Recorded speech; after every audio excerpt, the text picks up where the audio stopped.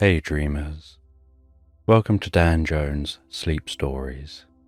It's time to wrap yourself up in a safe, cozy blanket of dreams as you close your eyes and relax asleep into slumberland while listening to this calming tale where you sleep fast, sleep well, and sleep all night. If you like this bedtime story or have thoughts for future sleep stories, please leave a comment and subscribe to the channel. You can also support the channel on Patreon, where you'll find audio voice-only versions of my sleep stories. Thank you for your continued support. And before the story begins, imagine that you're being told this sleep story to the relaxing backdrop of rain outside. Just take a moment to allow yourself to get comfortable and close your eyes. And as you drift deeply and soundly asleep, I don't know whether you'll drift deeper asleep to the sound of my voice or to the spaces between my words. And with your eyes closed, you can begin to have a sense of relaxing your mind and body as I count down from 20 to 1. Becoming deeper absorbed in the experience with each number. From 20, beginning to focus on the top of your head,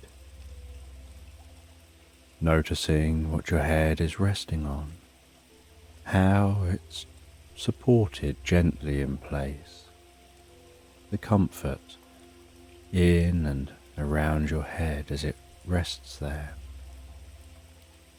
19.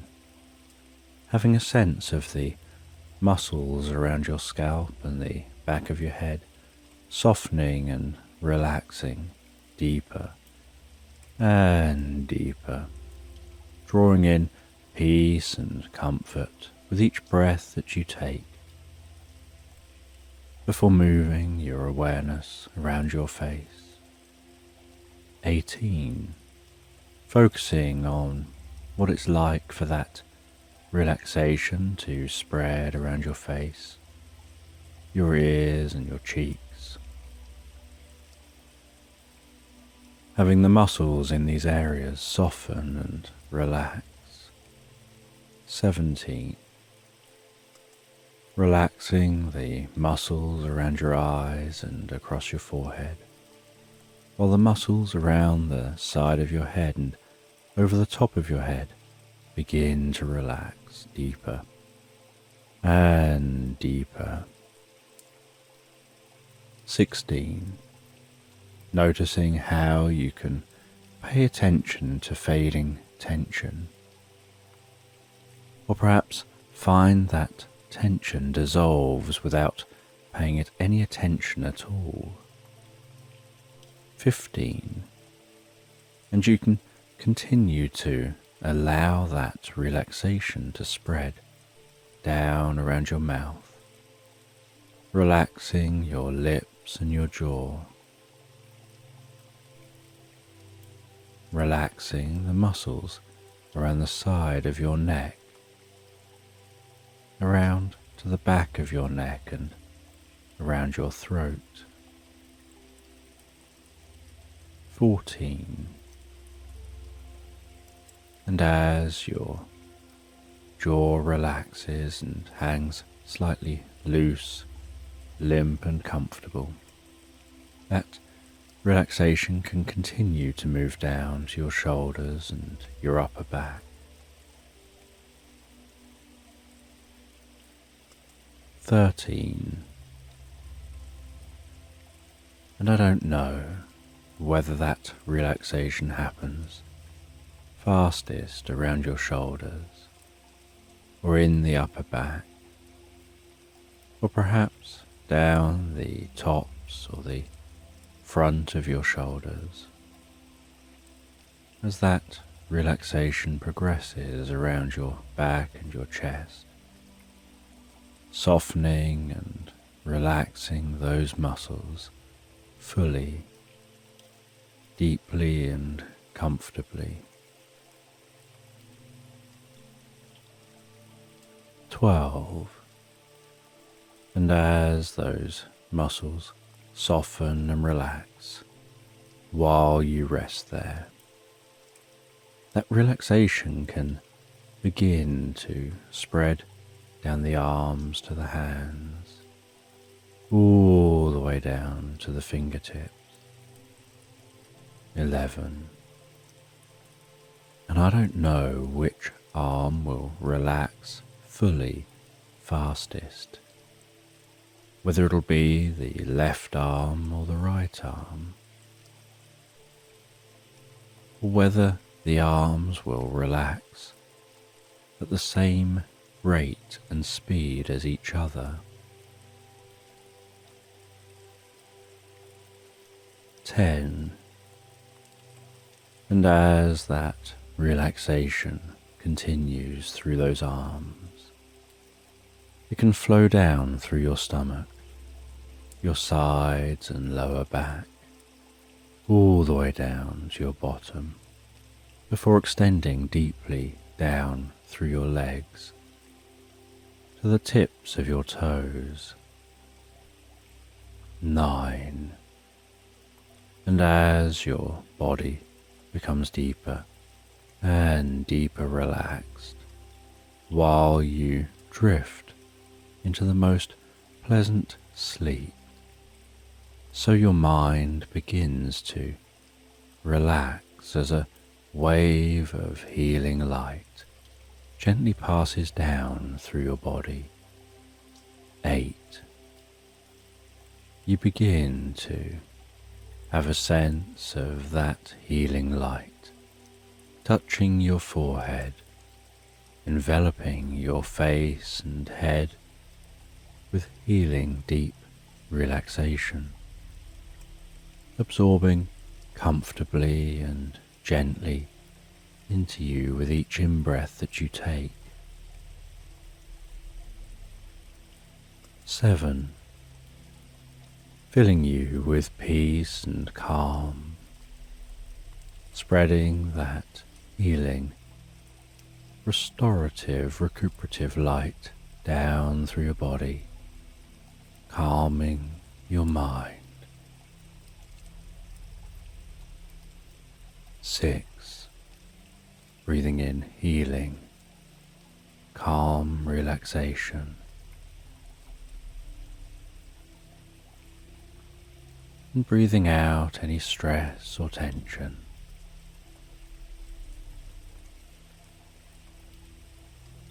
5.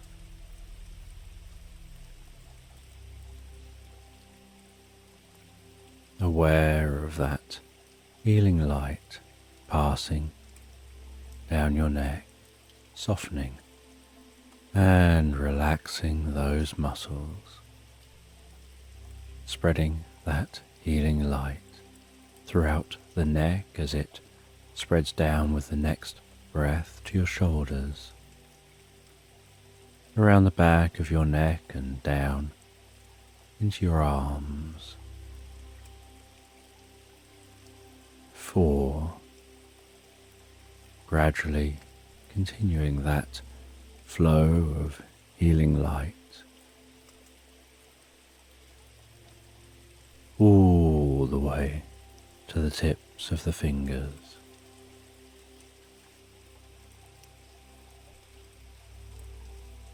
3.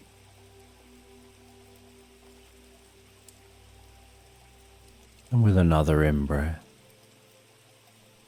the healing light can spread down through the body, softening and relaxing muscles, healing deep within the body, filling the body with pleasure and deep relaxation. 2. As the light journeys down around your stomach, your lower back and sides, into your buttocks and all the way down to the soles of your feet. Perhaps noticing your whole mind and body filling with a deep sense of peace and calm.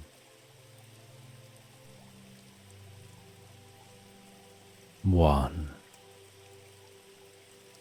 And as you allow that light to flow with each breath,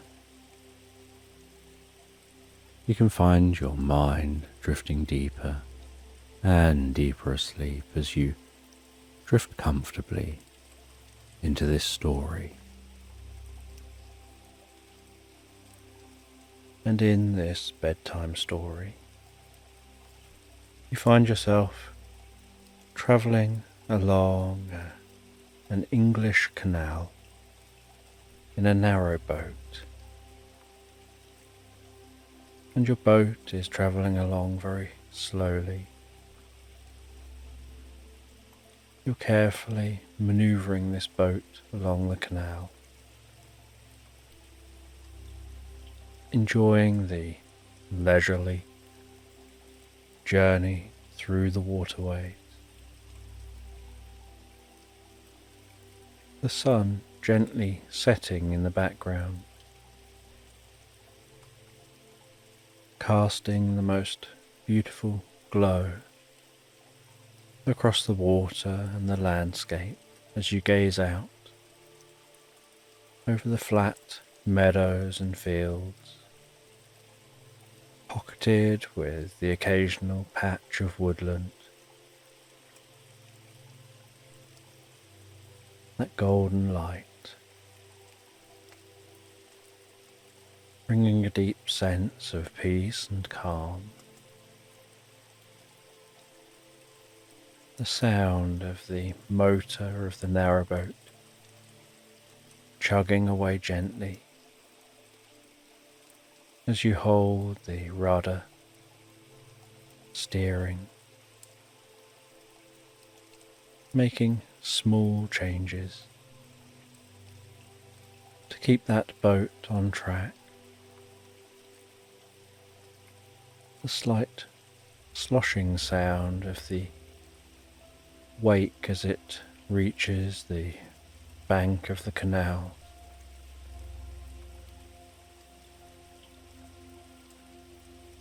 Perhaps noticing the sound of ducks some distance down the canal taking off, sound of their wings flapping as they build up speed and run on the surface of the water,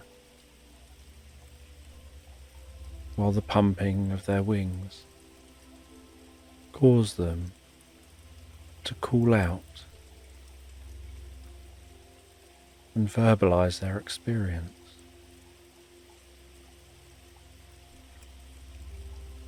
Maybe even noticing the occasional person walking a dog on the bank of the canal, perhaps seeing the excited face of the dog, its tongue hanging out, panting, its tail wagging, maybe occasionally chasing after a bull. Perhaps seeing a dog that jumps in the canal water, paddles around for a bit before swimming back to the shore, planting its feet just right, and shaking itself dry, its fine mist created, forming a soft rainbow through that mist as the low sunlight shines across the landscape. Finding this life on a narrowboat to be so relaxing, like really slowing down time, allowing your mind the time to wander and drift and dream, that golden light shimmering as it bounces along the water's surface.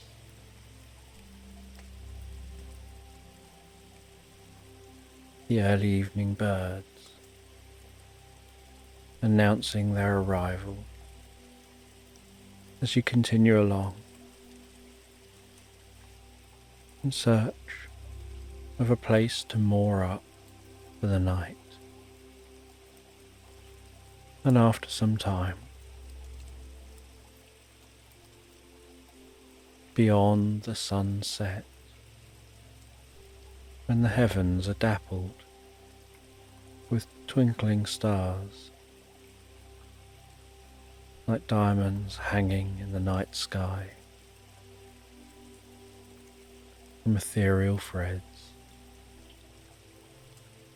each one twinkling ever so slightly, dancing ever so gently, like a celestial mobile above your head. You see a place to moor up. You slow down from the already slow speed cutting the engine and gliding gently into the mooring, throwing the rope onto the dock as the boat comes to a halt, tying the boat to its home for the night, appreciating the silence now the engine's turned off, where you can hear the gentle sloshing of the water against the side of the boat, so gently, such calm water. You can breathe in and feel the freshness to the air,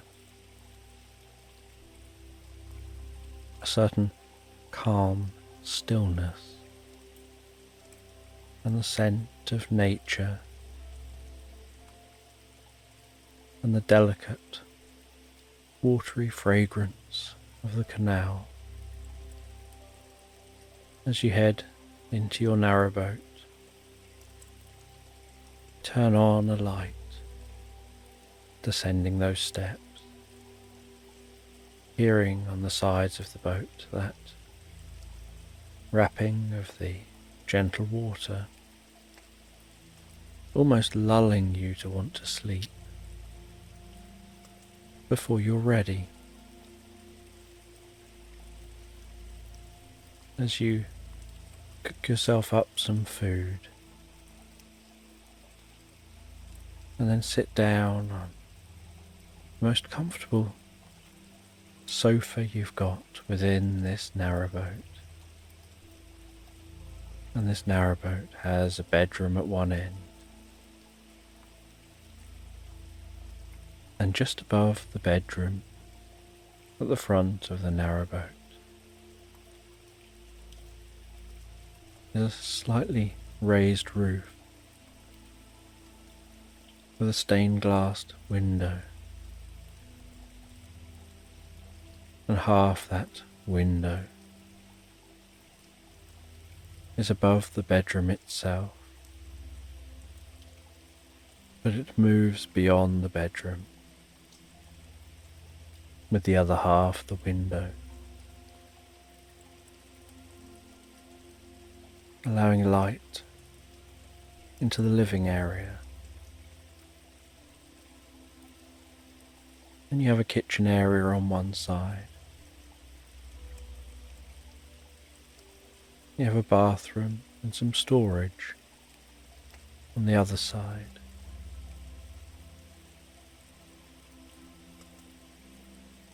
You have a wraparound sofa, only parted by the steps down into the room.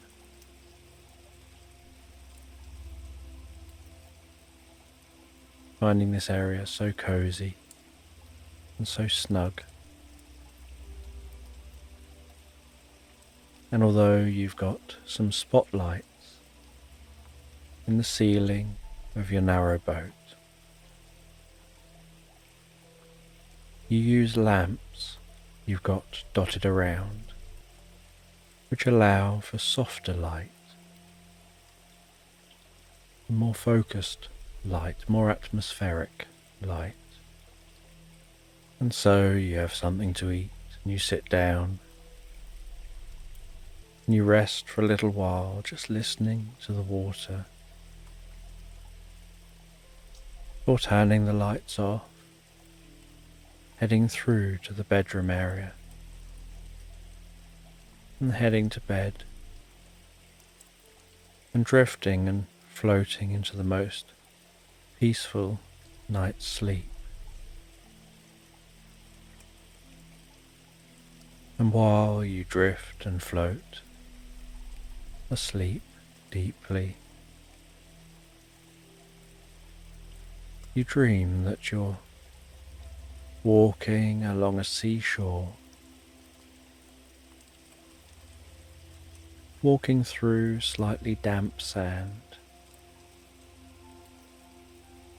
The sound of the sea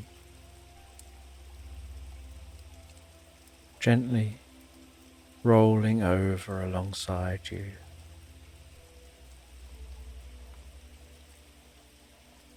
Trying to decide whether it's more like a gentle hiss or a gentle rumble.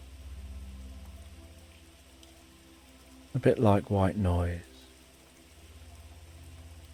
of that sea rolling in.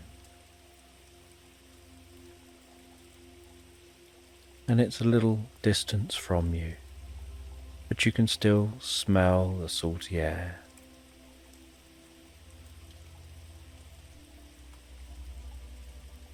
You can see as you walk barefoot across the sand, the way your feet leave their mark on that sand, the way the sand changes colour with each footstep. And you find a location where you feel the sand is just right, just the right level of dampness for you to build a sandcastle.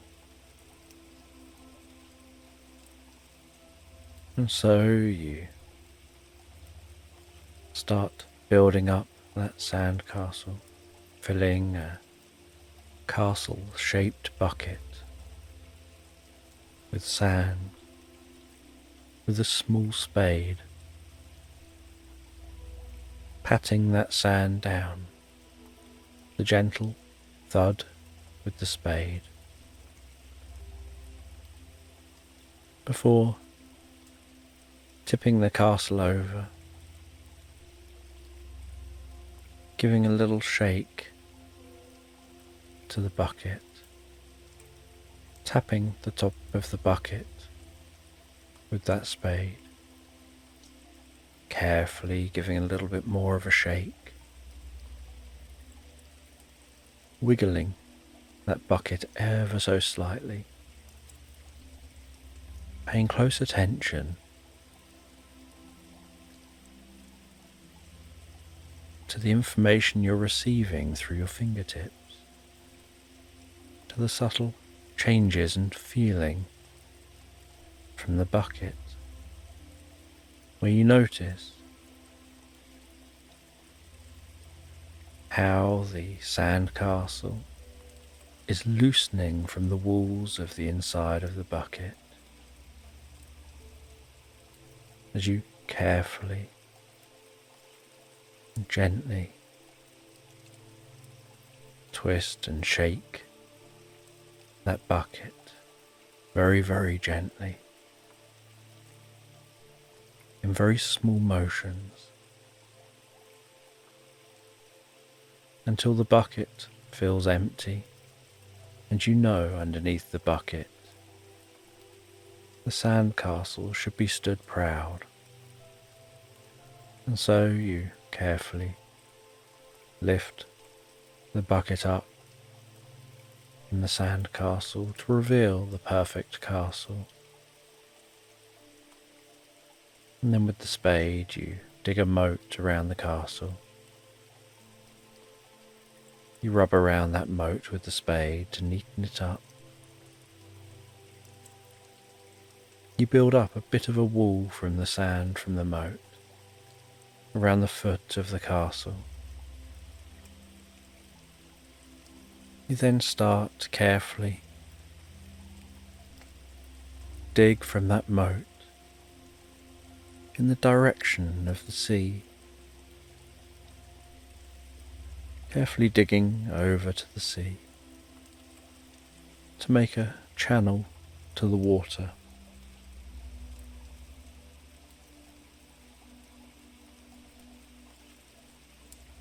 And you dig that channel close enough that as some of the waves gently roll in and slide along the surface of the sand, they start to flow into your channel, and you watch as that water rolls gently down that channel and starts to fill up the moat. And you watch as that moat fills.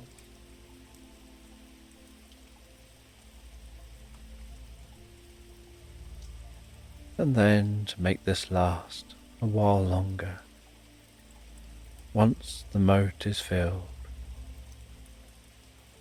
you fill the channel back up.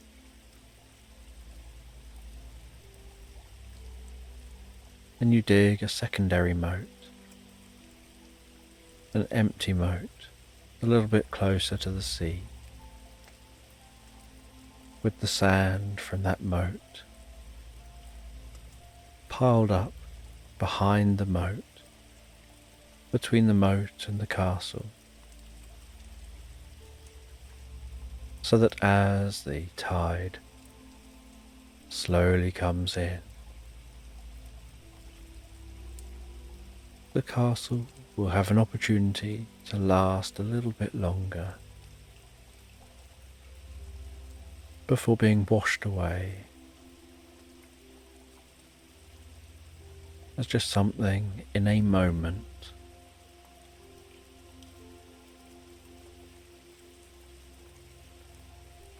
And you sit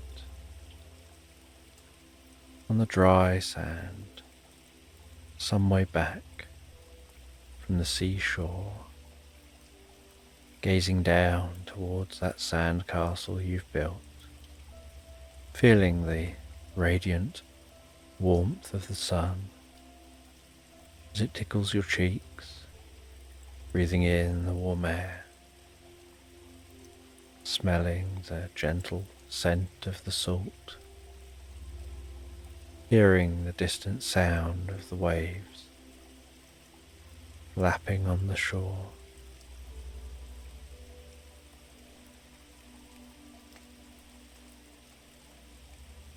Enjoying this dream, the peacefulness of the dream, the simplicity of the dream, like having a still mind, just focusing on one enjoyable task, on being in the moment while doing that one enjoyable task.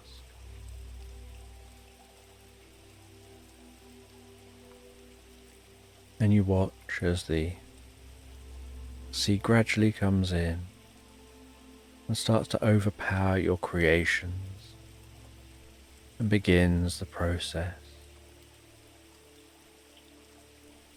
of eroding that castle,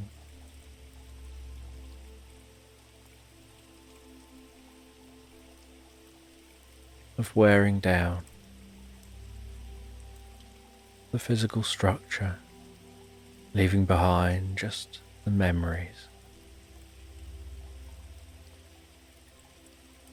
And while the castle wears down to just a smooth mound of sand, And gradually that smooth mound of sand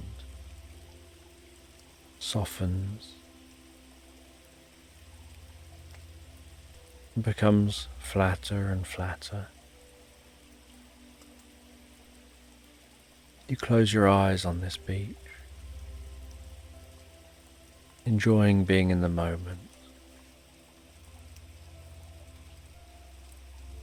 enjoying drifting and floating deeper, more peacefully asleep.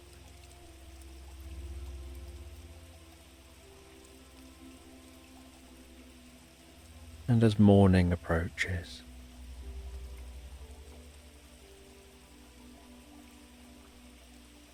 you're awoken by the soft light filtering through the stained glass window, the various colours, arousing a sense of peace and calmness within you.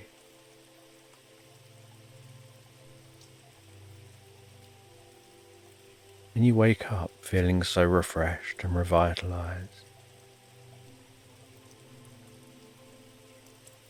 having fallen asleep like every other night, where you have that sense of being rocked asleep so gently.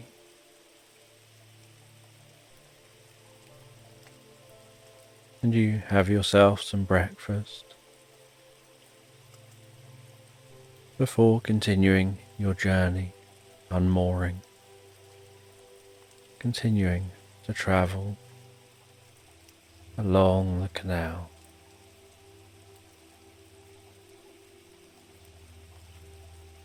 And after a while you arrive at a lock. You navigate your way through the lock, heading into the lock, closing it behind you, changing the water level,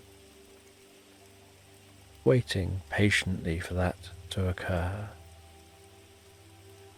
before continuing on your journey and then closing the lock behind you again.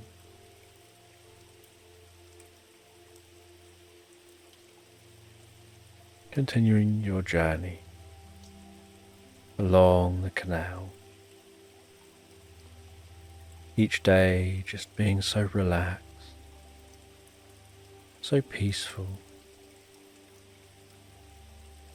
very calm and leisurely way of life. A very simple way of life.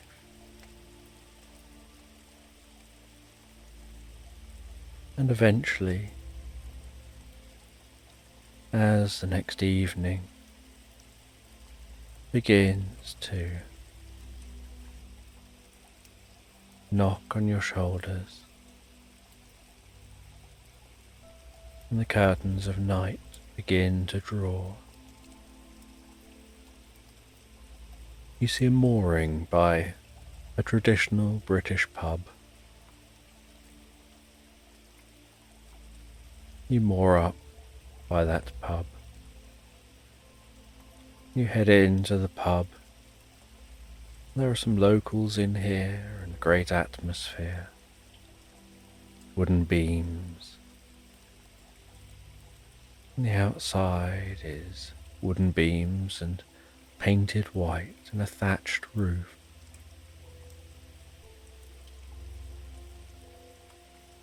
And this pub is the Crow's Nose.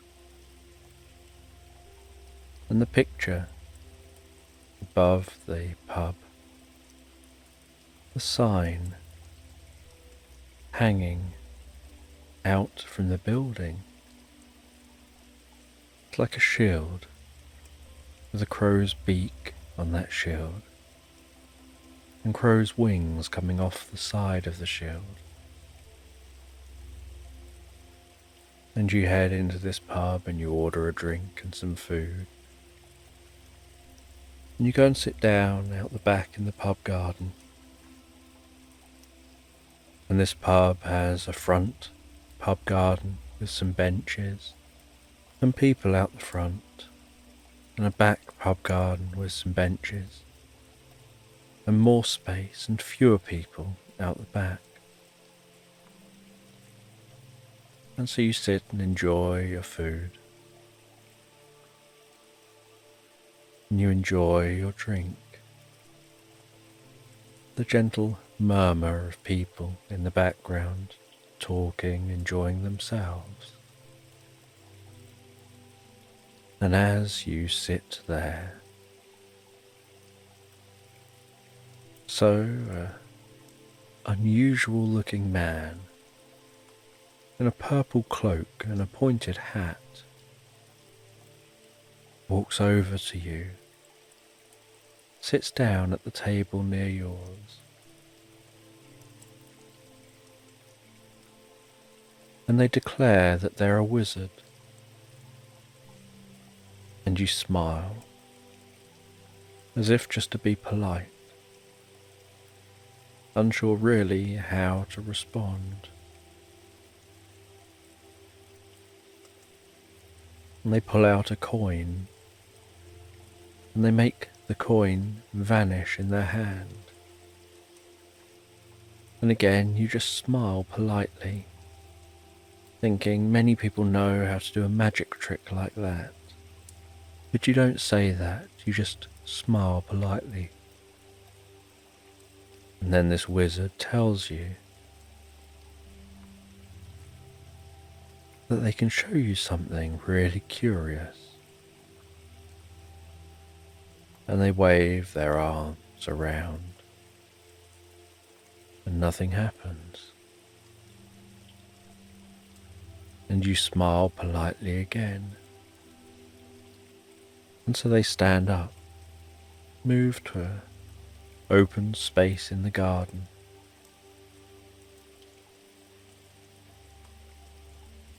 They flex their arms and their fingers as if to psych themselves up. They straighten their pointed hat on their head. You watch with curiosity, little intrigue, unsure what they're trying to do.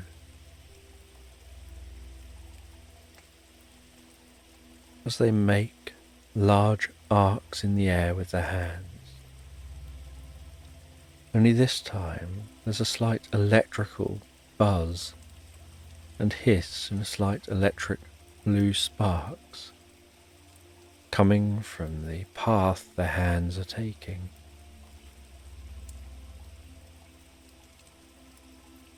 Then they move their hands faster and faster, before pulling their hands in opposite directions, as if to pull open some curtains. And as they do, the space between the sparkling ring opens out to show a different environment. And this gets more than just a polite smile. This gets you to stand up in shock out of your chair and walk over to them, looking more at the gap that goes somewhere else than at them. And they gesture to the gap. They say, I told you I was a wizard and I would show you something interesting. And they take their hat off. They walk through this portal they seem to have created. They gesture back for you to join them. You look around and see there's no one else in the garden. No one else to defer your decision making to. And so you shrug your shoulders. You follow behind them and walk through this portal. You find yourself in a clearing, surrounded by woodland. and it appears like the Mad Hatter's tea party is taking place from Alice in Wonderland, and you watch on with curiosity as these characters have afternoon tea in this strange clearing in this woodland. And the wizard, not even acknowledging the tea party, walks to a tree, opens a door in the tree, and gestures and tells you to come on. And so you follow them, looking back at the tea party. You find yourself entering the tree, discovering you're heading down a spiral staircase, and the wizard is counting themselves down the spirals, down the steps, 20, 19, 18, 17, 16, 15, 14, 13, 12, 11, 10, 9, 8, 7, 6, 5, 4, 3, 2, 1. You hear them stepping off the bottom step as you, a few steps behind them, follow on. You hear them opening a large metal door. They walk through the door and you arrive at the door and walk through following them, and find yourself in a large dungeon under the tree. And you walk through this dungeon, each footstep echoing off the walls. And you head all the way to the far side of the dungeon, where the wizard taps on a few specific points that you would never remember. And with this, the back wall of the dungeon falls away to reveal what looks like the inside of a stone building with a staircase rising up. And you follow this wizard up this staircase, and after quite a climb, you notice hanging down at this point is a pendulum of a clock, and you continue to ascend. And near the top you can hear the loud ticking of the clock, and eventually you arrive at a room at the top and find that you're surrounded by the inside of clock faces, looking at the reverse image of each of those clock faces and the hands on the faces, surrounded by the mechanisms, all the cogs of the clocks, all attached to the pendulum to keep time. And the wizard tells you that they're actually an advanced being, but advanced technology often appears like magic to significantly less advanced civilizations. and everything you're seeing is a representation to make this make sense to your mind, to what your neurology can understand. And that this clock tower and its faces and its cogs and its keeping time is just a physical manifestation of a quantum realm where you can travel through time and here this location is between time. It's a point out of time where in every direction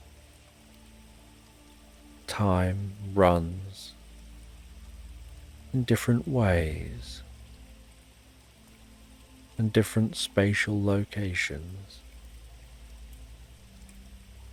and beneath each clock face is a door, and they gesture for you to walk towards one of the doors. And so together you walk towards that door. They gesture for you to go ahead, and so you walk through the door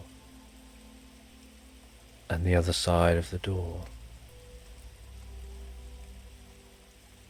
It's as if you're looking over space from a point of nothingness, as if the clock tower is floating in space, independently of anything else. And you head back into the clock tower and you walk to another door. You walk through that door, and as you look, it's as if you're gazing over a fantasy landscape. You see dragons flying in the air. You see tall, almost impossibly built castles and towns. And you walk back in through the door and you go to the third door. As you walk out of the third door,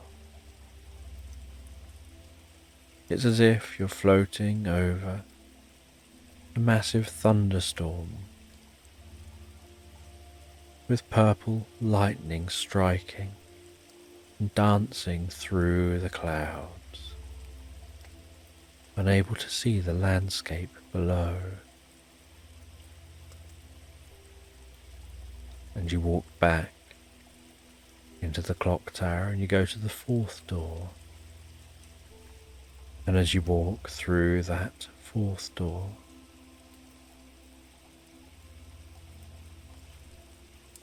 you seem to be on the strangest looking planet, with pink clouds, golden landscape, and strange sounds of animals. And you head back into the clock tower. You go back to that first door. You walk back through the first door. Only what you see this time is the sight of a steam train hurtling through an unusual landscape. And the wizard says that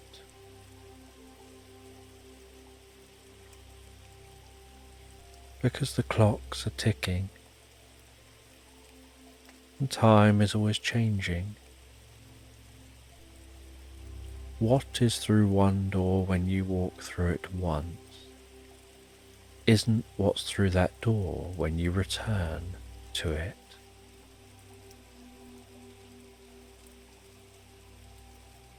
It's forever changing.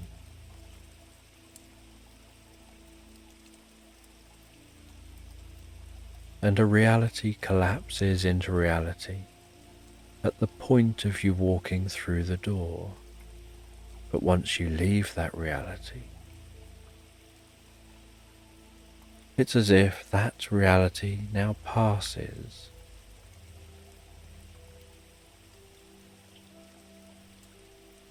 And like a wave function,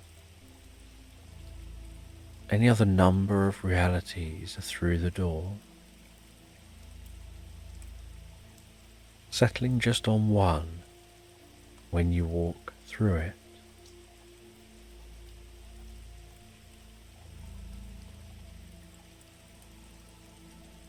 And then in the center of this clock tower, the wizard forms an orb before them, weaving their hands around this ball of light. They then seem to almost pull that ball of light wider and larger with their hands. And once this ball of light is the size of them, they tap it with one finger, and instantly you feel a deep sense of peace and tranquility.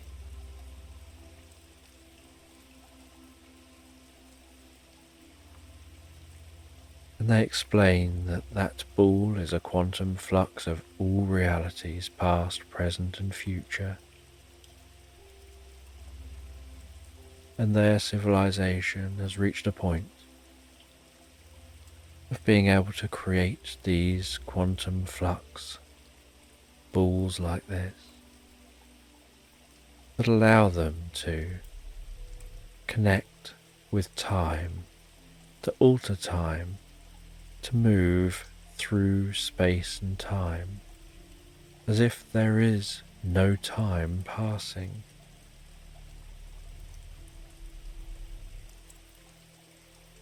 And after they show you this experience, you decide that it's time to return back to that pub garden. And you take the slow way back, descending the steps, heading through the dungeon, finding your way all the way back and out the portal as they follow you. Before creating another portal, stepping through it, closing it behind them, leaving you alone in silence in this pub garden, where you know no one would believe you if you said what your experience was. They'd probably think that you're making it all up. Maybe you've had too much to drink, even though you know that's not the truth. And you wonder why this wizard appeared before you, why they chose to show you the things that they did, why they chose you. Because you believe there must be a reason.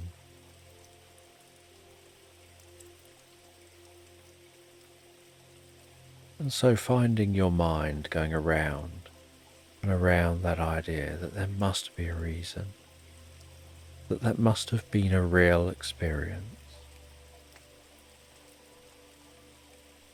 You finish up in the pub as it's getting late.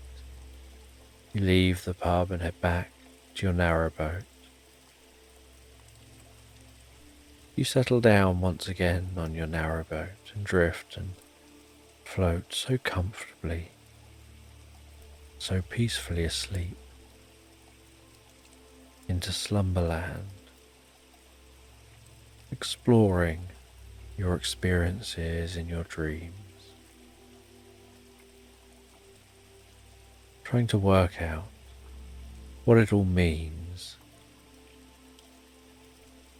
as you drift deeper and more relaxed asleep. And in this bedtime story, you go in search of some crystals to carry out an ancient ritual that helps to create a deep, meaningful connection with the world around you. And so you set off one day. You find yourself walking through a meadow, and as you amble along in that meadow, the gentle sound of each footstep that you take through the tall grass,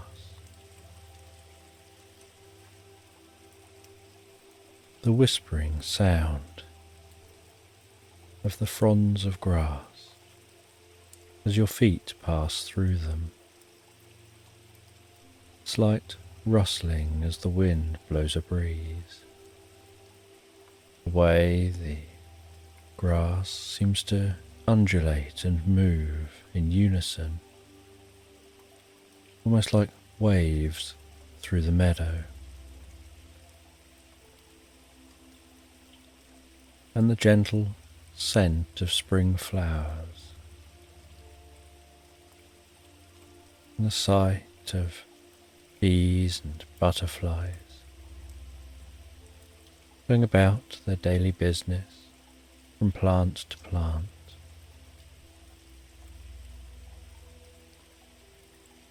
Breathing in that fresh meadow air, breathing out any stress and tension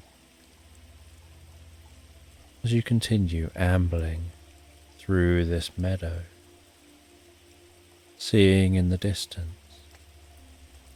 a tree line of the most beautiful woodland, and being able to gaze up at the sky, noticing what the sky looks like, whether you can see any clouds, and if you can, what those clouds look like, whether they're wispy, whether they're more bulbous, whether they're like cotton wool drifting through the air, and whether you can notice any birds high up in the sky. And as you continue walking through the meadow on your journey to find those crystals, to be able to carry out that ancient ritual, you begin to get closer and closer to the woodland. And while walking closer to the woodland, so you begin to hear the distant sound of a stream, and you notice that sound of the stream increase gently in volume as you approach. Then you start to smell that scent of fresh water, hearing the bubbling babble of that stream. Stopping at the stream for a little while,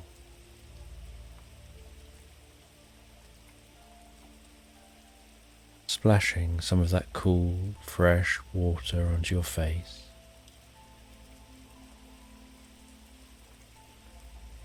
feeling that water as it flows through your hands, your fingertips. Coolness, how fresh the water feels. The sight of some small fish seeming to almost swim on the spot, and yet Whenever your shadow moves over those fish, they suddenly dart in different directions away from the shadow. And as your shadow moves again, so they move back into formation. And after stopping at the edge of the stream for a little while, you continue walking, now following this stream towards the woodland.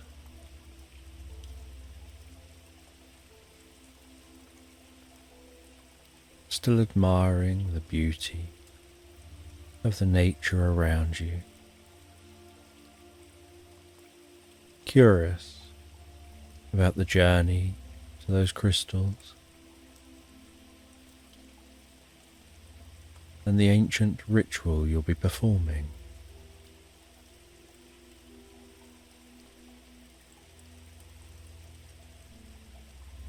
And after what feels like no time at all, yet in reality has been most of the day, you arrive at the tree line to the woodland, and the sun is beginning to gently set over the horizon, tucking itself up in bed for the night.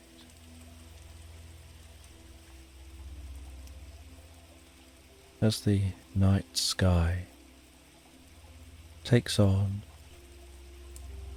the look of a diamond-encrusted blanket, twinkling, sparkling overhead, and you settle down on the edge of the woodland. Hearing the evening rustle of the trees, feeling the coolness of the evening air, setting up a tent, lighting a campfire, feeling the warmth emanating from that crackling, undulating fire. Those flames of the fire dance before you, the golden light,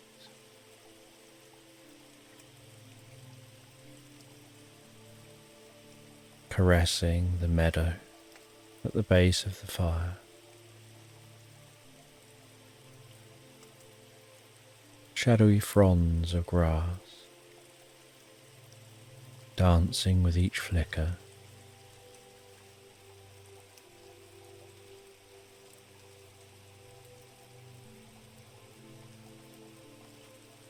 Feeling the warmth of that fire on your cheeks,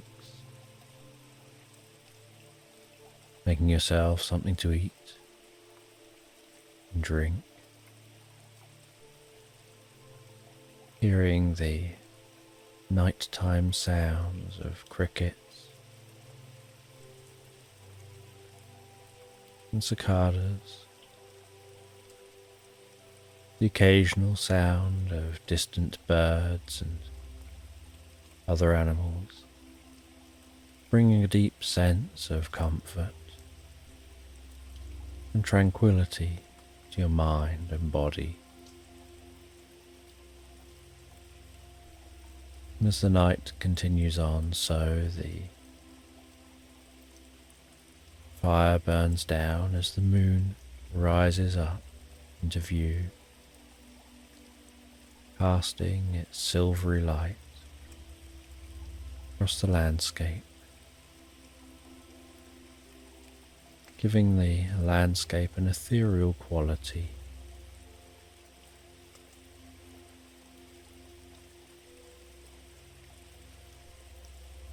As the fire continues burning down to embers, just the most gentle, warm glow,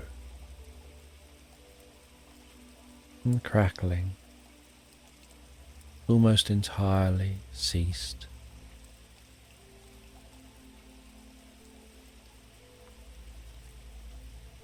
And with that, you decide to settle down for the night in the tent and drift and float peacefully asleep. And while you drift and float peacefully asleep, you drift into the most pleasant reverie, lying there so comfortably in that tent, initially aware of the sound of the sides of the tent moving gently in the breeze.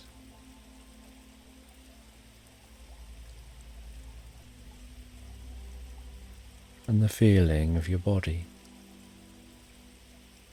snuggled down in the most comfortable sleeping bag, feeling so comfortable, resting down and sleeping in this tent, almost like receiving a hug from nature, those sounds outside the tent, nature's symphony, lulling you to sleep.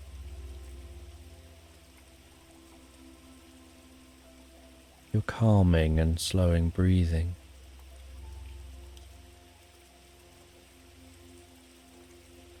as the curtains of sleep descend on your mind.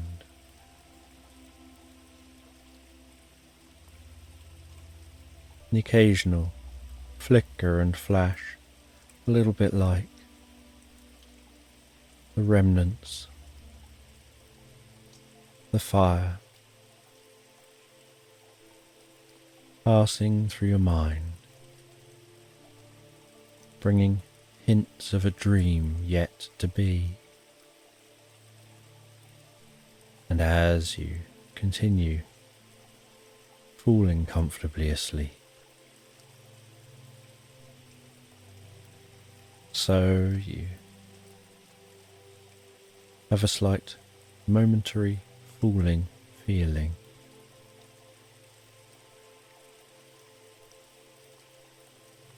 like you're dropping asleep comfortably.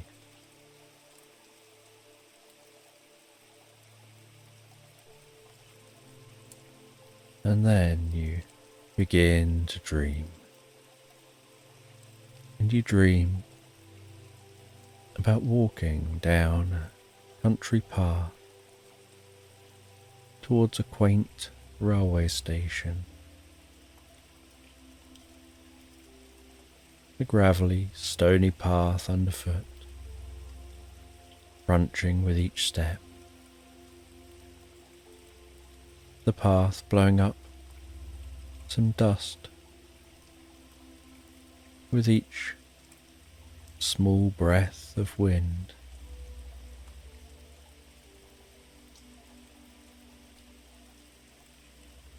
Hearing starlings nestled deep within the hedgerows, unseen yet heard singing so beautifully. And mysteriously, every time you gaze towards the sounds, they stop singing, and although you can't see them, you know that from inside the hedges they must be able to see you.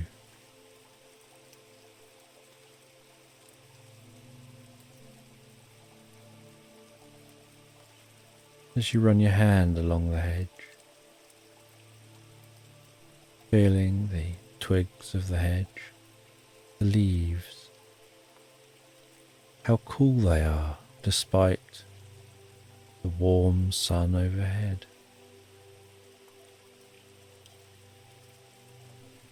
The faintest wispy clouds in the sky. And then towards the end, of this path. It comes out on what almost looks like a rickety, old, weathered and worn station that seems like it stood still in time for decades.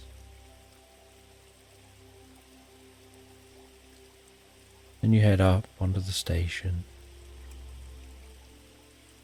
and you can smell the wood of the station. As the only person stood on the platform, the silence while waiting for the train, gazing up the track and down the track. Then you see the train approaching. That faint, low clickety-clack, clickety-clack, clickety-clack of the train on the track, way off in the distance.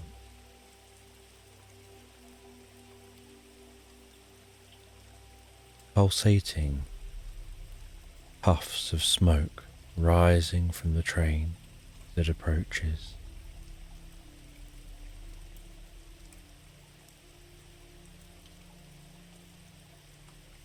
The sound of the engine of the train becoming audible.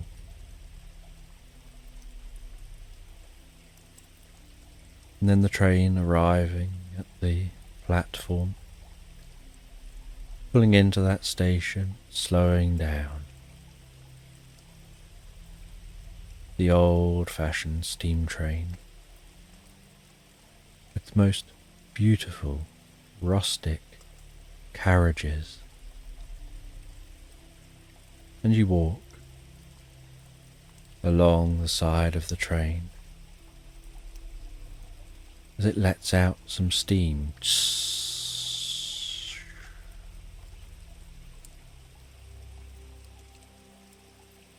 And then you hear a slight clicking coming from the train as it idles. You walk to one of the carriages.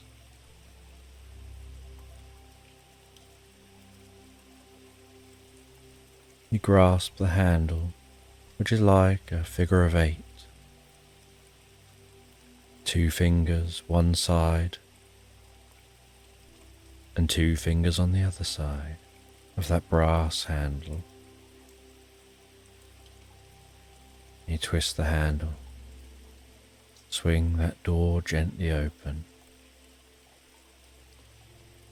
ascend 2 steps, and can immediately smell the inside of this carriage. And you're in a private compartment in the carriage.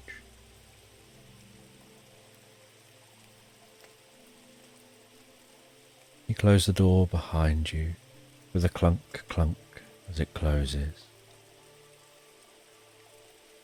You pull down the window in the door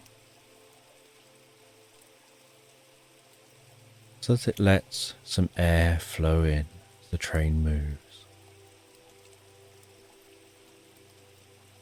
And you sit down on the old train seats.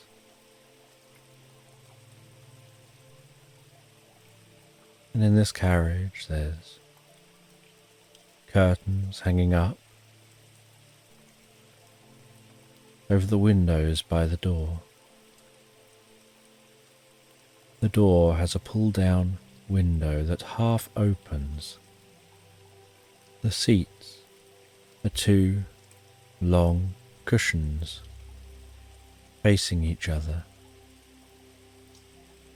with a comfortable backrest,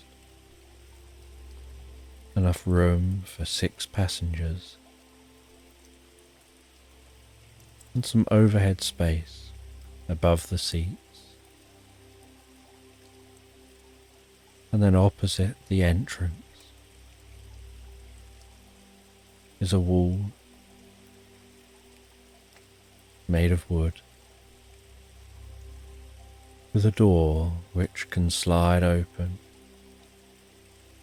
that opens out into a corridor, and large rectangular windows line the far side of the corridor.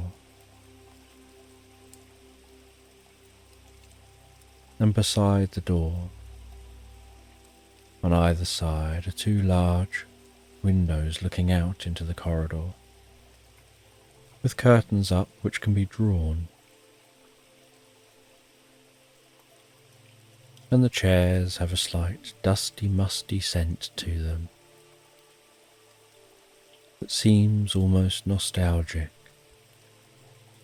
and pleasant as the train pulls out of the station. It jolts slightly as it gets going.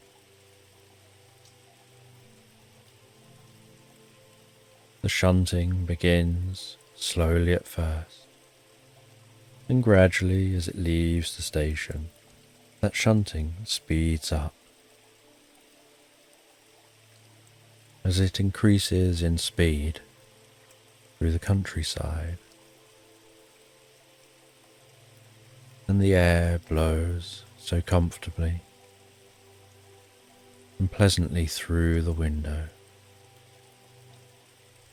breathing in that fresh nature air as the train follows that track away from the station, through meadows,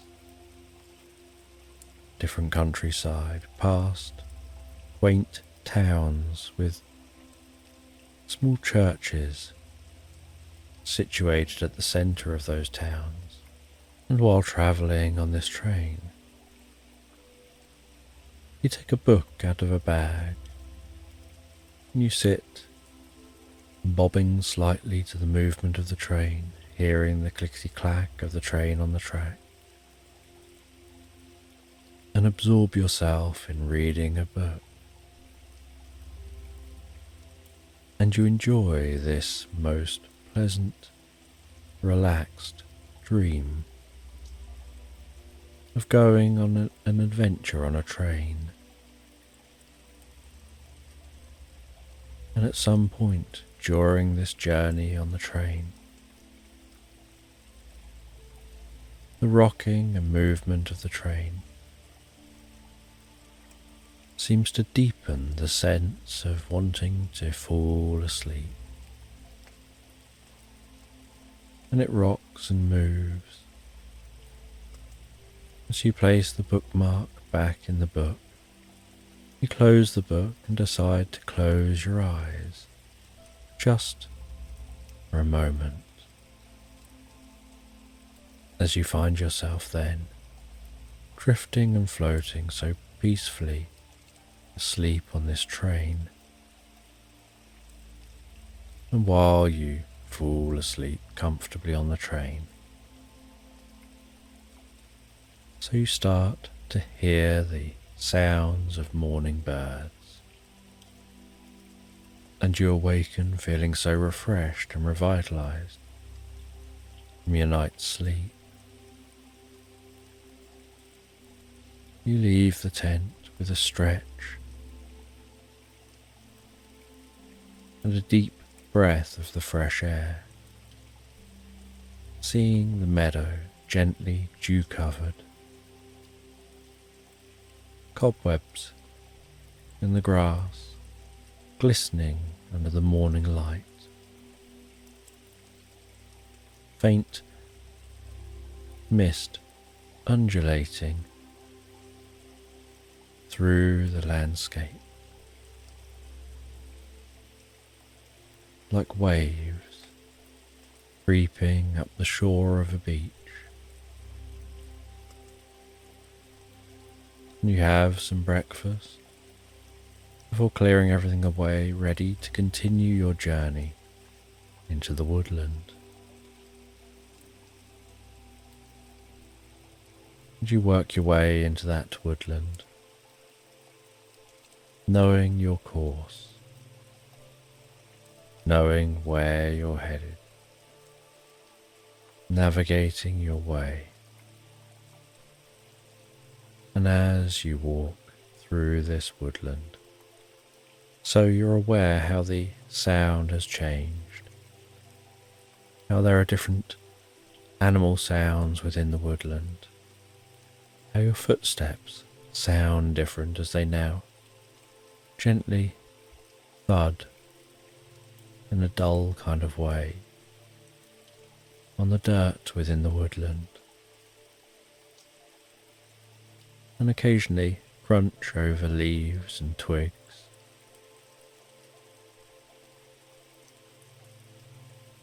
And the rustling of the leaves from the canopy overhead, seeming to be coming from all around you.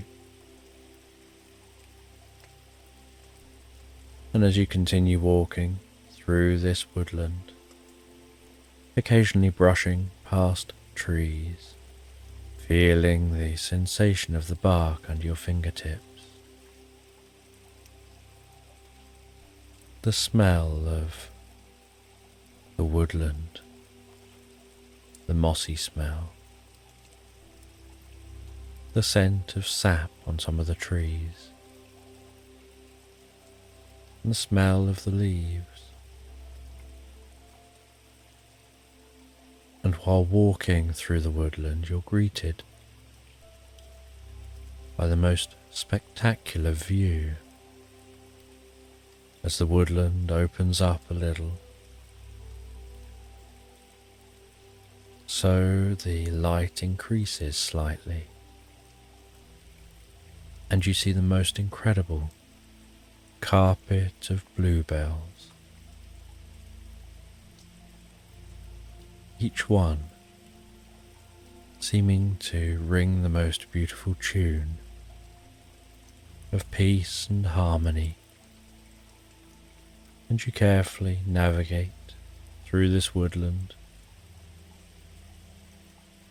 being careful to avoid stepping on the bluebells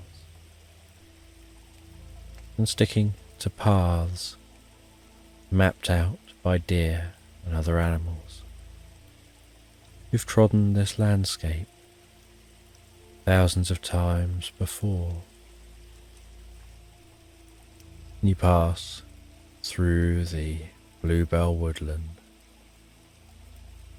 and then the woodland begins to become more dense again,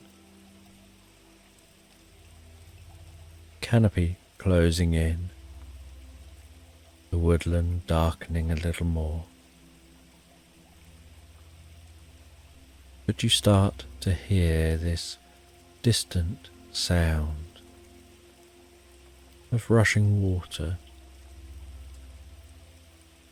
and after some time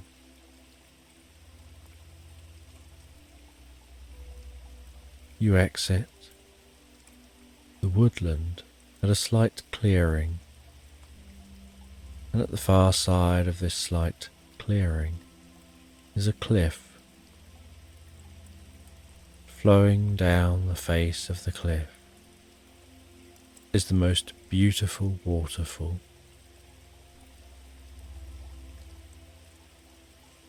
Into a gentle pool of water that seems exceptionally still, apart from the spray at the foot of the waterfall. And you stop at this pool of water, at this hidden lake in the woodland. You know you're going to be ascending the side of this cliff alongside the waterfall. And so you decide to stop, take a look, work out the best route to take up the waterfall. And while you wait and look and relax, you see some small dancing lights flitting around the base of the waterfall, weaving behind the water, in front of the water, sometimes darting through the water. And with curiosity, you carefully walk around the pool of water to get closer to the cliff and that waterfall. And as you get closer, so you notice that those lights seem to have a slight humming sound to them, and that each one is a little waterfall fairy. And one of those waterfall fairies flies over towards you, hovering just a short distance in front of your face, slightly bobbing up and down as its wings fizz along behind it like a blur.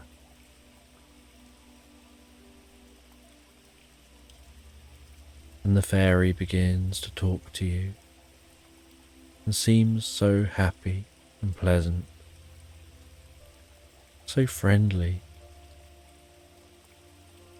asking who you are and what you're doing in this area, where you're headed, and you explain about your mission, that you're in search of some magical crystals that will help you to carry out an ancient ritual, allowing you to build a deep connection with nature.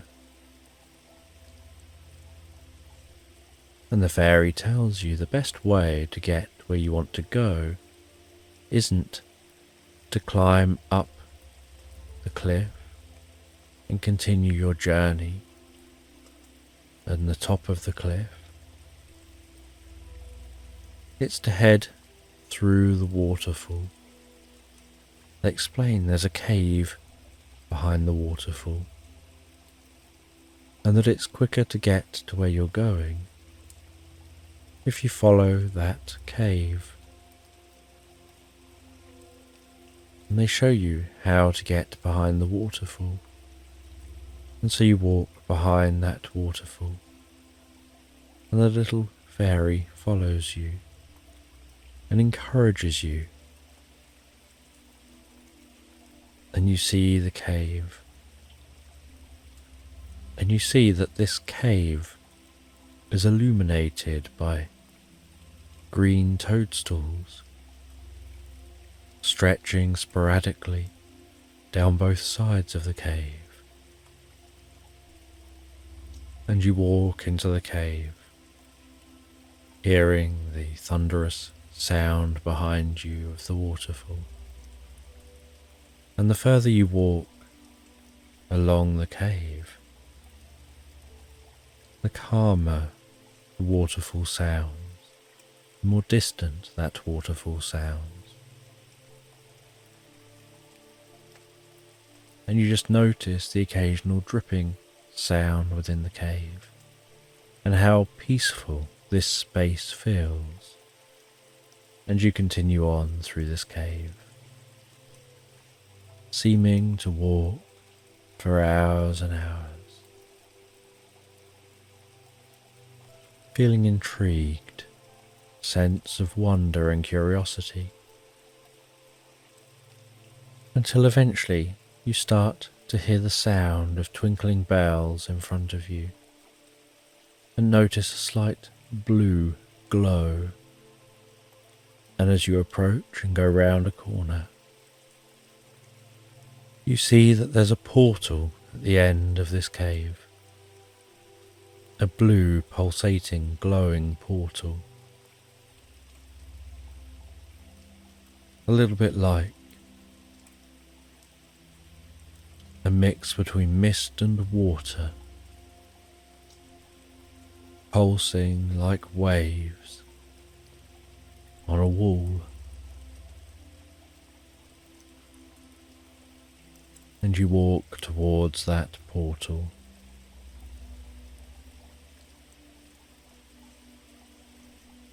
and decide to walk through the portal. And as you walk through the portal, so everything temporarily fades and sparkles all at the same time,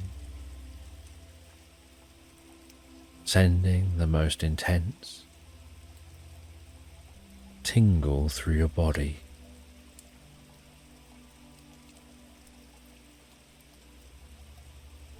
Like when you get that excitement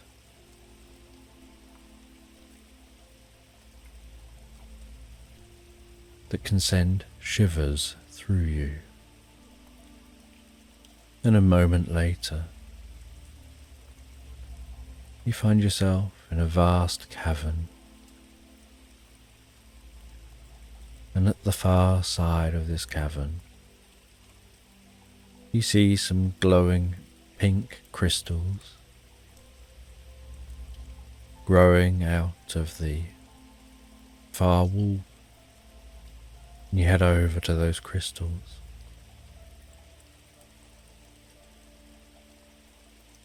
You see that some of the pink crystals have already snapped off and are lying on the ground. And you realize these are the crystals you need for your ancient ritual. And so you just pick up the ones which are lying on the ground. You then go to the middle of this chamber, and out of your backpack you take out an ancient book. You turn those ancient pages to the relevant ritual. With a stone, you draw a circle in front of you. You then neaten up the inside of that circle and very slightly hollow the circle out so that it's slightly concave. You then stand the crystals in the center of that slightly concave circle.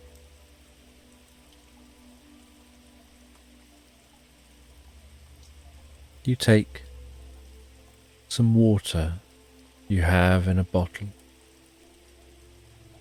which was gathered at the pool before you entered the secret cave. You pour a little bit of that water into the concave circle, and the dirt in the center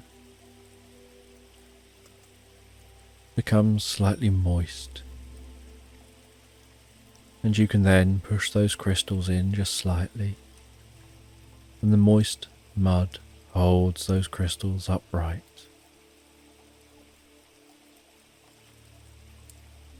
And then you sprinkle some salt over the top and around the edge of the circle,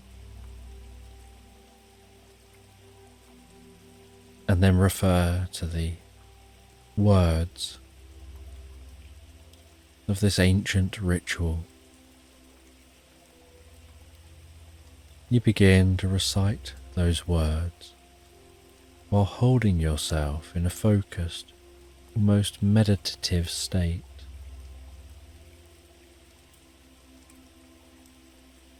And as you recite those words, so the crystals seem to glow even more and seem to pulse very slightly.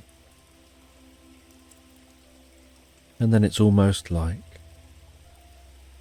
pink lightning seems to dance between the crystals. As those crystals pulse and light up, almost as if light is pulsing from the base of the crystals towards the top of the crystals. And then an orb begins to form around those crystals, broadening out to encompass that concave circle. And then as you continue with the ritual, so the pulsing pink light broadens out to encompass you,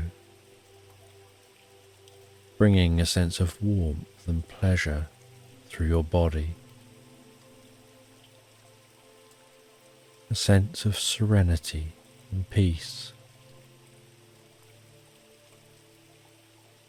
And then you begin to discover a feeling of connection, a feeling of oneness. And as you reach the end of the ritual, so the light seems to turn to a vapor, like being enveloped suddenly in a gas, a little bit like when you have a bubble with a cloud of gas within it. And when the bubble bursts, the gas just slowly dissipates. And as the gas begins to dissipate, so you find yourself breathing it in. And the more you breathe in this magical gas, the deeper the connection you find that you have with the world around you. And it's just an instinctive feeling. And as the gas dissipates, you find yourself just sitting there, quietly, in a quiet chamber. You know something within you has shifted. You now feel a deep connection with nature, and yet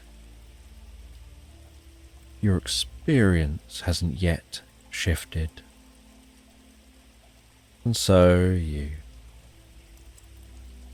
clear everything away, place those crystals back down where you found them. You have this deep sense that something has shifted, and yet you don't know quite what. And as you begin to walk back through that portal, and then back along that tunnel, you run your fingers along the cave wall, where the fungus are illuminating this tunnel. And although you can barely see it with your naked eyes, touching the cave wall, you feel that connection with mycelial network, feeling the experience of the life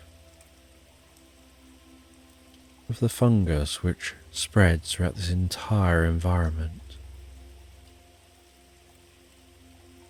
Everything it's in contact with. And as you exit the cave, back to the waterfall, you find you have a deeper connection with those waterfall fairies.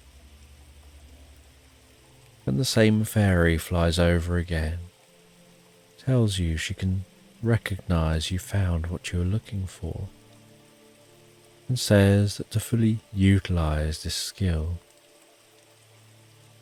head to the stone just over a little way around the side of this pool of water.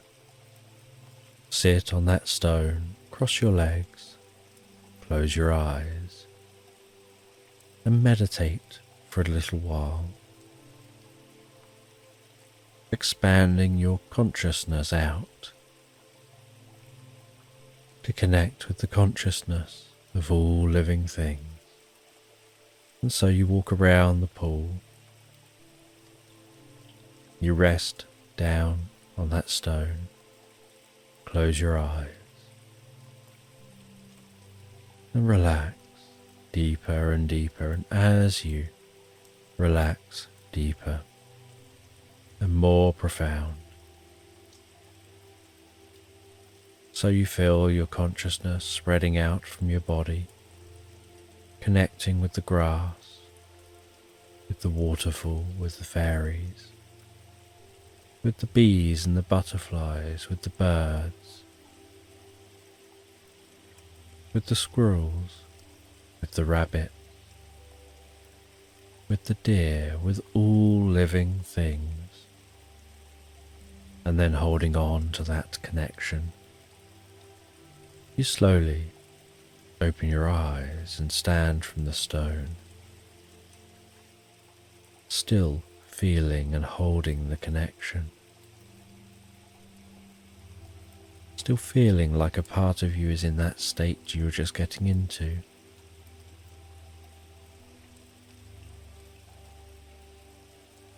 And the fairy speaks once again to acknowledge your skills, what you have achieved,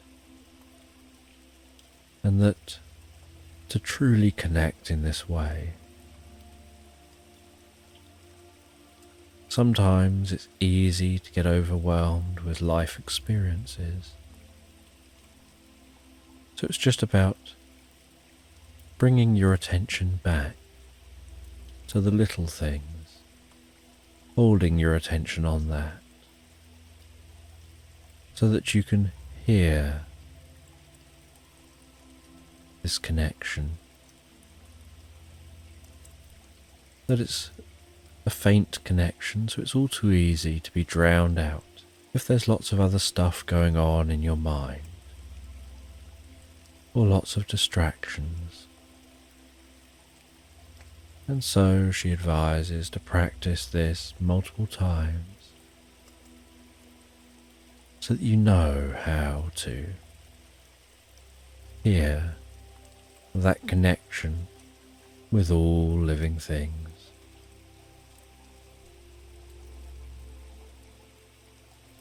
And as you hold on to this and navigate your way back through nature, back to home, you see how long you can hold on to this state for. And occasionally you'll distract yourself, you'll be busy doing something else, and you'll lose the connection and need to tune in again to hear it. But you find it so deep and profound and comforting, and you head all the way home, where you sit down for a little while and reflect on your journey, on what you've learned, before heading to bed, relaxing down and drifting and floating so peacefully, so comfortably asleep into slumberland. And while you begin your journey asleep, I'm going to tell a story based on my own experiences. Now, as an autistic individual, I have a deep love for nature and for animals, and for the fine detail of the world around us. And I often present this within my stories, sharing encounters with animals, enjoying time in nature. But have you ever wondered where it all began? Well, going back to when I was a young child, I used to live in a small village called Camp, and this village was in the outskirts of a nearby town called Arundel on the south coast of England. And the home that I lived in sat atop a high hill morning camp. My bedroom window looked out towards the town of Arundel. And as I would sit in the bedroom, gazing out of my bedroom window, I could see the castle standing tall and proud in the distance in Arundel, the nearby cathedral, the bushy oak trees hugging the base of the castle and surrounding the outskirts of the town.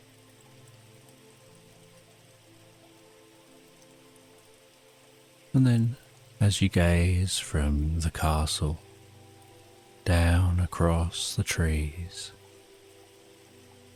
gazing down the scene a little further,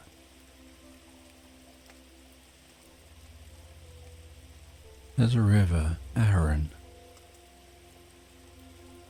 glistening in the light as the water moves on its journey from source to sea.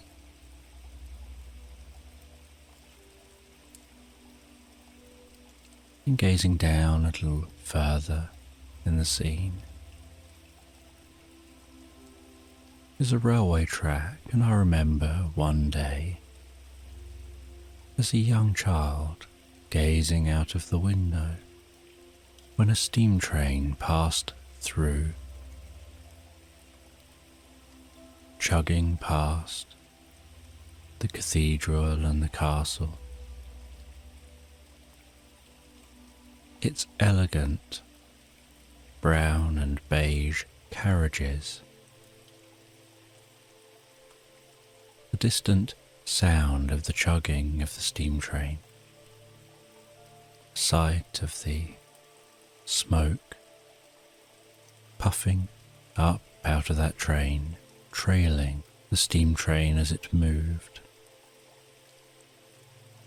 the whistle of the steam train as it approached Arundel train station,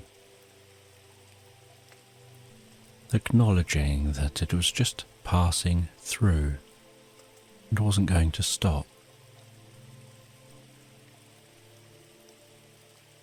And as you scan down the scene,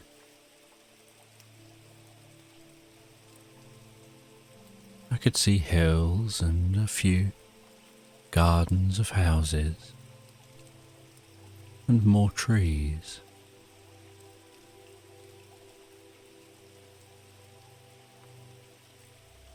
And this, to me, was the most beautiful place to live, the most serene place, a place that even today I think of as home.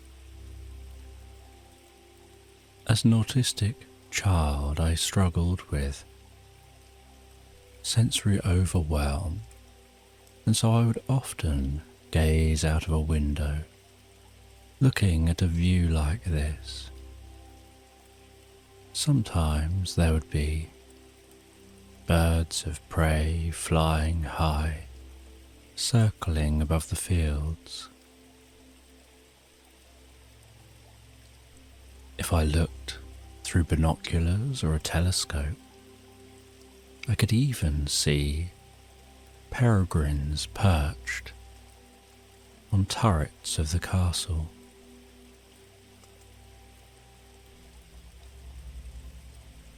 And there was very little light around here, and so at night I would have the most incredible experiences of gazing through my telescope at the planets and at the moon.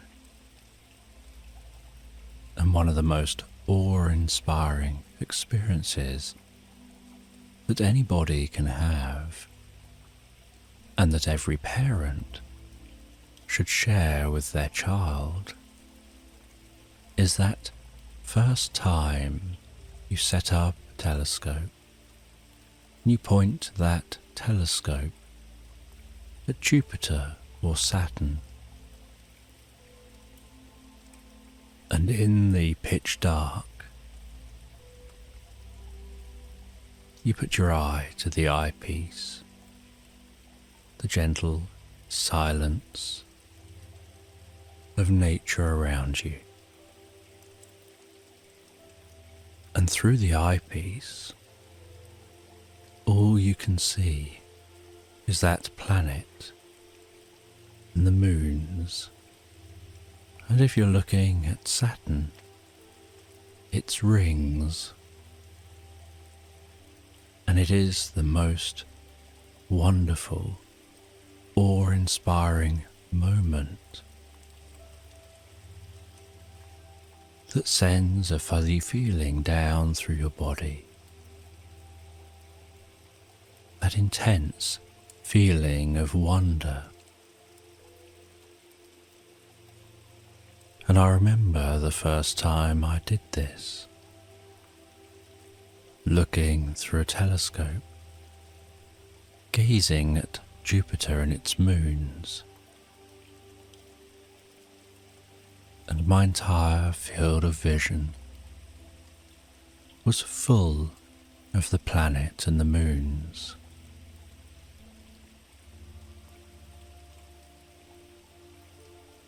And I could make out the circle of the view through the telescope, and it felt like I was in a spacecraft in space,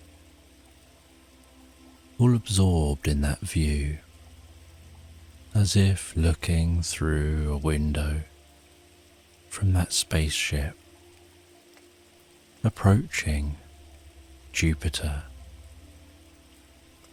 seeing those moons, seeing the planet, the incredibly gentle movement,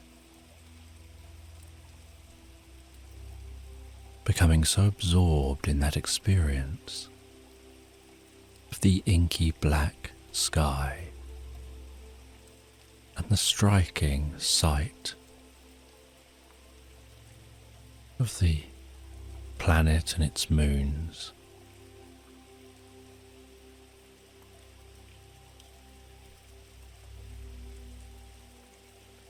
That it absorbed me so much, I felt I could be floating in space on that ship, taking me away from the real world.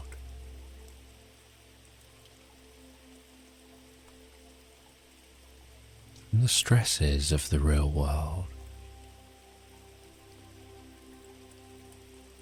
And as a young child, that is such a profound experience,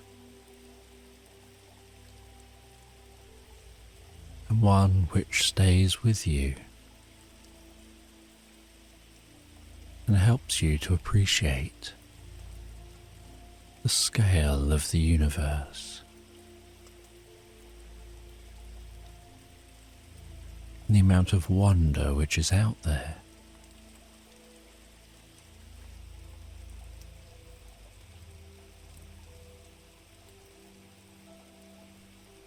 And living in morning camp,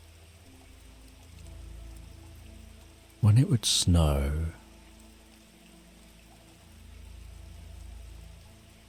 the hills and the fields around Warning Camp would become deep with snow.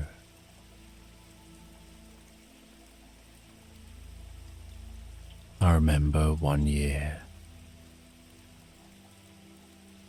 seeing a white stag walking through the snow,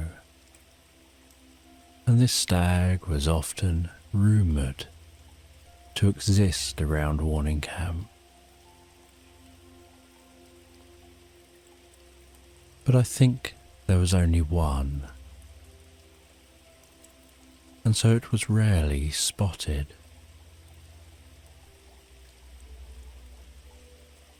And in that snow, my brothers and I would head outside. We would walk down to the end of our garden. We would climb the fence at the end of our garden into the fields, and the fields were on steep slopes, and we would drag sledges up to the top of the slopes.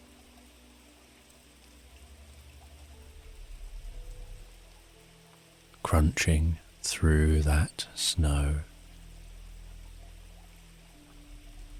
and we would sledge down the hill. The crackling, sliding of the sledge on the snow, skidding the sledge at the bottom to stop, before scrambling back up that hill to repeat the process again. And there's something deeply curious about when snow falls on landscape like this. Often the snow would mean that cars couldn't travel on the road, and the village was so small. There was only the one road, and the snow would dull the sound, which would help to bring a deep sense of peace to my ears. I would just enjoy sitting outside, wrapped up warm, wearing mittens and a coat that does right up the front, higher than your chin, with a hood that pulls over, with a faux fur trim.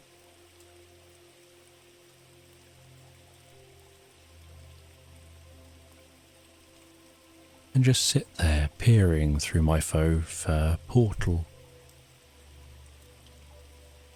The sensation of breathing in the cold air and then breathing it back out warm, feeling so comfortable with the sounds around me, dulled by the covering of snow.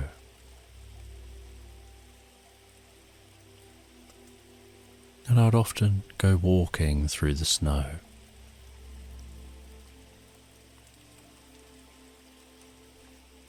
And while crunching through the snow, I would enjoy the way the light glistens and sparkles on the surface of the snow,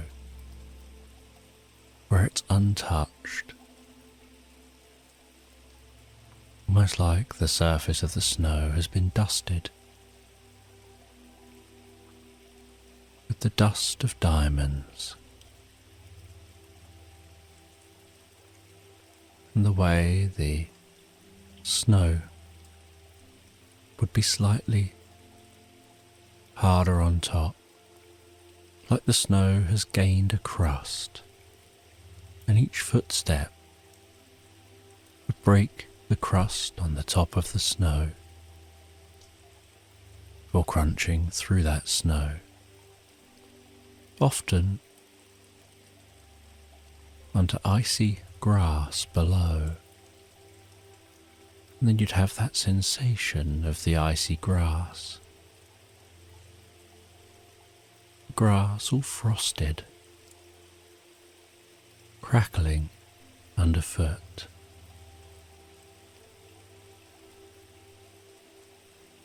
Sometimes stopping to roll snowballs, to build a person out of snow, rolling it up, making that snowball larger and larger, adding a snowball on top, creating a face, using my hands to rub down the sides, and add some shape with some additional snow patted onto the sides.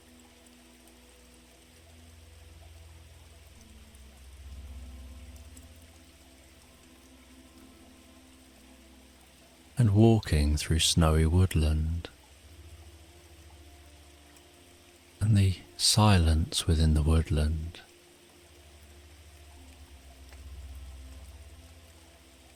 and that snow falling from the branches as you pushed past, sometimes getting just a little bit of snow down the back of your neck, which melts quickly as it warms on your skin.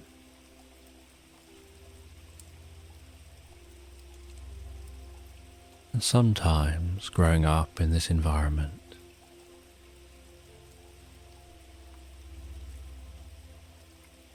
when I'd really be struggling with sensory overload, where everything just seemed too chaotic, there was too much going on at home. As a young child, I would walk into the woods.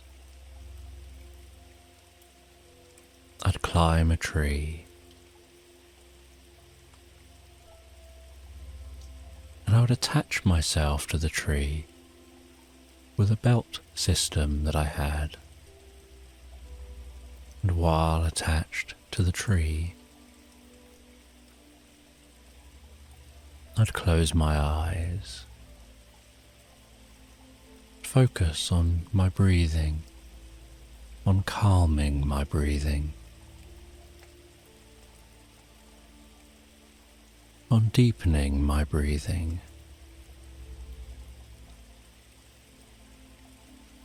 on relaxing my muscles, and helping myself to have a sense of inner peace.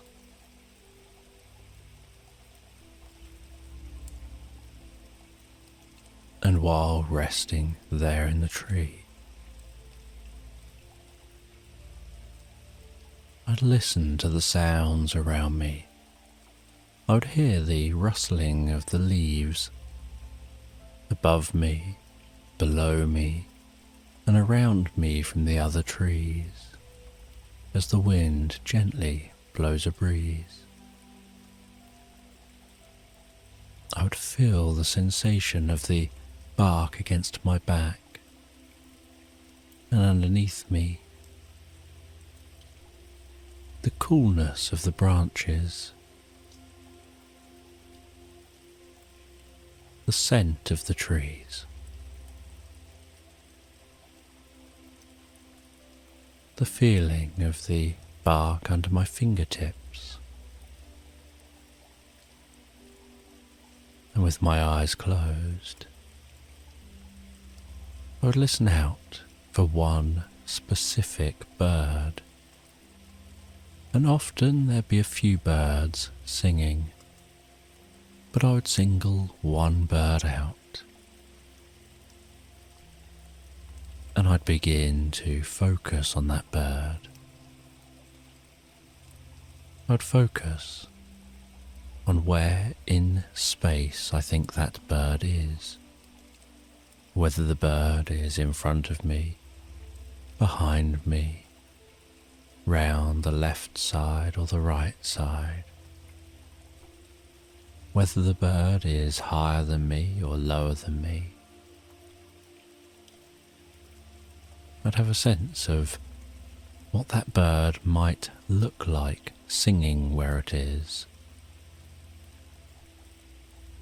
do I imagine it standing on a small branch, perhaps with some leaves around that branch.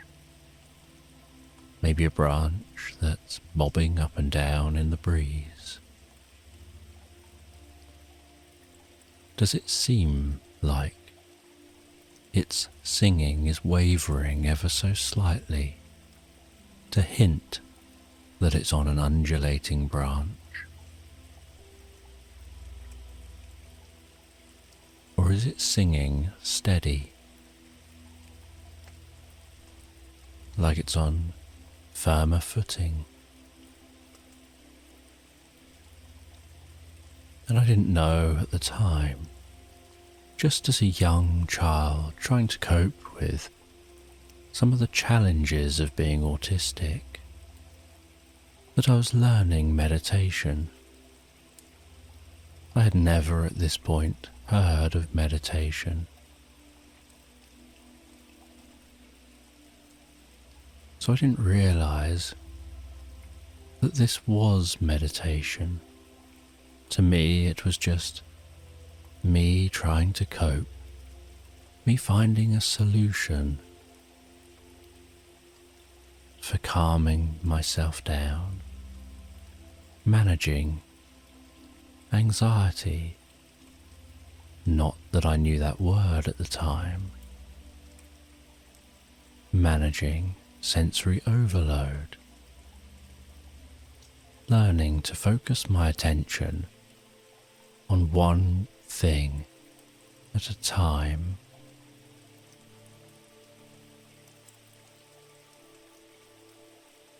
So that I'm not focusing on anything else. So that I can relax.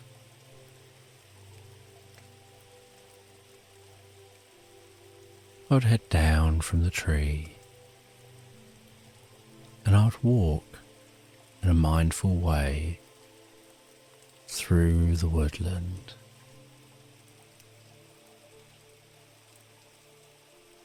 Through an assortment of trees. From oak trees to pine trees. And I'd walk mindfully, paying attention to every step that I take, to the feeling of the ground underneath each step, the sound that each step makes as my foot strikes the ground, and altering my walking to calm each step,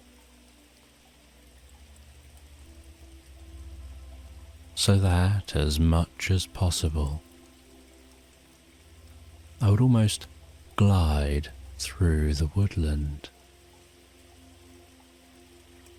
teaching myself to move as quietly as possible,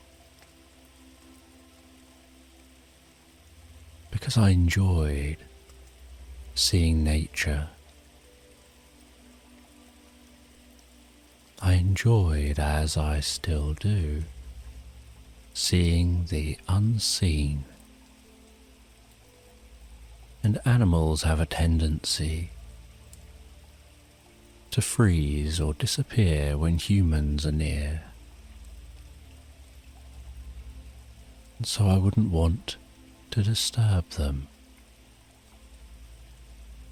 I would walk slowly, almost silently, in a rhythmic, floating way.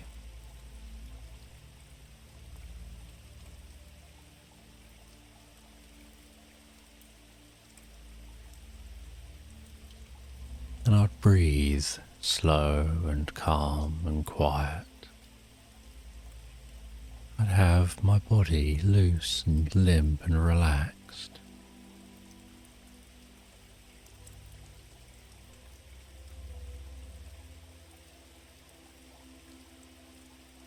the sound of the rustling leaves of the woodland would be much louder than any noise that I'm making while walking through the woodland.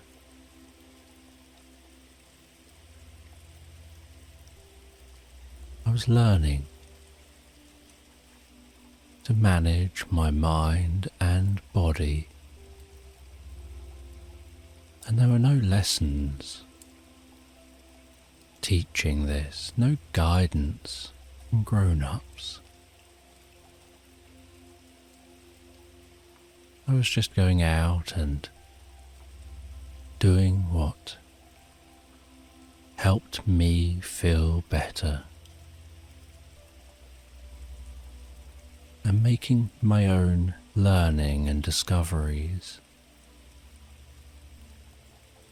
And I would stop because my vision seemed to be able to pick out things that people don't see. An owl way off in the distance through the trees. Just a slight glimpse of a pattern of an owl. An eye. A slight side of a head. Crisscrossed with branches and leaves, undulating gently in the breeze. I recognize that tiny glimpse, the partial sight of an owl, and know to stop and observe. And I feel like the owl is looking back at me. And so I hold my position and my breath for a moment as I calm myself down.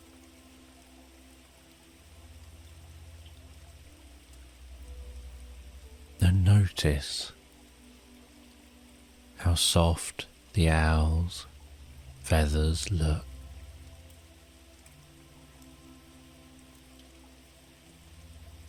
How focused that owl looks.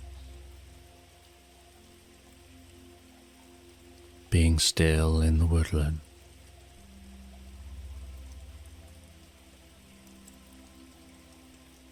I notice a grazing deer.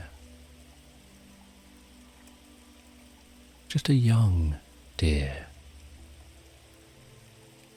Looks like it's quite newly born. And then hear the slight crackling as other deer come into sight, and see there's a family of deer grazing in the woodland.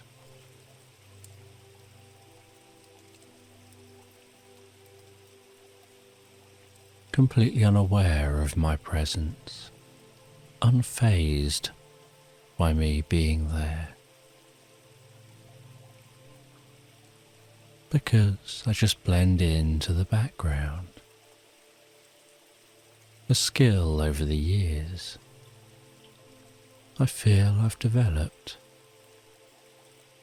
That ability to be just in the background, blending in.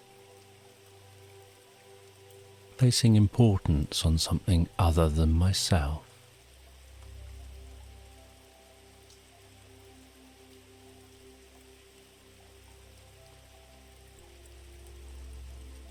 Being in woodland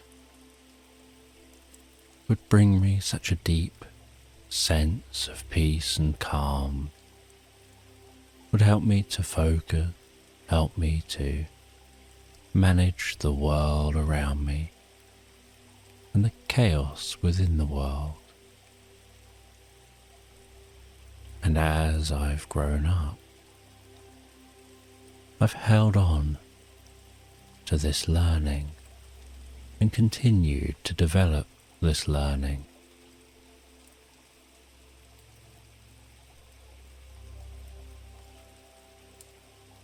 and in morning camp, when you walk through an area of the woods,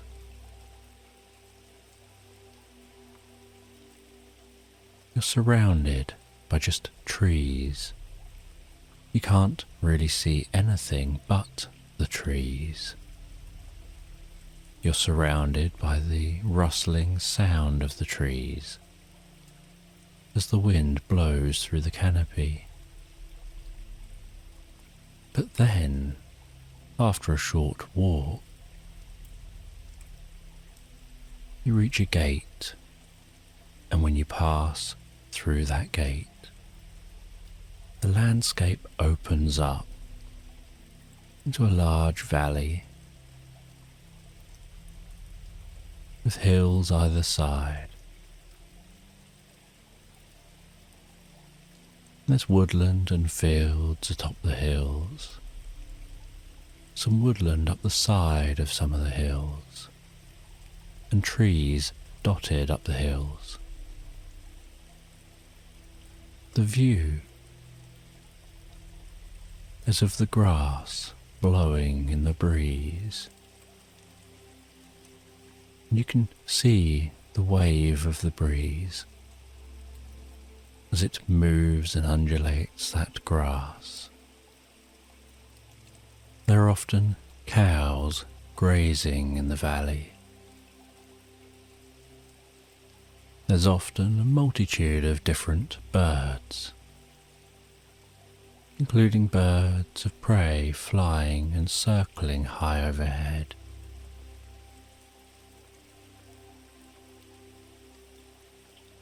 And at the right time of year, you can walk through this valley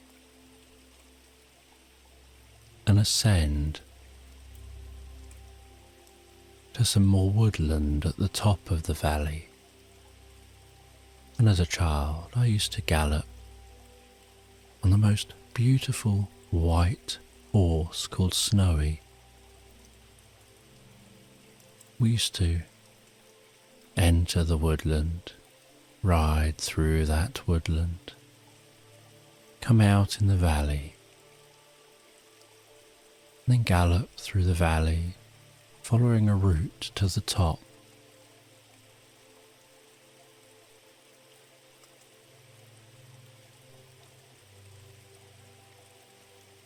And my mum, who used to teach people how to ride horses, was always surprised at my innate natural ability to seem to get on with different animals, to understand them significantly better than I can understand people, and to be able to get on to horses bareback, even those that she hadn't even broken in yet. They would come over to me. I'd perhaps be sat on a fence watching Mum breaking a horse in, and then it would come over to that fence. It would come alongside me. I would pet it. I would touch the side of its neck in a certain kind of way that helped me to feel a deep connection with the horse.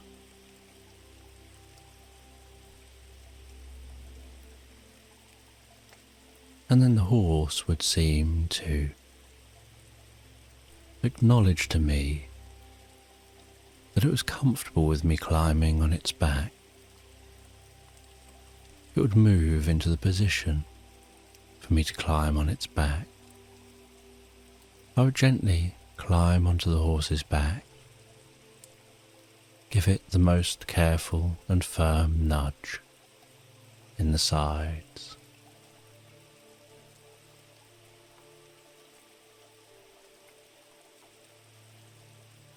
Using the pressure of one leg or another to indicate to it which direction to go. It would move away from the side it would walk around the field. Give it a little more nudge, it would trot. A little bit more and it would canter.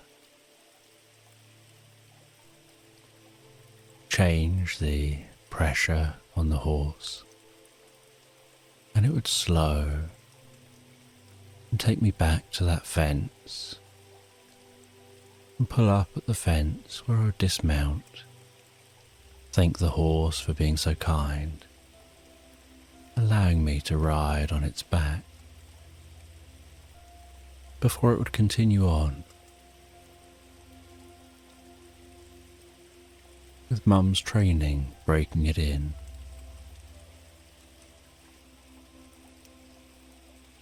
And once getting to the top of the valley, at the right time of year, the woodland is some of the most incredible woodland. And you can smell this woodland before you arrive. The scent of bluebells that carpet this woodland. The striking colour of the bluebells against the brown trunks of the trees, in the shade of the canopy arching overhead.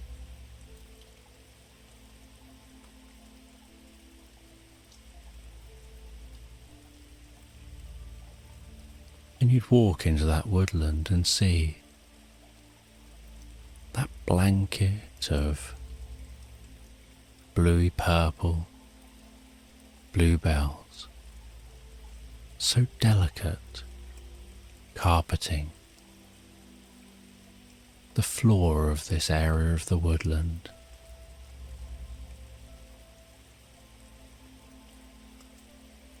The sight of deer among the bluebells, of squirrels, the occasional butterfly and bees, and birds in the trees, and the sounds of the songbirds echoing through this area of woodland, and that waft from those bluebells, that scent, relaxing you, calming you. And I would take a camping chair with me.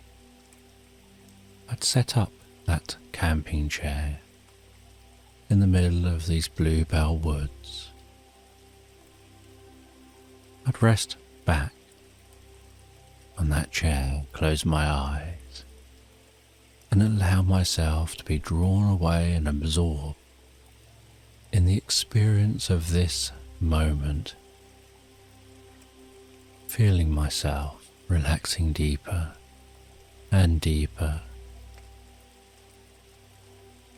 with the sound of the rustling leaves overhead. At other times I would take photographs of the bluebells that only appear for a very short period of time.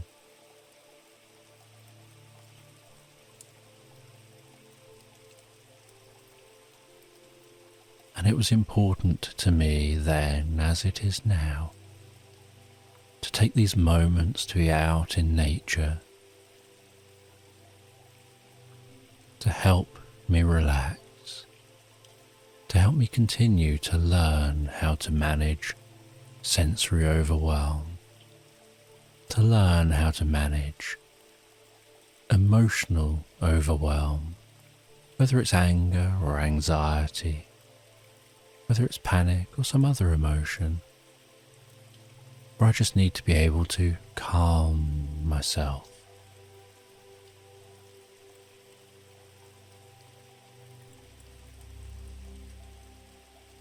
And as a child, I used to build dens in the woods. There was a storm in the 1980s, and many trees in the woodland fell down. Suddenly, my view of the castle in Arundel transformed.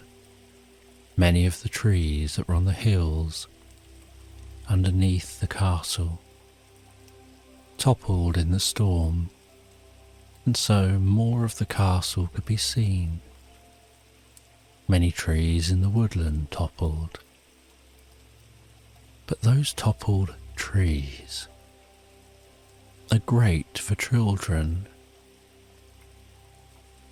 Large holes were left where the tree once stood, and so as a young child I would gather up branches,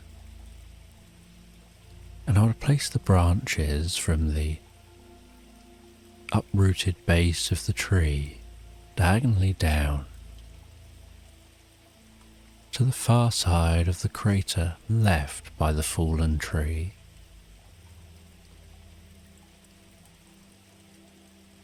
Then cover those branches in leaves and create a roof for a den, and then cover all that in mud and use some branches on the inside into the ground to hold that up a little more securely, and then would dig out the hole a little bit more and begin to shape it some more so that it's no longer just a natural hole, but it has seats.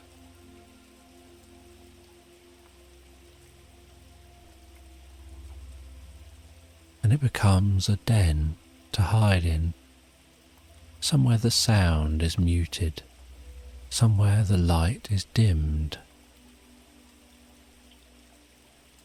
A location out of any breeze, a place to go whenever it rains,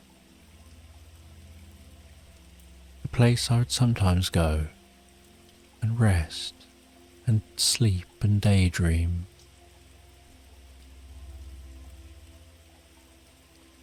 Other times, being in a woodland full of trees,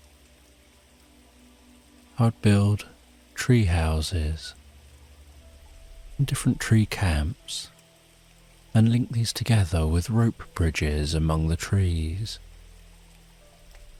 so that you can travel from one tree to the next without having to go down to the ground. And these would be great places to come to find peace and solitude, a deep sense of calm, relaxation.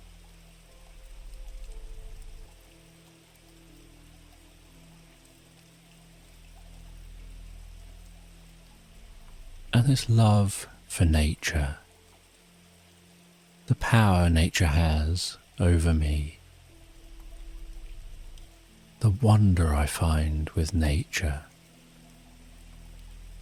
and the natural world and animals, continues on into my adulthood.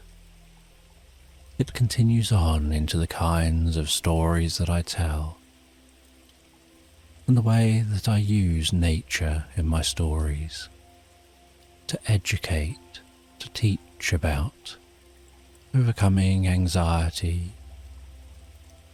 learning to focus attention, reducing discomfort,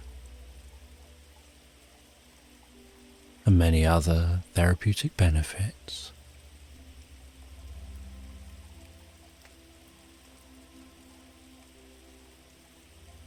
Because I believe in the power of nature to heal, and believe in having a connection with the natural world around me. to bring a sense of peace and calm. And so I wanted to create a story that shares my story with you.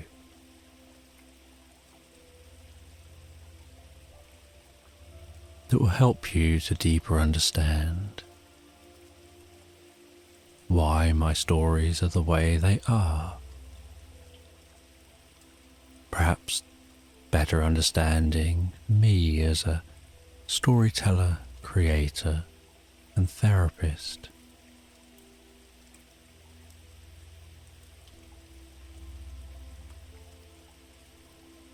And I remember times when I used to set up tents in the woods, and I would camp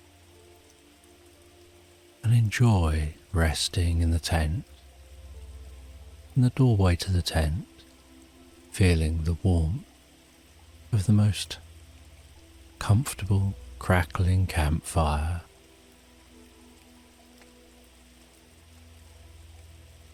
Smelling some jacket potatoes which have been cooked with the campfire and other food, enjoying that food, and the campfire burning down to embers, seeing the beauty, the majesty of the night sky overhead.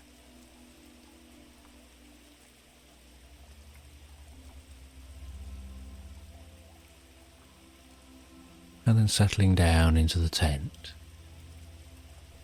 and drifting and floating peacefully asleep into slumberland. And as you relax, you find that you're sitting in a park and you're playing chess against a stranger. And while you're sat there playing chess against the stranger, so you can hear the sounds of birds in this park. You can hear the sounds of people walking around, holding conversations, children playing. You're aware of the sounds of dogs occasionally barking in the distance as owners throw balls for them.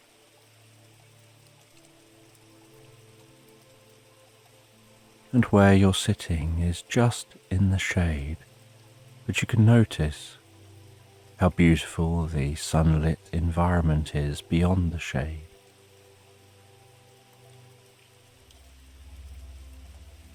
And then it's your turn, and so you study the chessboard with a deep sense of meaning before deciding which piece to move, and the feel of picking up that piece, the weight of that chess piece, the texture of that chess piece between your fingertips, the way it moves and the way the weight distributes as you maneuver that from one point on the board to another. And then the sound of placing that down on the relevant square before sitting back and looking over at the opponent, who gives an approving reaction to the move that you took before thinking about the move they're going to take. And as this game of chess with this stranger continues, you feel that this just helps absorb you in the moment, absorbing you in enjoying the peace of relaxing in a park, of not thinking about the past or the future, but just being present in the here and now.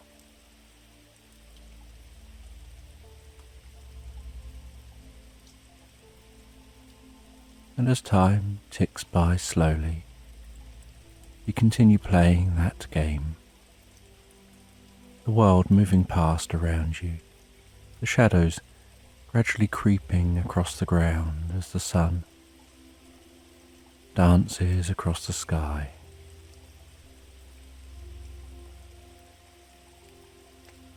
Until eventually you reach the end of that game of chess. You shake the hand of the stranger you've been playing. You say your goodbyes,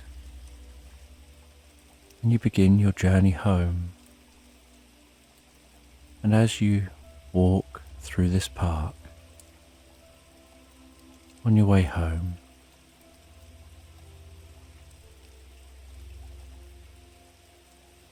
you stop off at a bakery that sells homemade baked goods, and you can smell that bakery as you approach. And the smell is part of the reason you're slowing down and stopping to grab something from that bakery. You open the door as it rings on a bell, feeling the weight of that door as it swings open and as you close it behind you.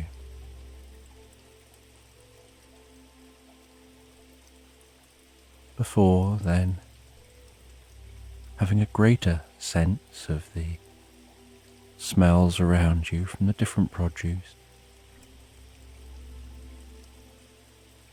the sounds of a couple of customers murmuring in the background,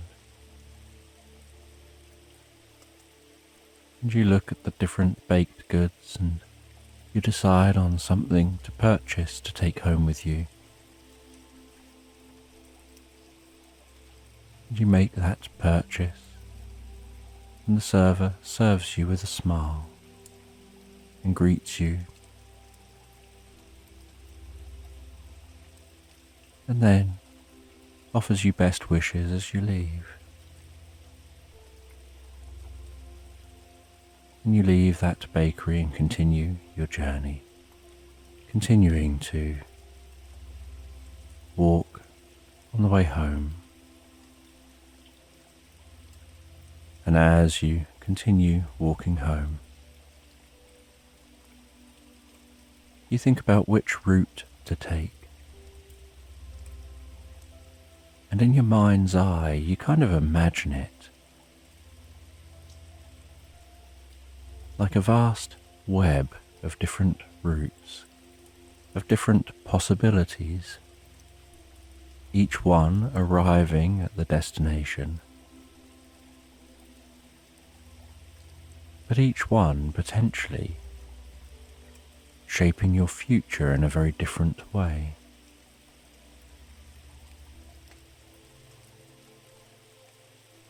As you walk down the first road, you can have options of what route to take or which roads to turn off of.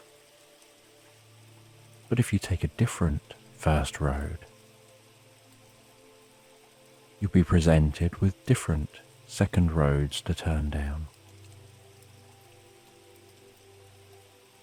And the same if you take a different first road again and again. You're aware that at this point in your journey, there are 4 or 5 different routes which you can take. And within each of those routes are possibilities which will take around the same length of time. And this is what gets you thinking, that among these different routes, there are possibilities taking the same time home, So how do you decide which route to take when you can take any of these 4 or 5 routes and follow the fastest possibilities, and you'll arrive home at the same kind of time regardless of the route? And yet each possibility opens up new ways of experiencing the future.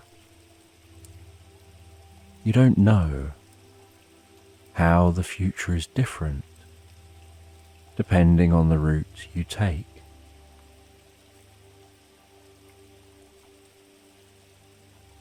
Maybe there's a road that you cross,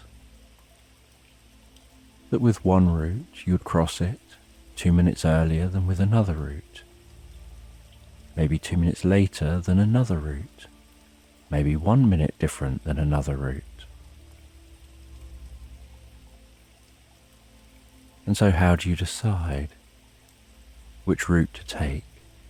And each of those different routes, you'd cross that specific road at a subtly different time. What if 1 minute you go to cross the road and you bump into a friend you haven't seen for years, and you arrange to perhaps catch up and have a coffee?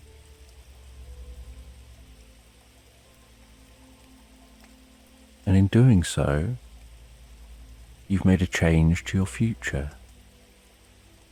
Maybe another route, at another time, you reach that road and cross that road perfectly fine. You don't bump into anyone. And you get home and nothing has changed. Maybe there are 2 or 3 routes where that's the case, where you get home at about the same time. And so any of those routes, if nothing eventful happens on the way,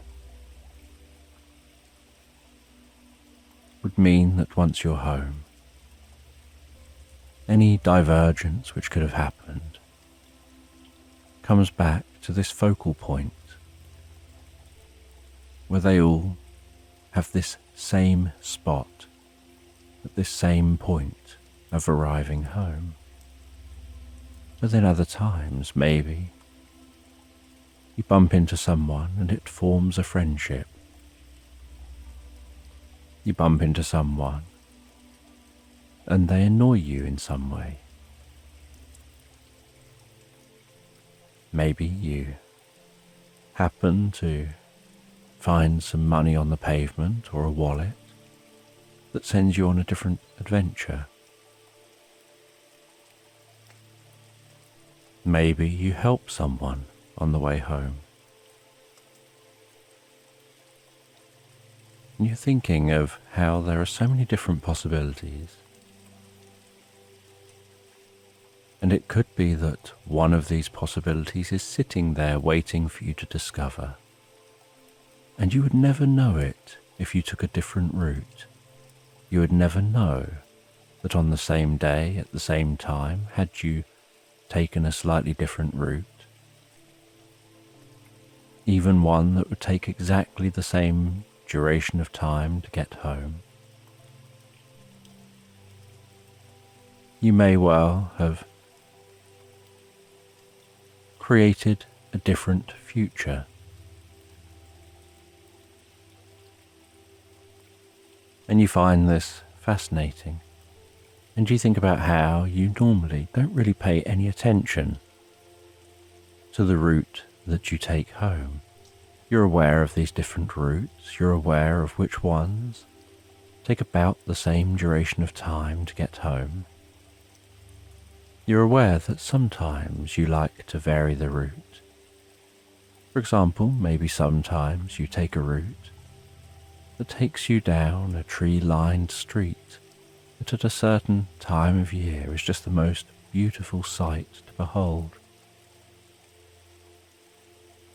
Maybe at other times of the year you like to take a route that takes you down a street of houses with nice front gardens, with the most beautiful flowers, and the different scents that you can smell as you walk down that street.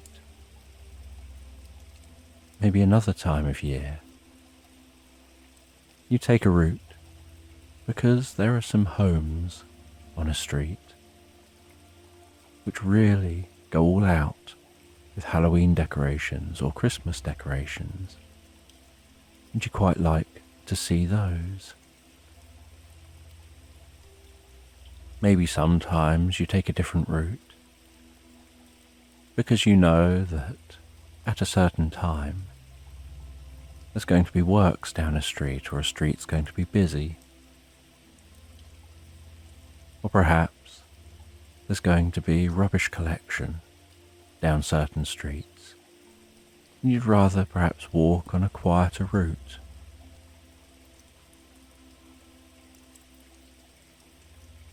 And so you know that almost instinctively at certain times you'll take some of these different routes. But generally, you don't really give it that much thought. You just instinctively follow the same route home, even though you know it's no quicker or slower than some of the alternatives. And you find this very curious, that by living life from a place of habit, living life from a place of automaticity,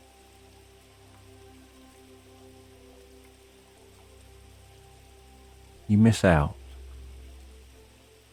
on potential futures. And so today you decide to take a different route. Start off down the same usual first street and the same usual second street. But down that second street you decide to walk past the turning you would ordinarily take and take a different turning. And so you take a few different turnings on your way home. And you find as you're walking that these streets are nice and quiet and peaceful. The only real sound is the sound of the birds and the sound of your footsteps while you walk. And by taking a route that's slightly less travelled than usual for you, you find yourself looking around a lot more, really taking in your environment, absorbing yourself in that environment. Whereas when you just walk the same as you've always walked, you almost become blind to your environment, because it's the same old, nothing's changing. But taking a different route stimulates your mind so much more. And you just enjoy that walking in silence, walking through the silence, just those footsteps cutting gently through that silence with a dull thud, step after step. And you notice as you continue to walk that down one road is a small park surrounded by a few houses. And really it's no more than a public garden. And you feel that you've never really been this route. And it's been years since you've passed this park, even though you live very close. You don't really have any reason to go here, but as you pass, you decide now's a good time to stop, to open the gate, enter this park. And this park has large oak trees, rustling in the breeze, squirrels running up and around those trunks of the trees, chasing each other and jumping after each other from branch to branch, from tree to tree. And there are large, almost unkept looking bushes, which look like they probably get tended to just a couple of times a year. And so they grow out, and they look unkempt quite quick. And so you head into this park, closing that gate behind you. You begin to follow the mud path around this park, and there are some benches lining the mud path,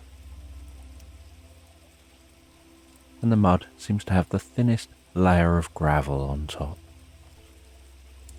just to try to stop it being quite so muddy. And fortunately, it hasn't rained in some time, and so as you walk, there's a slight grinding sound of the gravel, mixed with the dull thud of the footsteps on the dry mud. And yet you're walking gently and calmly.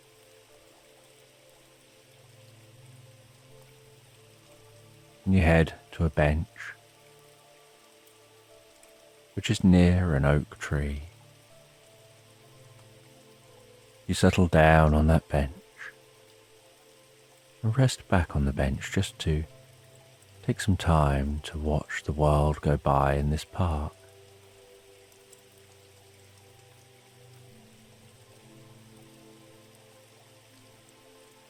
And the sun is beginning to set,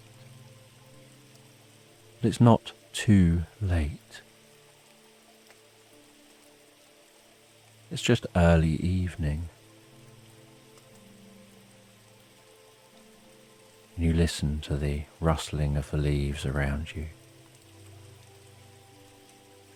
You hear some birds in the bushes singing songs to each other, seeing the occasional bird flit into the bush, hearing a slight rustling as it moves around in the bush, and then flit out of the bush.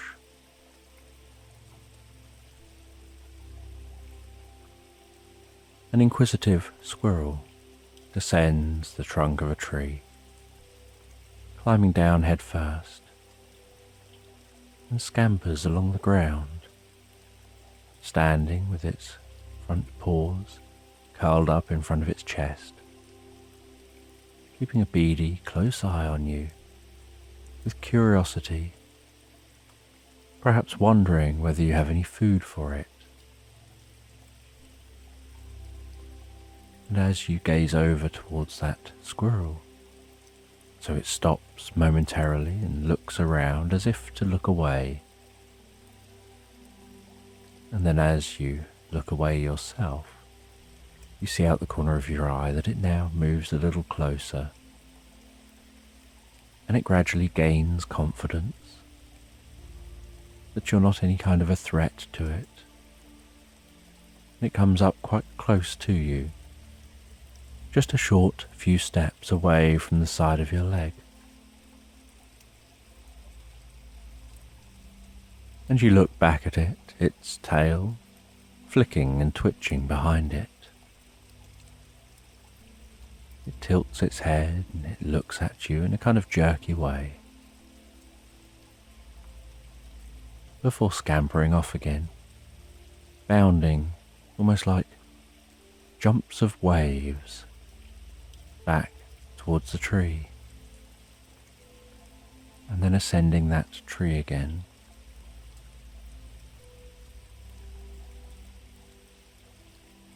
And as you rest here in this park,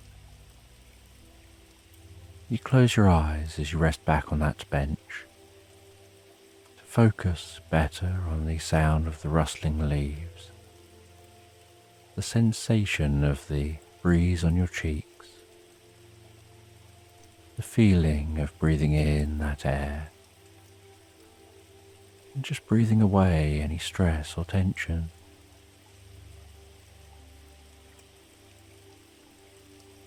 And after a while,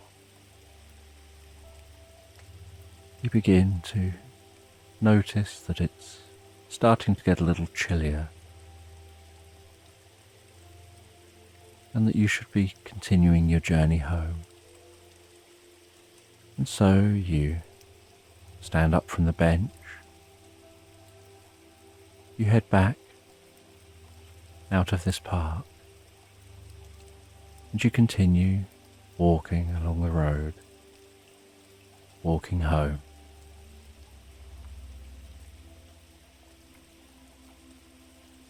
And eventually, on arriving home,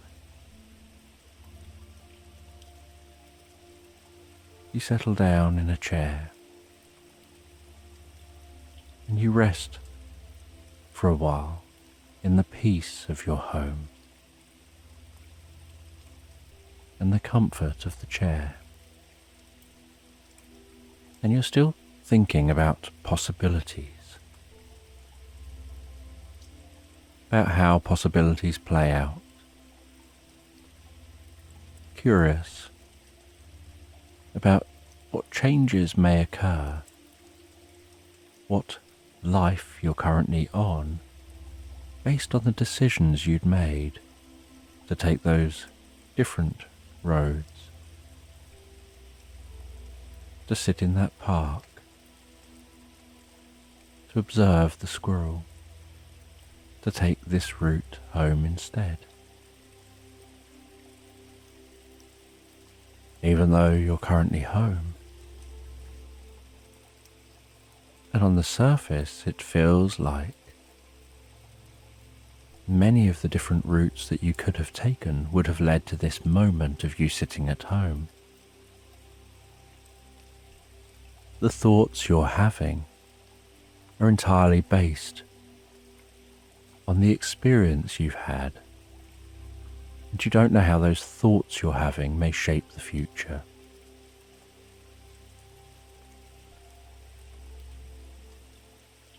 And then, as night falls, you settle down in bed. And as you settle down in bed, and close your eyes and begin to drift asleep, so you begin to dream.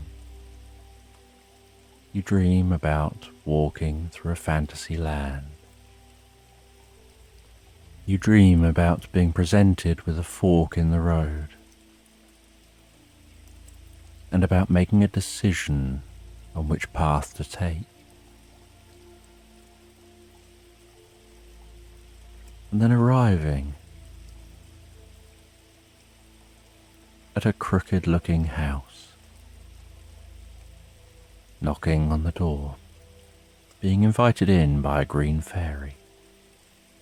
And inside this crooked house is a crooked bookshelf.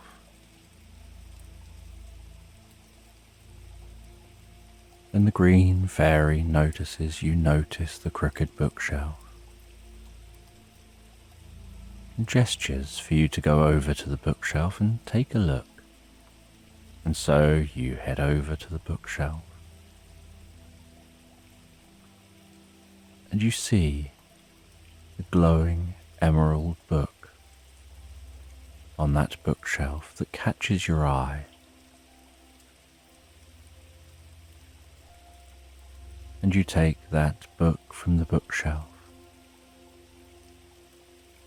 and you begin to read through that emerald book.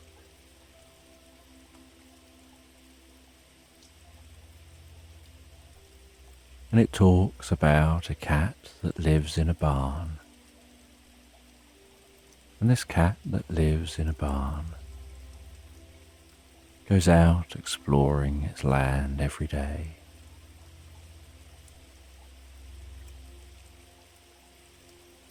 And when it enters dark locations, it navigates using its whiskers gently touching the sides, the ground, sending signals to the cat of where it is in relation to other things around it. And the cat explores the barn. The cat explores a farm. The cat creeps through a field of corn, with the corn towering high over its head, that to the cat is like pushing through a bamboo forest.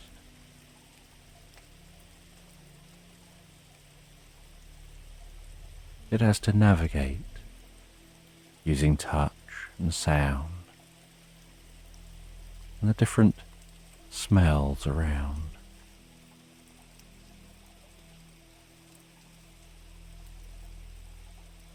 And the cat begins to head towards a beacon,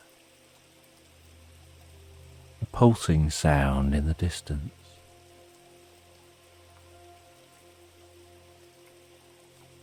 And the cat comes out of that corn, finds itself walking through the most comfortable grass meadow, ascending some hills, heading towards that pulsing beacon sound.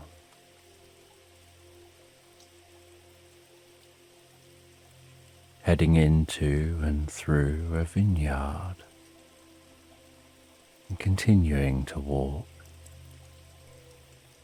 now so far away from that farm and from that barn.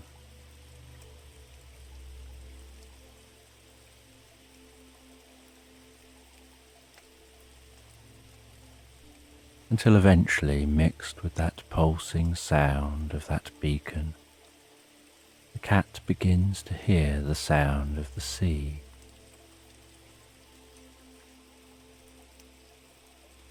Of the waves of the ocean crashing against the base of a cliff.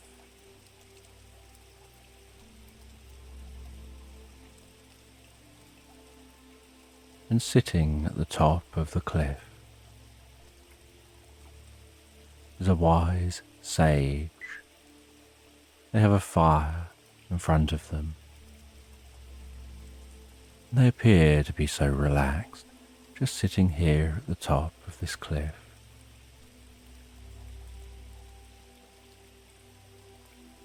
And the cat approaches them.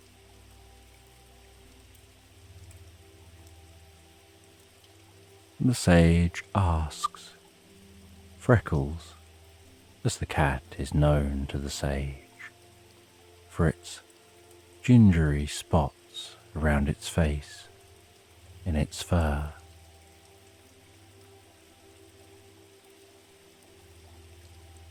What brings you here, so far from the barn? And Freckles looks in the direction of the sound of the beacon. And the wise sage picks up on the body language of Freckles and understands. Ah, you're here, in search of that sound, curious what it is and where it's come from. Well, you'll never make it to the sound because it's actually coming from out over the ocean. And Freckles understands what this wise sage is saying. And they look out from the top of the cliff over the ocean, curious where over there the sound is coming from. And the wise sage says to Freckles that they can help them to find out where that sound is coming from. And then they tilt their head up towards the sky.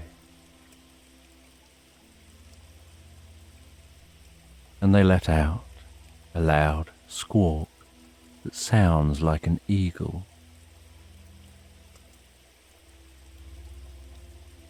And moments later, an eagle flies down and lands on a log near to the sage.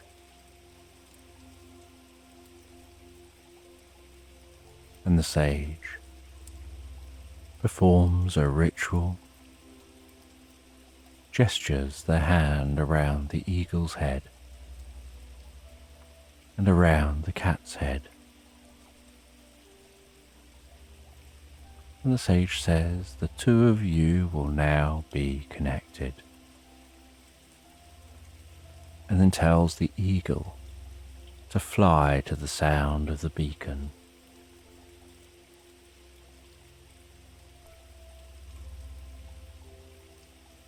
And with that,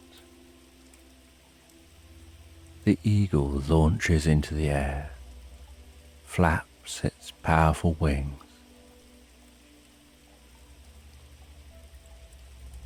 and soars off the cliff, spreading those wings, dropping for a bit, before being caught in the air and rising, ascending higher and higher, spiraling around,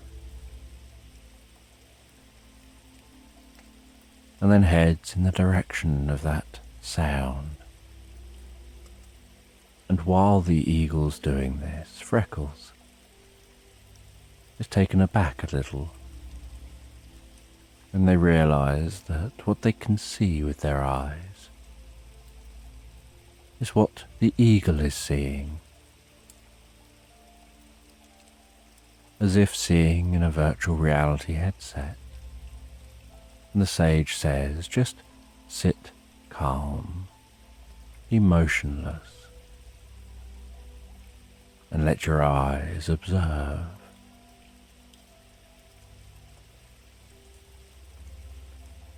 And so Freckles rests down, feeling the gentle warmth from the fire, gently tickling their fur, feeling so deeply calm and relaxed. And after a little while of that eagle exploring and flying in the direction of the beacon, it spies a small island off the shore. And on that small island is what looks like a lighthouse.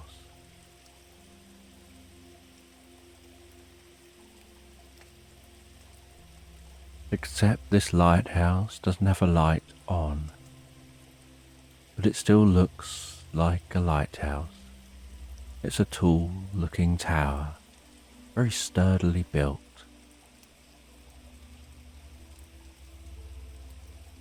But from the top is a tiny red light flashing gently, and a strong sound of that beacon, that low frequency pulse.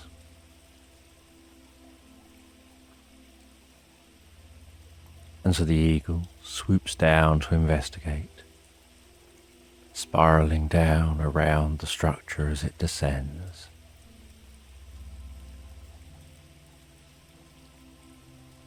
And near the base you can see some people stood outside of that building.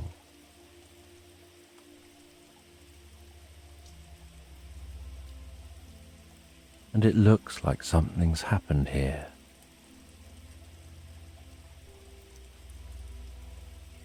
And the people don't seem too concerned, they just stood around.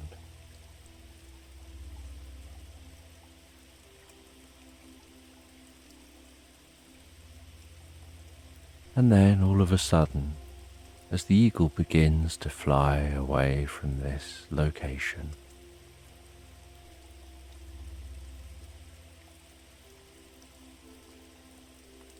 There's a pulse of electric blue light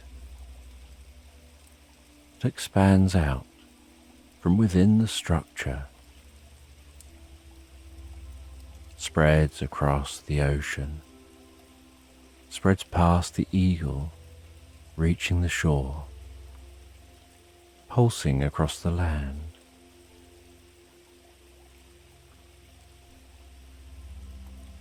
And the other side of that pulse, reality seems different somehow. And the eagle flies back to that wise sage.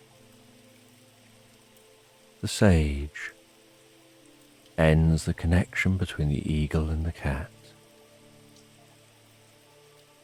and is now stood up, curious what's just happened and aware something is very different here in the land.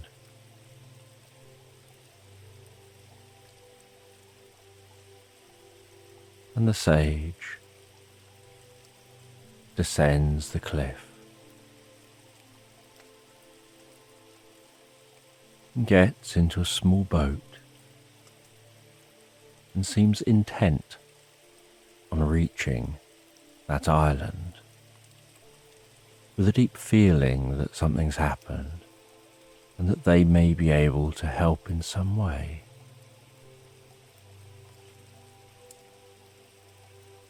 And they row on that small boat across the slightly rough water with a matter of urgency. Eventually reaching that island,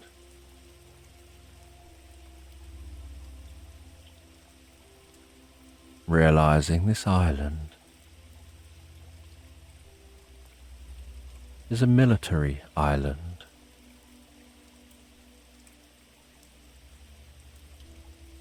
mooring their boat up, and walking across the island towards the structure, seeing all those people, now a bit more frantic than they were before.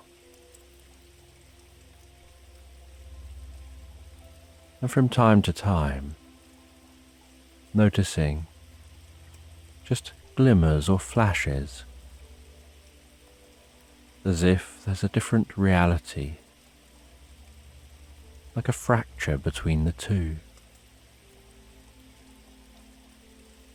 And they ask one of the people what happened here, and the person's surprised, saying, "You shouldn't be on this island. Where have you come from?" And they say that that's not important right now. They can ask questions later. What's important is fixing whatever's happened. And the person says that this location is actually a vast dish, the tip of what looks like a lighthouse. It's the receiving tip of the dish, and under the ground is the vast dish in this location. And they just turned it on for the first time, and it let out a pulse of energy, and it's energy at a frequency that can pass through matter. And it focuses with the tip as energy beams back. And unexpected to them, rather than measuring some properties of the universe, it seemed to disrupt the fabric of the universe in this location. And it turns out that there are multiple universes overlaid on top of each other. Just a thin fabric slice of universe apart. And so now they need to stop the dish and repair the damage. And that's what they're trying to work on. And they manage to stop the dish and turn off its power. And yet, there are still these cracks in the universe. These glimmers of an alternative universe, seeping into and out of existence. And so the sage ascends to the peak of this structure, sits at the focal point of the structure, channels the energy within him, and beams that down and uses the dish to focus and amplify his energy. And with a large pulse, his energy spreads out, almost glossing over and cementing and repairing the rip in space and time.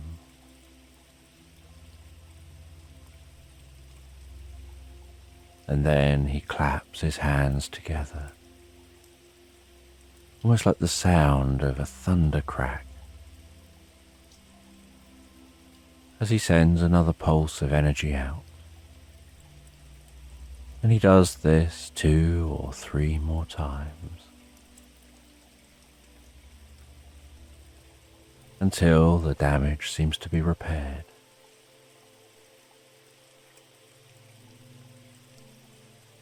And the people working here want to know who he is. And they try to stop him as he navigates through them with the intention of just leaving the island. And because they're persistent trying to stop him leaving,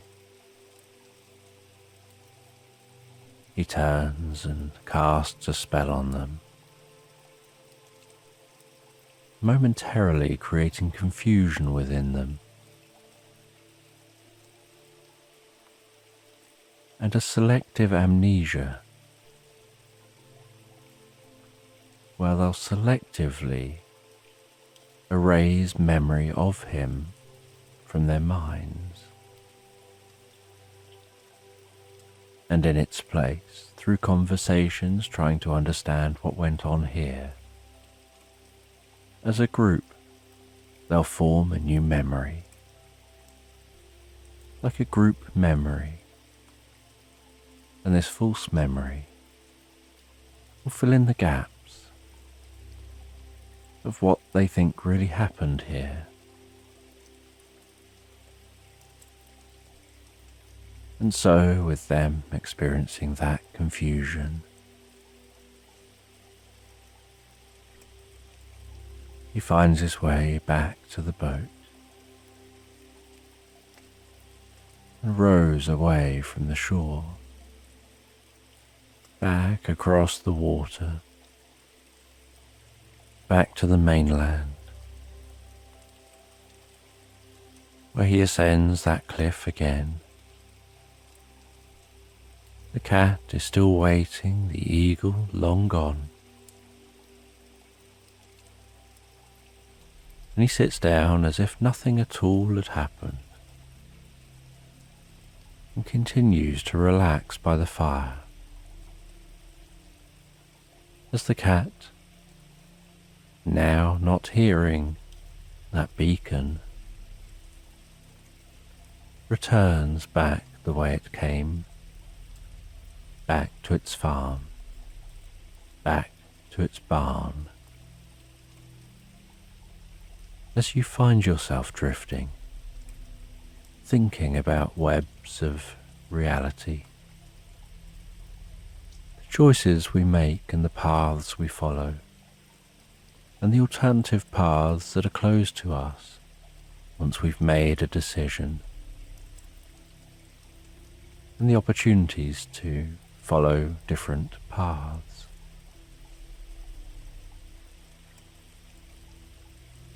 And thinking about that,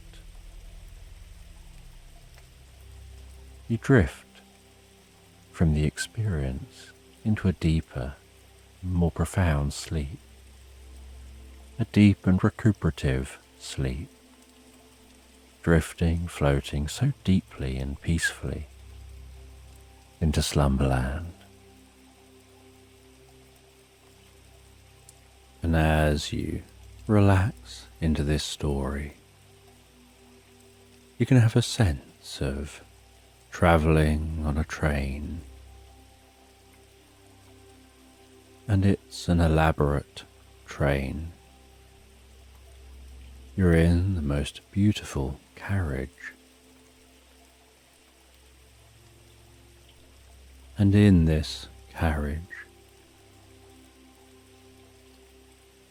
you can hear the clickety-clack of the train on the track.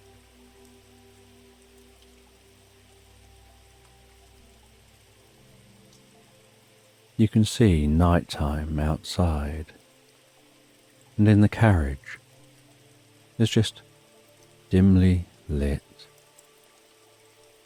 with ornate old-fashioned lights. Some of the people in the carriage have the velvet curtains drawn over the windows. There's a gentle rock to the carriage as it clickety-clacks across the track. Not travelling too quick, not travelling too slow. There's a gentle murmur from others in this carriage as they talk with each other, engaging in their conversations.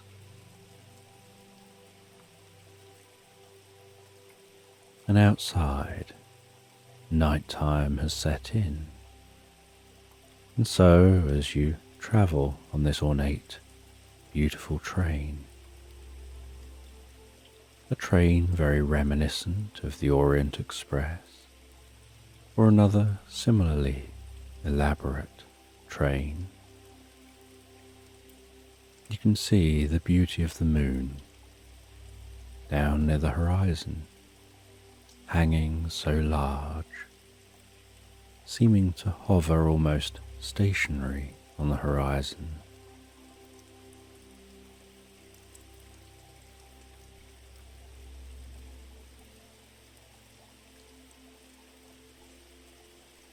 You can see the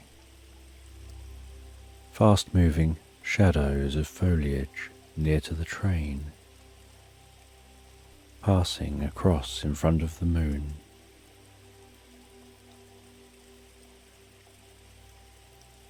And really having a sense of the difference between the fast-moving foreground and the slow-moving distance of the moon.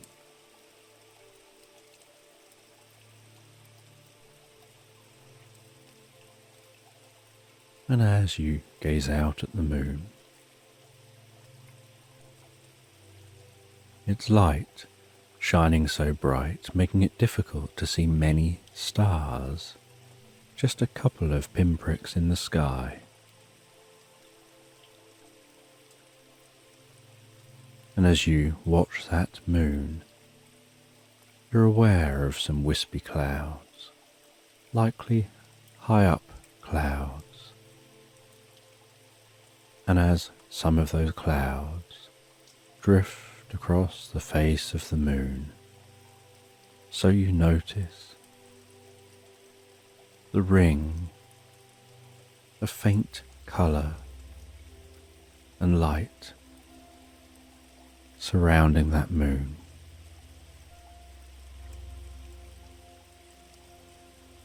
And you're making this route on this train to head to a magical location in a very snowy location.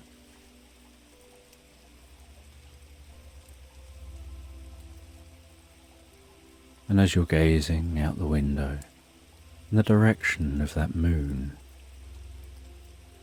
the train continuing to click-clack across the track, the train enters a tunnel. Suddenly, outside of the train is just darkness and a slight whooshing sound and an echoing sound of the train in the tunnel. Occasionally the train sounding its horn, as if perhaps passing certain markers in this tunnel.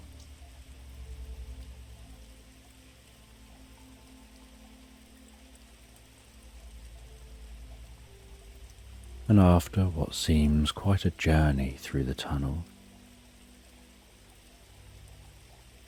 suddenly the sound changes again as you swing out and exit that tunnel, and you know the location that you're at. You know that having entered that tunnel, you're swinging around the outside of the mountains, although you can't see them. The view in the direction of the mountains is too dark to see, with a tall mountain face alongside the train track.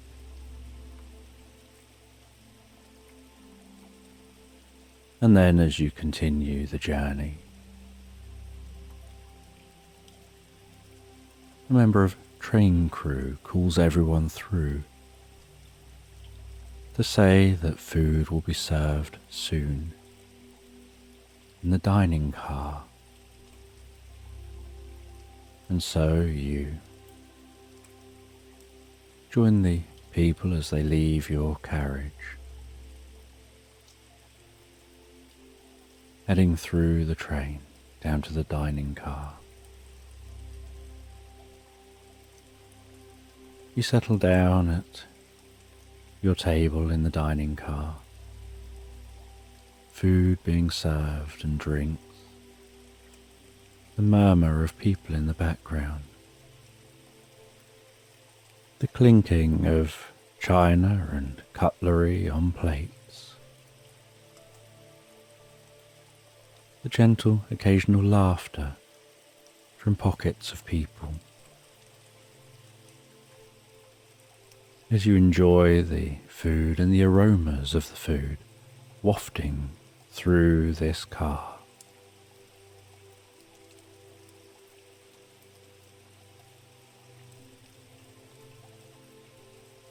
As this journey continues,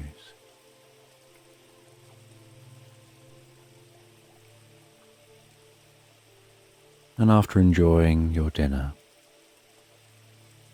you find your way back to your seat. You sit down feeling fulfilled and relaxed, letting your food settle as the evening continues to set in.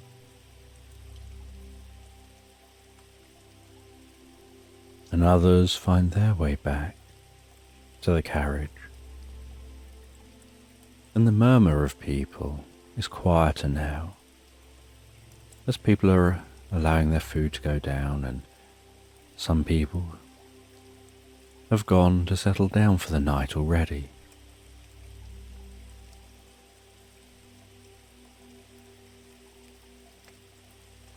And after a while, you decide it's time for you to go and settle down. So you head through to the sleeper coach that you're in. You find your room, having to walk down a small corridor with the windows on one side, still seeing that moon gradually now moving lower beyond the horizon, seeing the shape of the distant shadows in front of the base of the moon, the nearby scenery occluding the moon in bursts as trees pass, and gradually more stars being visible when you look up high into the night sky,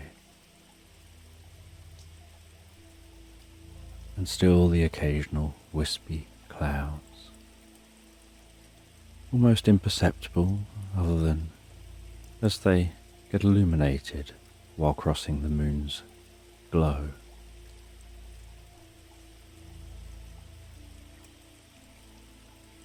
And finding your room, you open the door and head in to your room, closing that door behind you, and it's a small little cabin with a narrow bed. You close the curtains in the room. You prepare yourself for bed and settle down in the bed.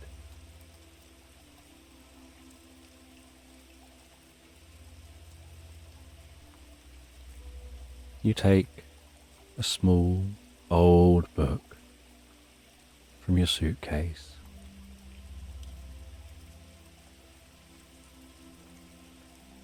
You have a reading light turned on above the bed and turn the main room light off.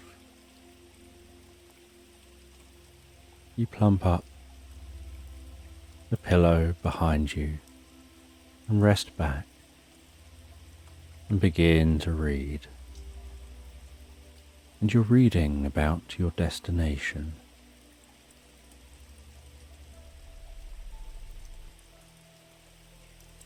It won't be the destination of the train, but it's where you're heading. The train will be pulling in at a station that you'll disembark at. You'll go to a hotel. You'll check into the hotel. You'll rest for the night in the hotel so that you're fresh for the next day. And then you'll be making your journey to the destination. The destination itself is deep in the snowy forests, in the shadow of the mountains, in an area untrodden by humans for hundreds of years.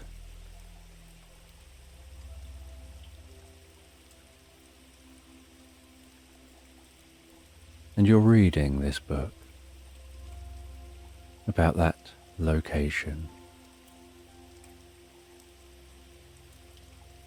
And this book is a diary of an explorer in the 1700s who had travelled to this destination and written the diary about what they found there. And as far as you're aware, this was the only copy of this book ever to exist.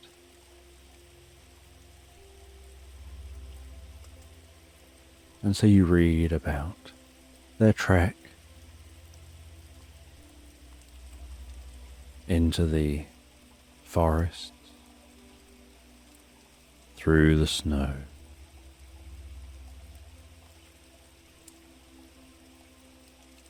how they navigated the terrain and their route to find what they were looking for.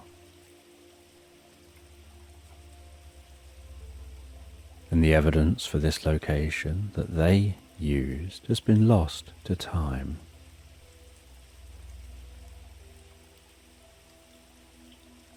And you only found out about this diary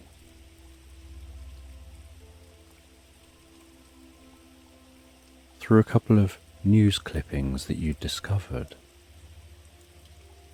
that alluded to this journey that this person had been on. And in one of the news clippings, the person spoke of keeping their diary and writing down their experiences. And it was only a single sentence in a news clipping, but it was enough for you to begin to search to find this diary, and to now be here following in their footsteps, hoping to find what it was that they found.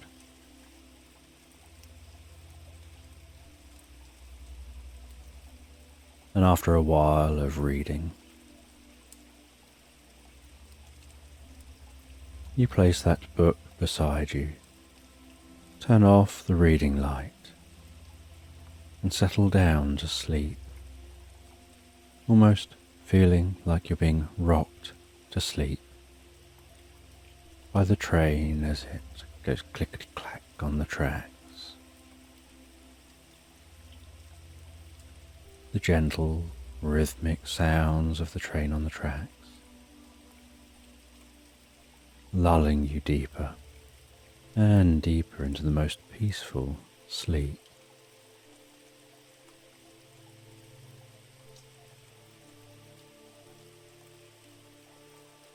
And the next morning,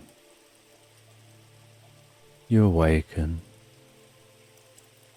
to the glow of the light, leaning on the curtains to the cabin, the continual background sound of the train on the tracks, the ever-present rocking movement of the train.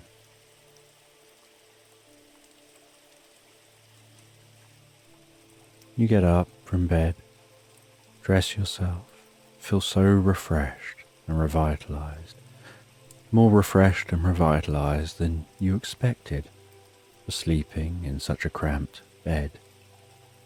But something about the rocking of the train feels almost like a childhood embrace.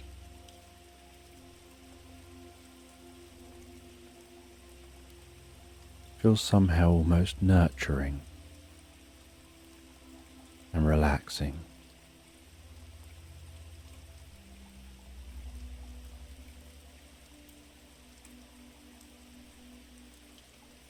And you leave the cabin.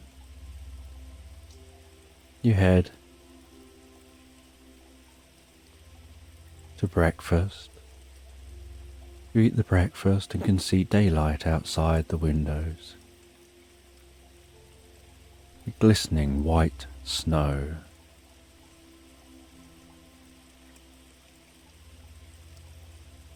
The snow-covered trees.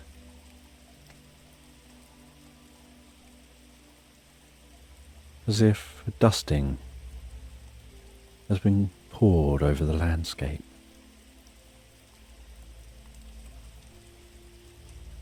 And interspersed into that dusting of snow are millions of tiny diamonds, reflecting the sun's light.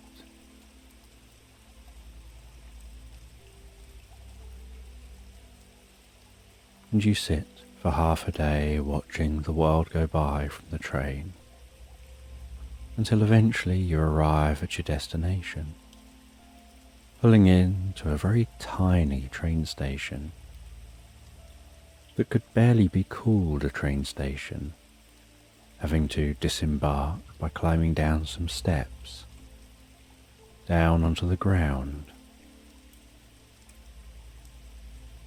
with no real platform, and what looks like almost just a shed as a train station.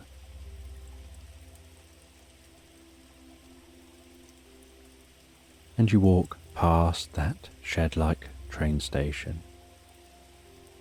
You hear the steam train at the front, of the train, releasing some steam. You see people working around the steam train, refilling the coal,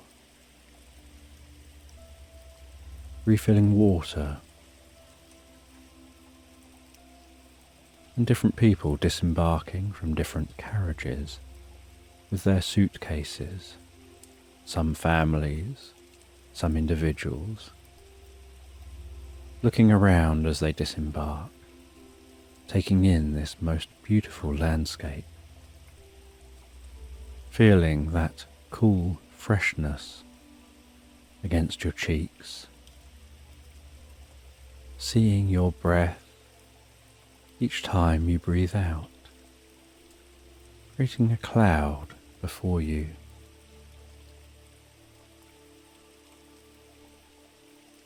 And you head from this train station down towards a road, which is more like a dirt track covered in snow that has been partially worn by vehicles. And you walk along that track, the slight crunching of your feet on the snow on the track.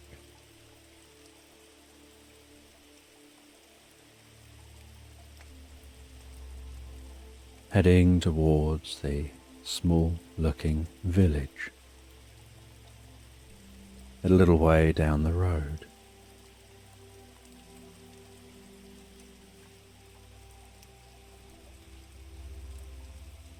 And after some time, you find your way to that village.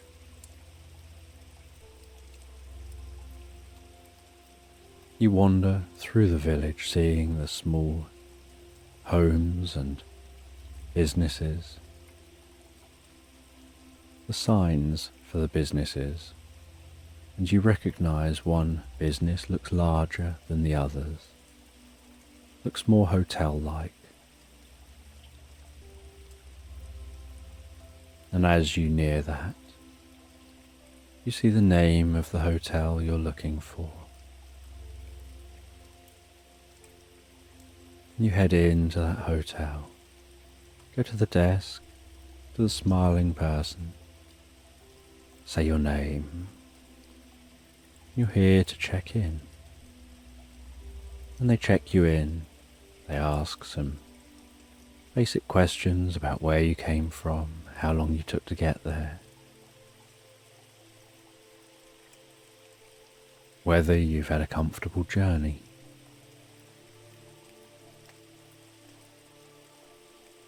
And you smile and respond.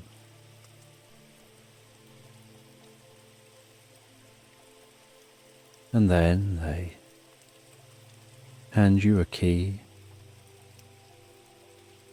It's a very old-fashioned looking key.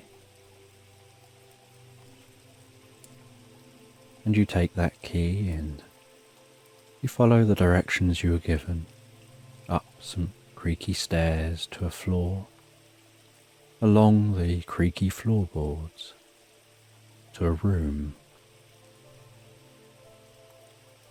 You put the key into the keyhole. You begin to twist that key, almost feeling it, opening that lock with some level of weight. As it clicks open, you walk into the room and smell the freshness of this room and see the view from the window.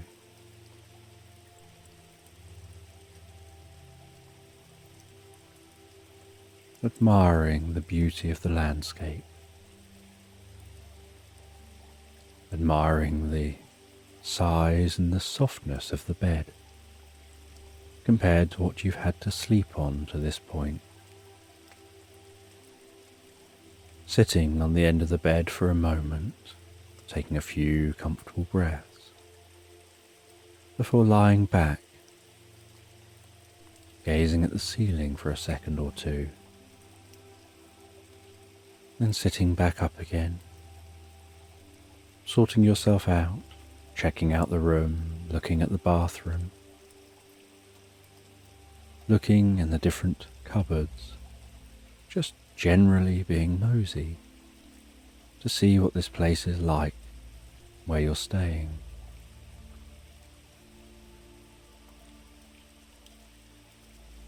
And you rest back on that bed for a little while.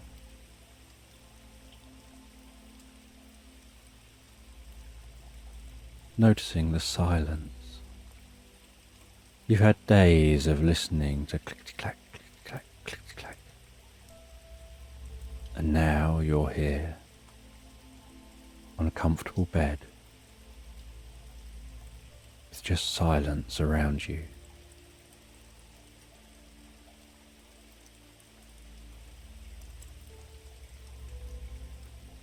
And you think to yourself, the silence almost sounds deafening, which is an unusual thought to have about silence.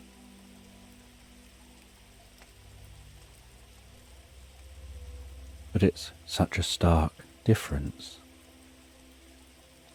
from the sound of spending days on a moving train.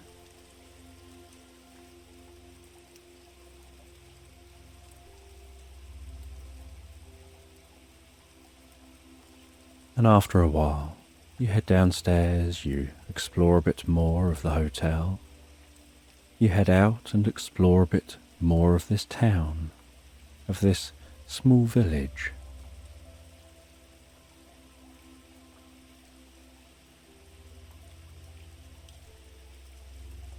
You see people milling around, but only in small numbers. You see a couple of bars, a few restaurants.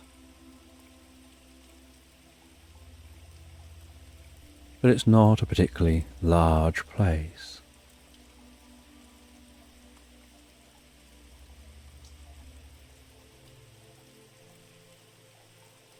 You find somewhere to eat, and as you're eating, there's some live music playing here, and a girl dancing on a dance floor area in front of that live band, just allowing herself to be absorbed in the experience of dancing, being lost in that experience, dancing with freedom, without any cares, just a dance of self-expression.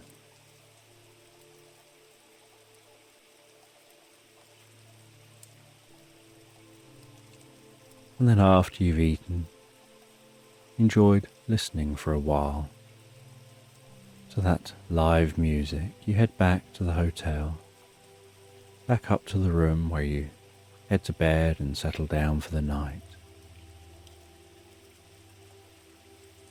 with the plan that tomorrow you'll gather your stuff together, ready for your hike into the nearby forest, following the footsteps laid out in the diary.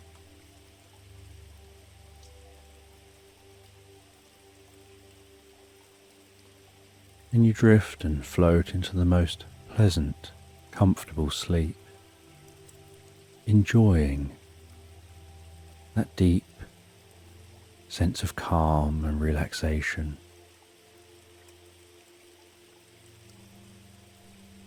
And the most pleasant dreams. The next morning, awakening, heading down for breakfast, before heading back up to your room, preparing for your hike, making sure you've got everything you could possibly need.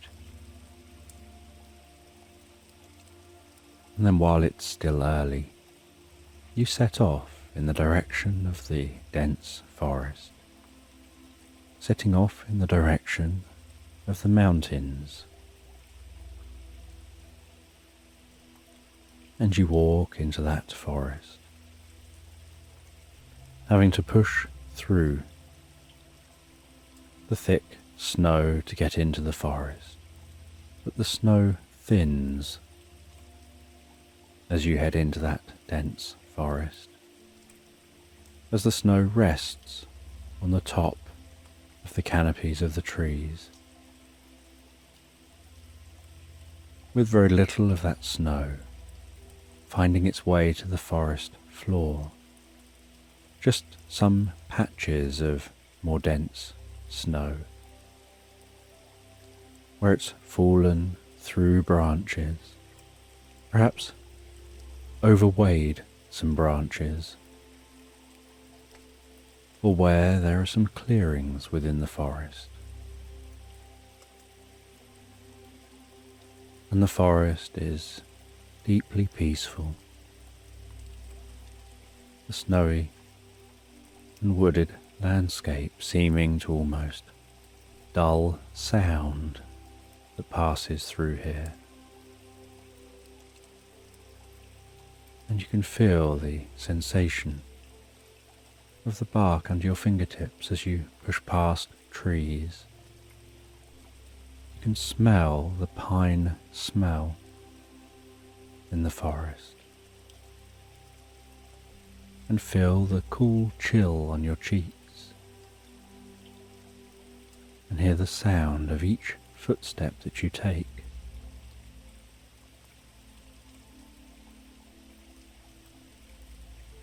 And you're not entirely sure what you'll discover. All you know is that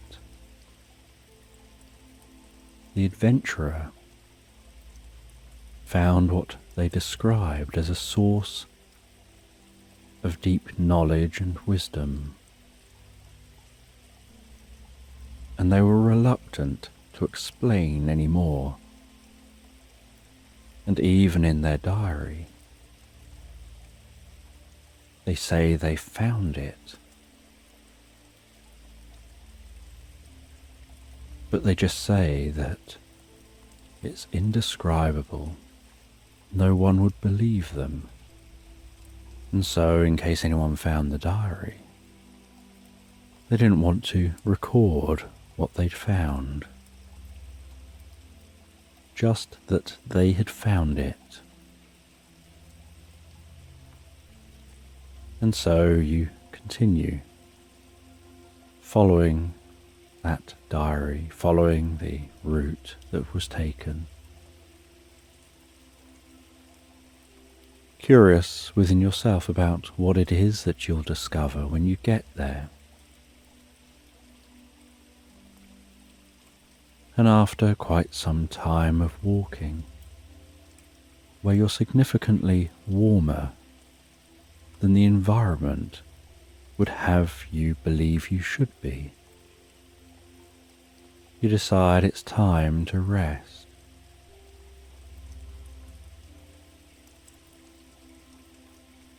And you can tell, although you can't see the sky, that the light levels have dimmed, and so night is probably setting in. And you didn't plan on spending every night at the hotel, although you checked in for a series of nights. You brought with you some camping gear and are well prepared for this journey.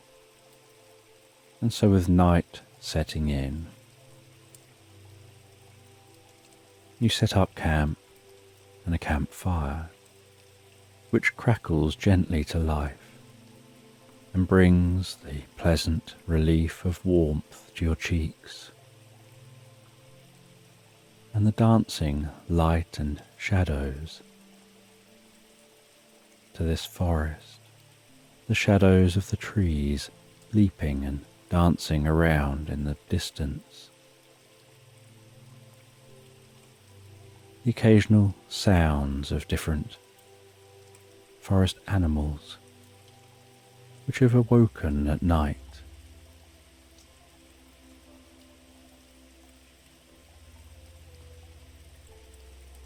and their sounds also dulled by the forest. and after having something to eat, you relax back into your tent. You zip up the tent and settle down. And the fire had burnt down to embers and was barely a glow outside the tent.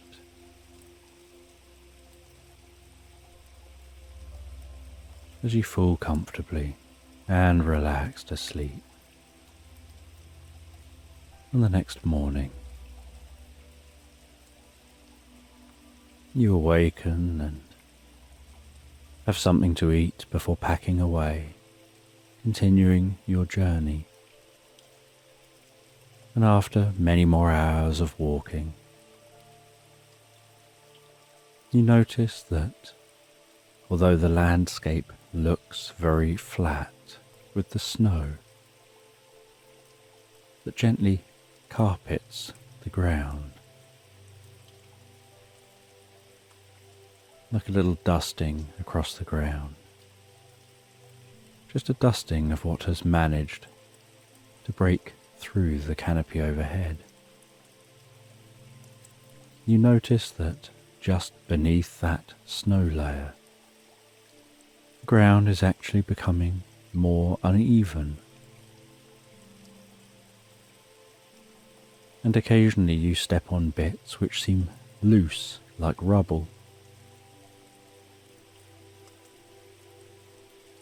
And so you brush away at some of the ground, and you find that it is like rubble, that it seems to be the ruins of an ancient town or place that people lived out here that's been overgrown by the trees.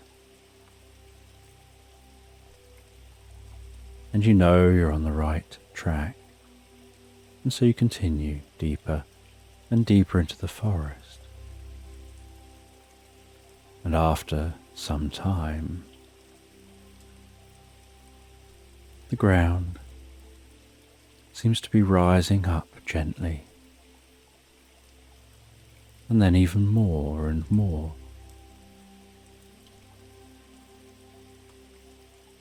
And you realize this is what you've been searching for, that this forest has built up over the top of what it is you're looking for, that beneath this mound of trees and mud is a pyramid.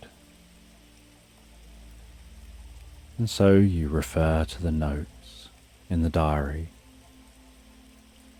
to find your way round to the entrance to the pyramid.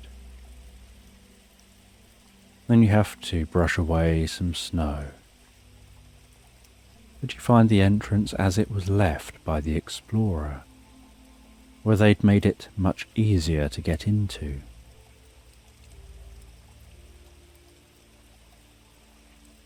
And you head into this pyramid, finding that inside the pyramid it very quickly becomes strangely warm and comfortable. The air pressure seems to almost change, the atmosphere seems to almost shift.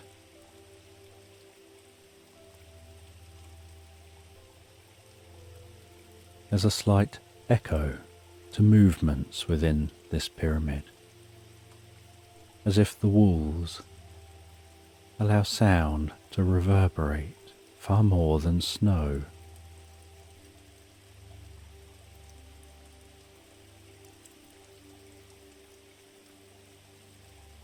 And so you continue walking deeper and deeper into the pyramid until you find some steps, and you begin to descend those steps to a chamber underneath the pyramid.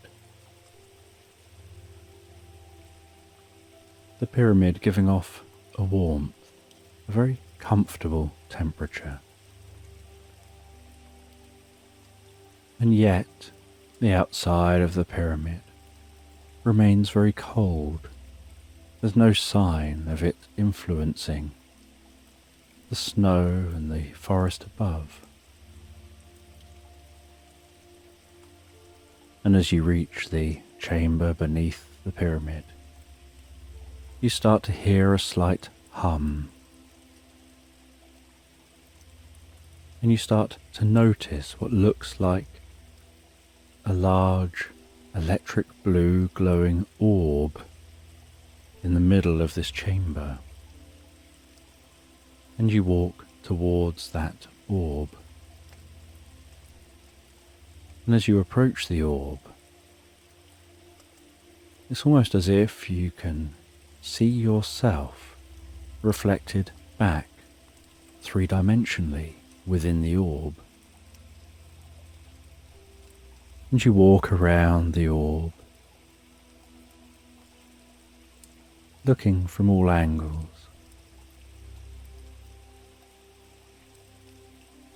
You take a walking stick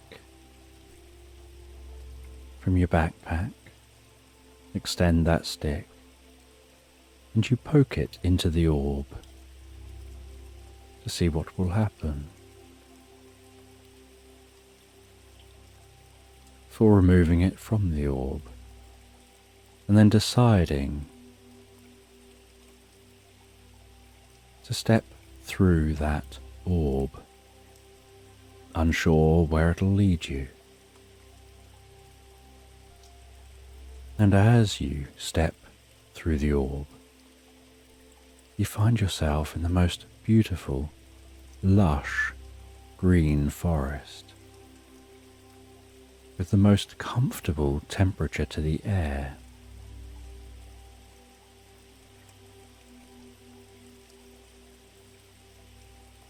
You can hear the sounds of singing birds,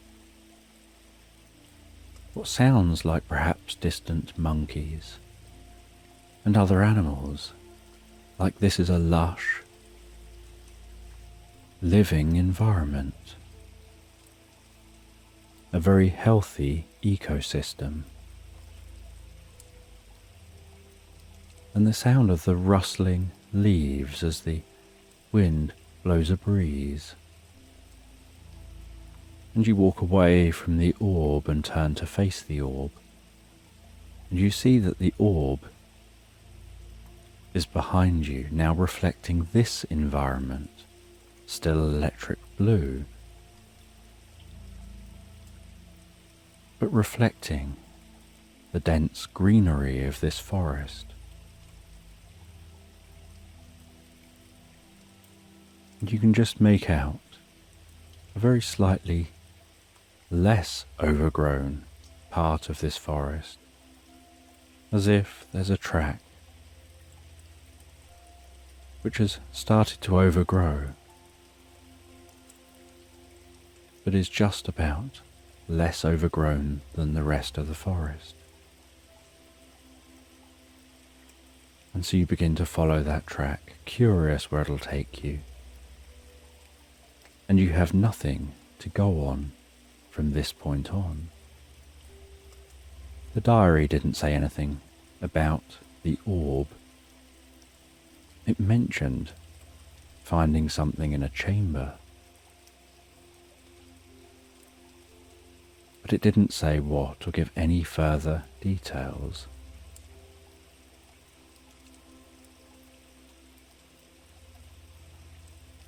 And so you continue following this path and seem to be walking for hours before eventually hearing a distant stream and heading towards that distant stream,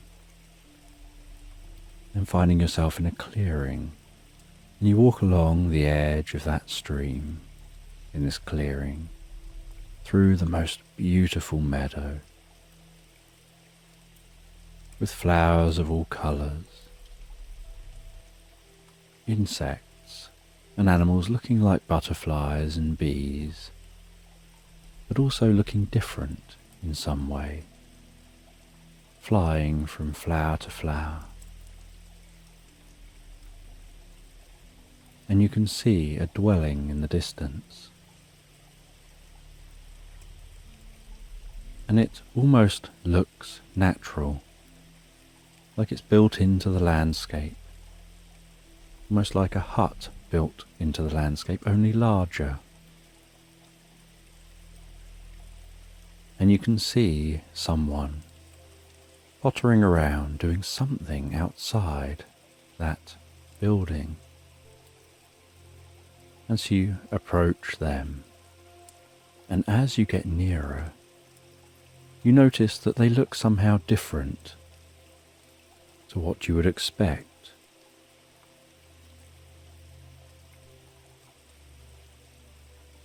They have the most beautiful features. They have pointy ears. They look incredibly athletic and tall. Their hair is golden and flowing. And as they gaze up at you, you notice their eyes are a piercing, enchanting blue. And their eyes, the iris of their eyes, seems to almost shimmer like pools of blue oil or liquid as their eyes change focus, looking in different places. And they look so friendly and smiling. And they greet you, and you're surprised at being able to understand them, but you can't place their accent. It's almost as if they have no accent.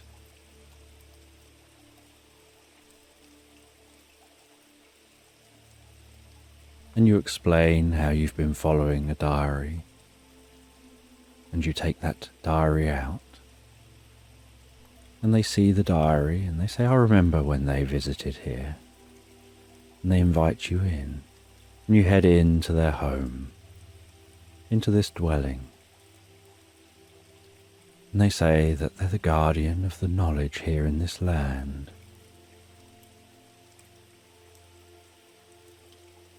And the explorer, the adventurer that you've been reading the diary of, had come here previously.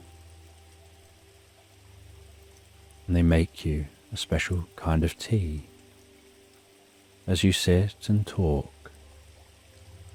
And after talking for a while, they say, would you like to see the knowledge too? And they take you through to an enormous library. And in this library there seems to be thousands of tiny fairies flitting and flying from shelf to shelf among all the documents. And they say these fairies work hard to maintain this knowledge, to constantly update the knowledge and add to the knowledge,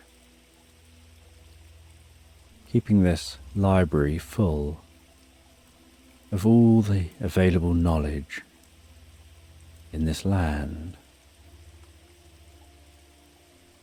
and researching and gathering knowledge that people seek,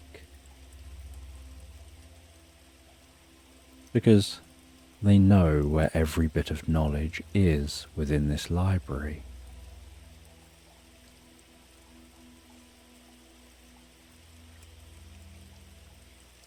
And they say that they're an ancient elf, and that in human years there would be thousands and thousands of years old.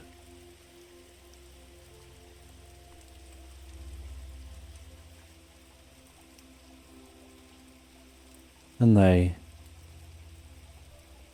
share some of that knowledge with you.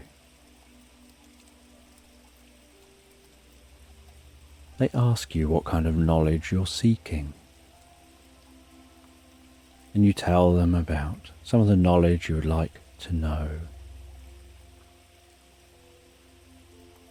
And they say that you can actually absorb some of this knowledge by drinking a special tea. And so the fairies make that special tea. And they say if you drink this special tea, it'll temporarily give you the abilities of the fairies. Because as the fairies fly, they release fairy dust. And the fairy dust lasts just a short while, almost like sparkling shimmering around their wings. But that fairy dust contains some of their ability,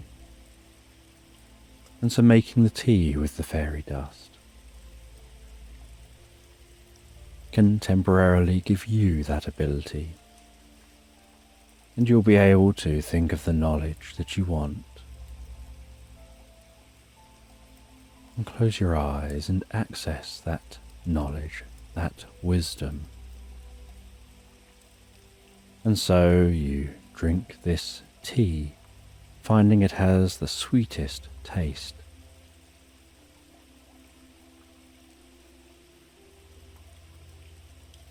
And once you've finished that warm tea, your eyes close, your cheeks flush with warmth.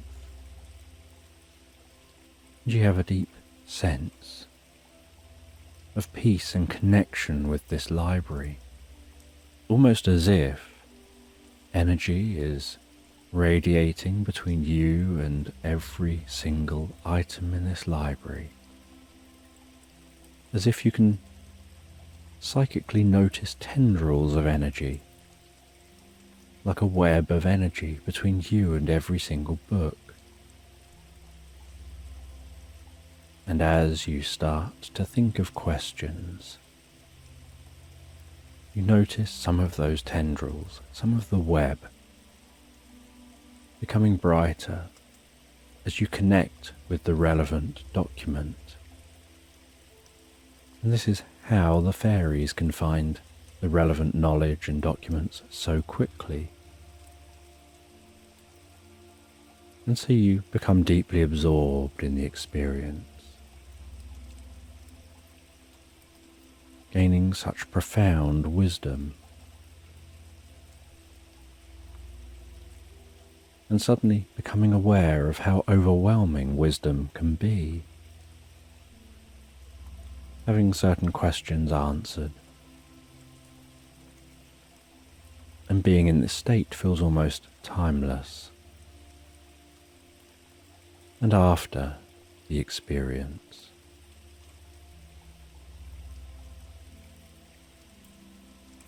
it begins to wear off. You talk some more with this ancient elf before saying that you should head back to your land, and they say that through the portal time stands still for the time you're here until you return,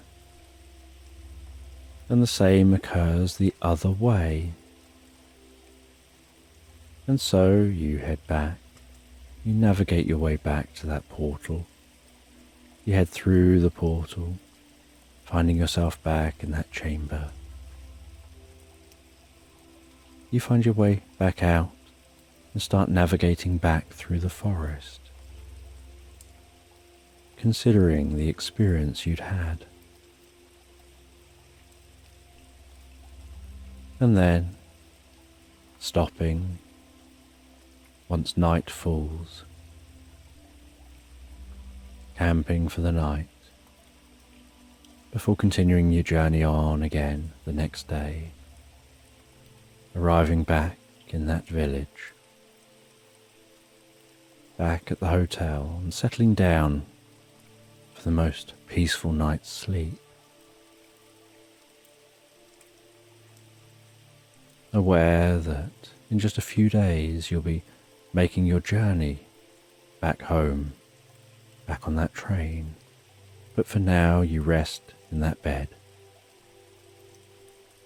just considering and thinking over the journey you've had, the experience with that wisdom, and you find that you can't even imagine how you could share that experience, how you could explain the experience, how you could even put the experience into words and explain what it's like to absorb all that wisdom, let alone explaining the wisdom that you'd had and gained.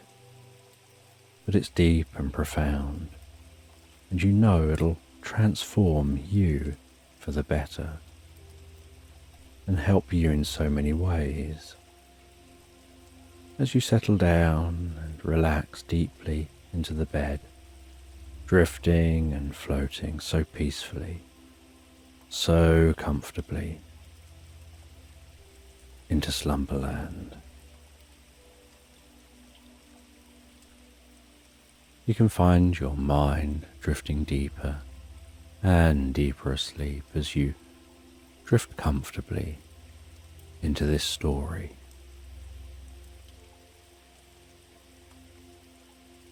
And you find yourself resting one day, lying in the most beautiful meadow on a very slight, gentle hill. And as you rest on that gentle hill, you can feel the slight cool breeze of the night sky on your cheeks. You can feel the softness of the grass underneath your hands.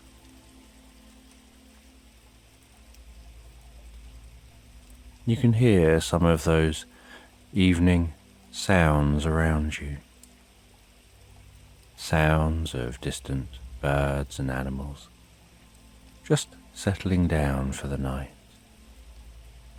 resting there in that meadow. Moonlight casting the most beautiful glow across the landscape. A certain silence to the landscape, punctuated by those animal sounds.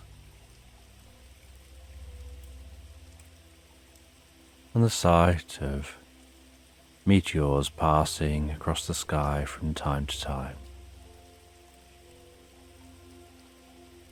where you have that sense as if you can hear a slight fizzing from each one, even though in reality they pass in silence.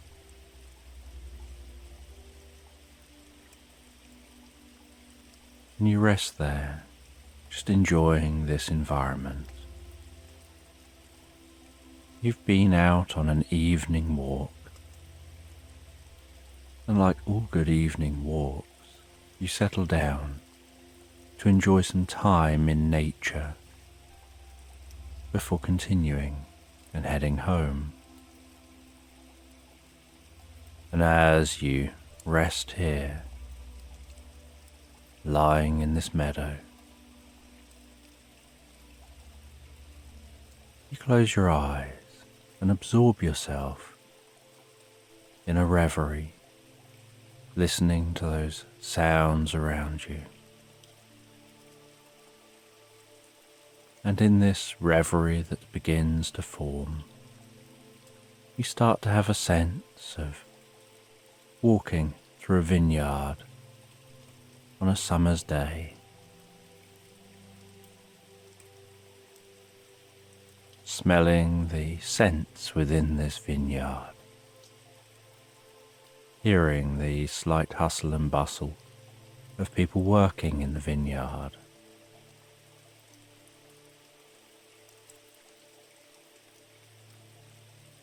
and noticing that a whole community comes together at this vineyard to get the work done when the work needs to be done, and then at the end of a work day, to celebrate completing all of the work, they gather around. They light candles, place them within paper lanterns, and watch as they rise up into the sky and float gently through the sky, carried so softly by the wind.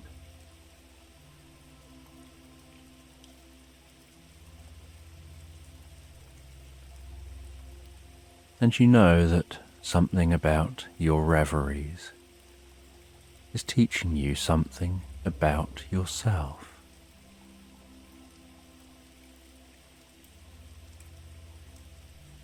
And as you exit the reverie, so you stand up, you descend that gentle sloping meadow, beginning your journey back home.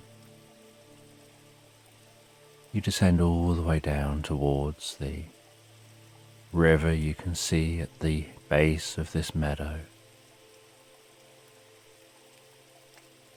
You can notice the glistening silver sparkles of the moonlight on that river's surface.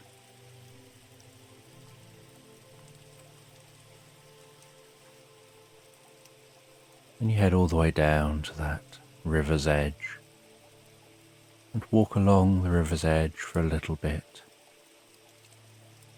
until you reach your canoe.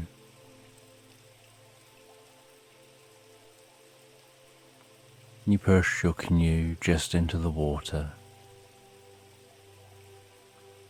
hearing it sliding along the ground and the sound it makes as it enters the water, and the slight splosh that it makes as the back of the canoe lands into the water. Before picking up the oar, climbing into the canoe,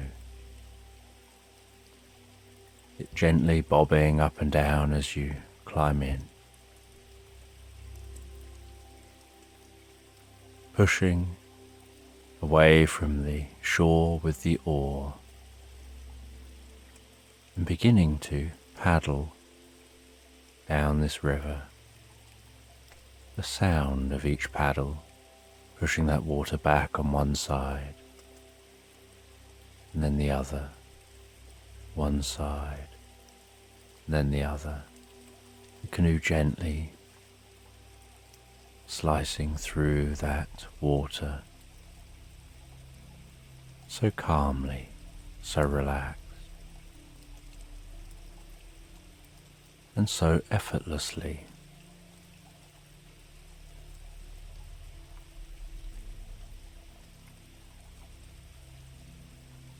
And you follow this river back towards the town. And the river weaves around a little. On your journey home, weaving through this meadowy landscape, these gentle, slightly undulating hills.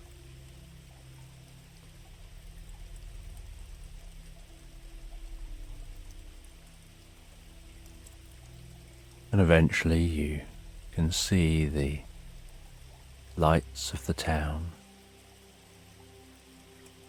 You continue canoeing gently towards that town.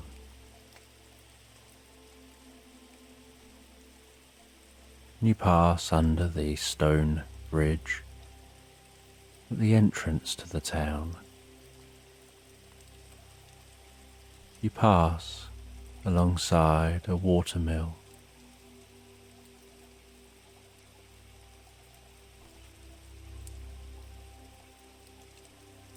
You continue on, following this river, until you reach a wooden mooring, which is a mooring at the base of your home. You put alongside, grabbing the mooring as you gently drift past, holding yourself against that mooring. You place the oar onto the mooring and then climb out of the canoe. Then grab hold of the front of the canoe, of the rope attached at the front, and you pull it up onto the mooring, taking a few steps back, that slight grinding sound as it pulls out of the water, aware of the sudden weight of that canoe as it leaves the water, pulling it up onto the mooring, pulling it a little way away from the edge, dragging it over to the side of your garden here and turning it upside down, and then going and grabbing the oar, taking the oar over to the canoe, placing that down beside the canoe, and then attaching it to some posts so that it won't perhaps blow away if there's a strong wind. Then you walk up a path from the end of your garden where the river passes by, up, following that garden path towards your house. And on arrival at your house, at the back door to your house, you let yourself in, turn on the light, close the door behind you. You make yourself a warm drink before settling down on a chair in front of a cozy fire, and you drink that drink and enjoy relaxing by the fire.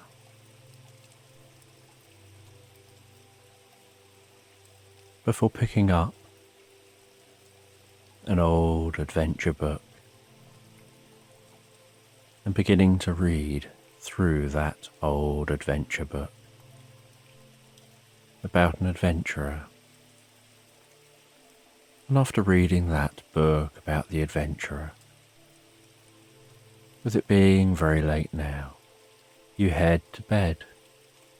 And as you head to bed and settle down to sleep, you begin to drift into the most pleasant dream. And you dream of being an adventurer, of being in Egypt, and a lunar eclipse happens, and you can see that lunar eclipse alongside the pyramids, the silvery moon being covered by the shadow of the earth, and then turning a blood red.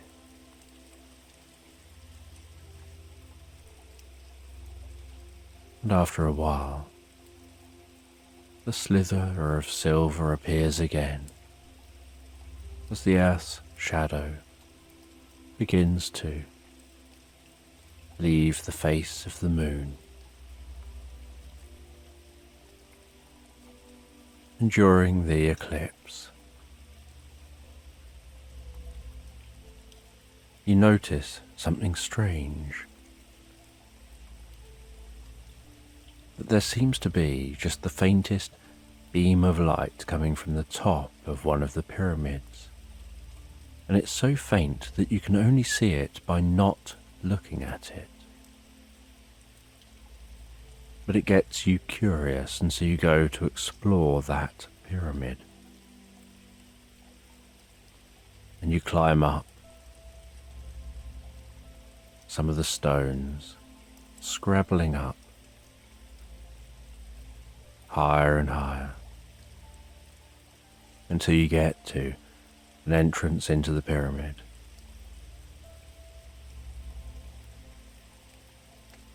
And you squeeze into that entrance of the pyramid and begin to explore the inside of this pyramid.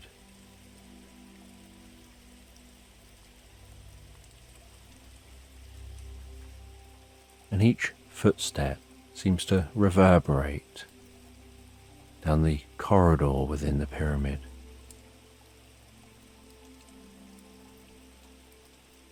And when you tap the side of the pyramid, tapping the stones on the inside of this corridor, you can hear that it seems to chime and resonate with the most beautiful musical note.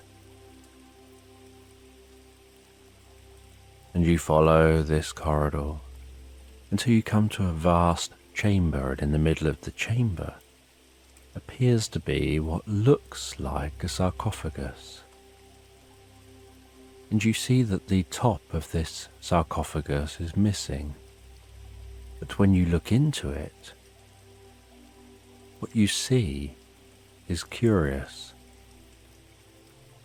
It looks like steps leading down somewhere. And so you climb into the sarcophagus.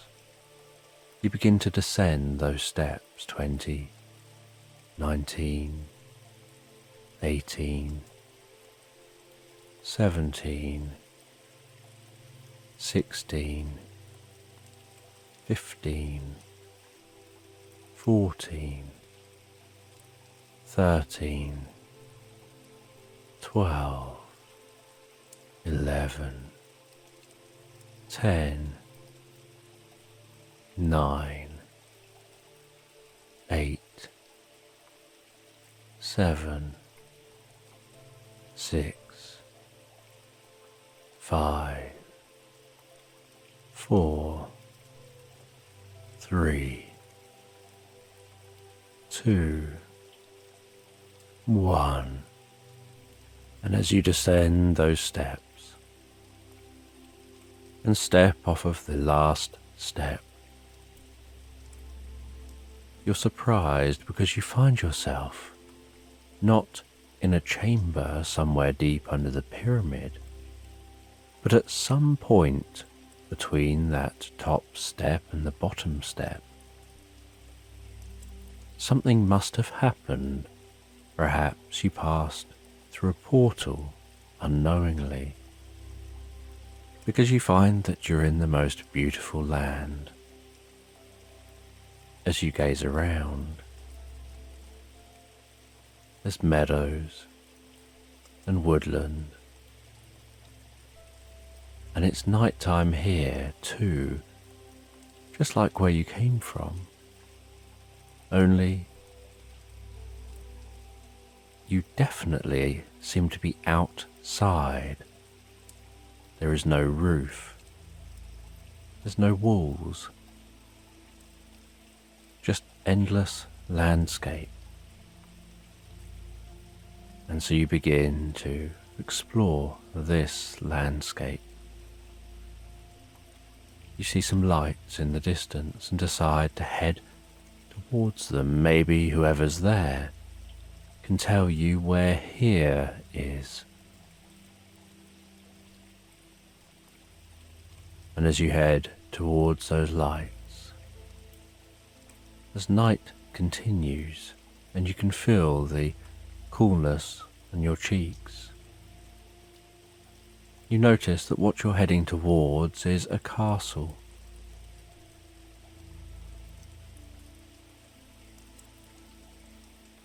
And so you walk towards that castle.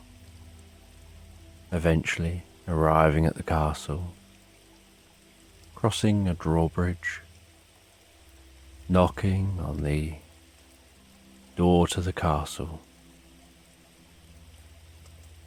and someone comes to greet you, and they tell you about this castle. They tell you that this castle is home to the ruler of this land, and you ask where this land is, and they seem surprised by your question, as if you should know, and they seem to have no knowledge of the land you came from.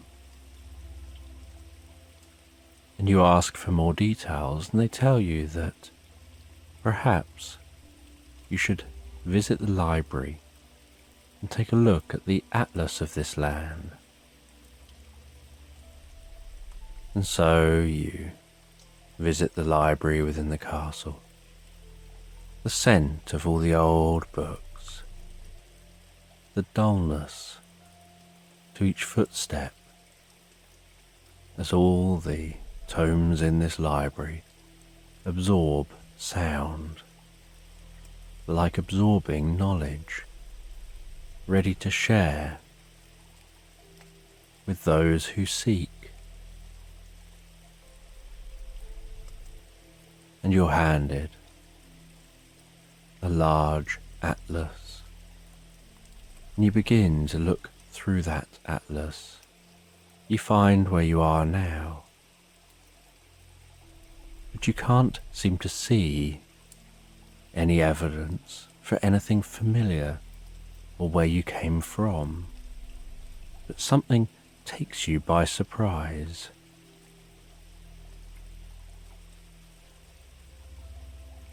That it lists on the atlas something called a firmament, and you ask what that is, and they say that it's obvious. This land is contained under the firmament, and you ask, are they referring to stars in the night sky? And they don't understand what you mean. So you ask them to explain what the firmament is, and they tell you that above and below is an ocean for the gods, that the gods live within an ocean. And you almost laugh at how ridiculous this sounds. But they look confused at you, and you realize that they're being serious. So you ask how they know there's a firmament, and they tell you that it has been seen. If you walk to the edge of the land, you reach the wall of the firmament. And you're curious whether this is possible for someone to walk to the edge of the land. You say, isn't the land a sphere? And they look confused again. And so, with curiosity, you say that you would like to explore, you would like to see the firmament up close. And they say that you'll need to be well rested. It's a long journey. Very few people ever make it, because it's just so far. People want to give up long before they get there. And many people have no interest in making it to the firmament. It's not something they're particularly interested in seeing. and you're offered a room to sleep in for the night and some food, and so you eat the food and settle down for the night. And the next day, you ask what gear you would need, how you would need to prepare to go and see the firmament. And they share with you what you would need. They offer a horse for you to travel on. They tell you that that horse will get you all the way to the ice wall, but at the ice wall you'll be on your own.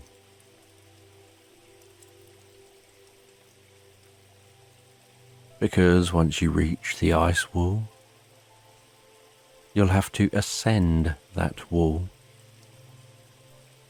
and the horse obviously can't ascend the wall, and even if it could, it'll be too cold crossing the ice for the horse to be able to make that journey. And so you set off from the castle. You have a map of this landscape. You see on the map the shortest route and the easiest route to that ice wall, and you set off and you travel through this landscape, trotting along through the most beautiful meadows, past the softest, gentlest flowing rivers, saying hello to the friendliest folk.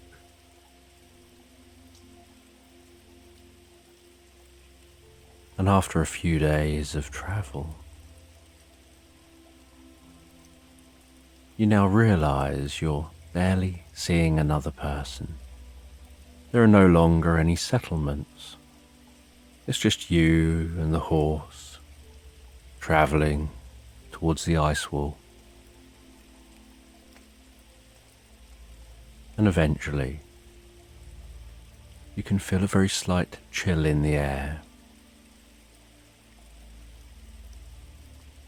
as the wind is blowing across the ice and the cold air is flowing down the ice wall and along the ground in your direction.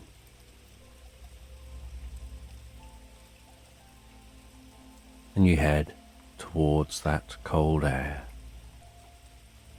eventually noticing the ice, just a faint white line on the horizon.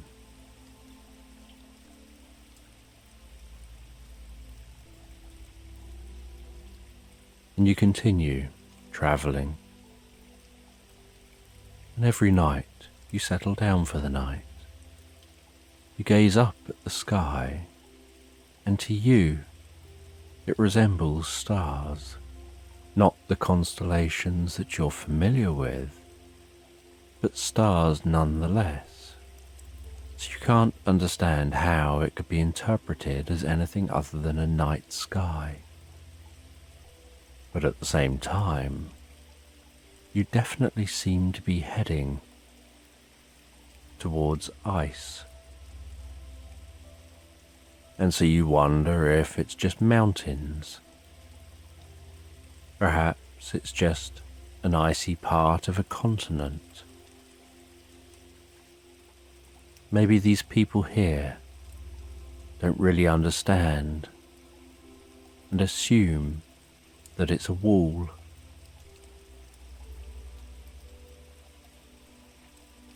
And every day you continue your journey as that white line on the horizon gradually gets larger and larger as you get closer and closer.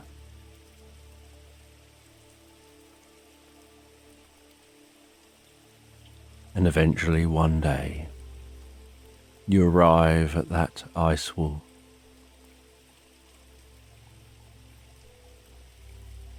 You know you have to make the rest of the journey on your own. And so you make sure that the horse is okay. There's plenty of food and grazing space in this meadow, and you hope that the horse will remain.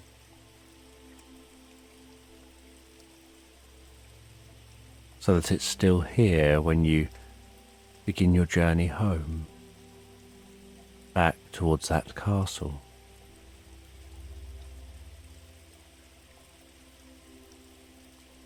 And you walk over to the ice wall, and you begin to ascend. And you just place one hand in front of the other, one foot in front of the other as you ascend that wall. And it seems to tower so high above you that you can't make out the top. It just seems so tall.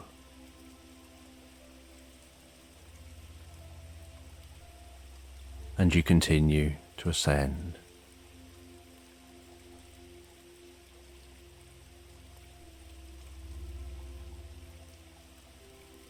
And it's so high that nighttime begins to set in,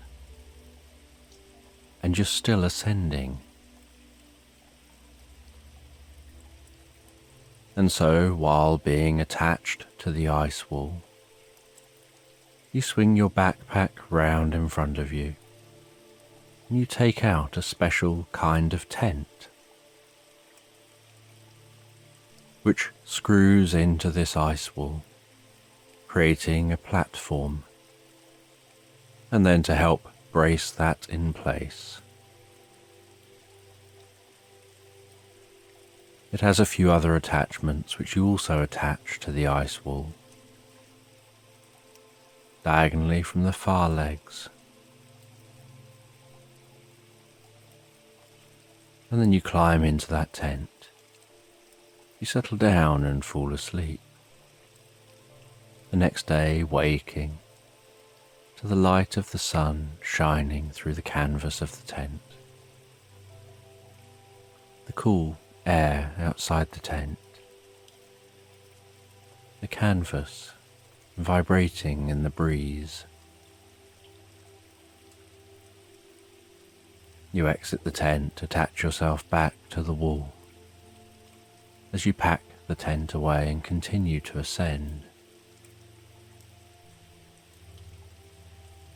And as nightfall is setting in again, finally you see the top of the wall in sight, and so you push on,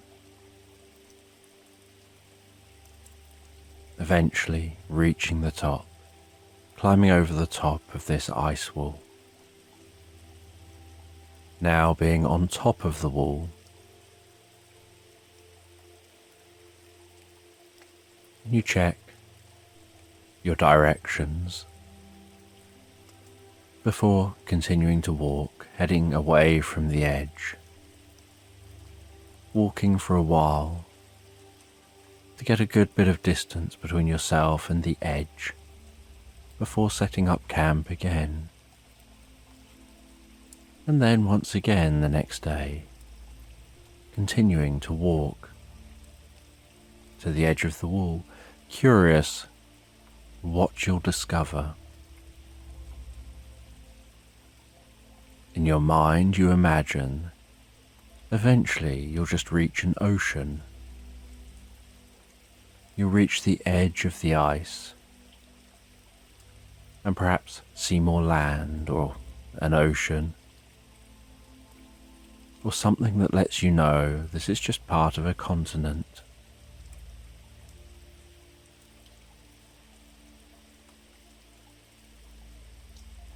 But as you continue walking, you find that that isn't the case. And each day you continue walking further and further. And this ice shelf, this top of the ice wall, just seems to go on and on and on. And you're dressed appropriately for the conditions. And eventually, one night, you finally start to notice something on the horizon. A slight glowing, a little bit like the northern lights. But it looks a little strange. And it's just on the horizon, not seeming to be high in the sky.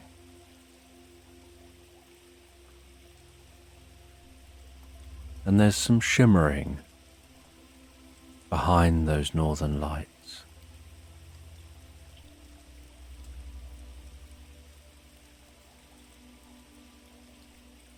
And you close in day after day, and by daytime, you can't notice that.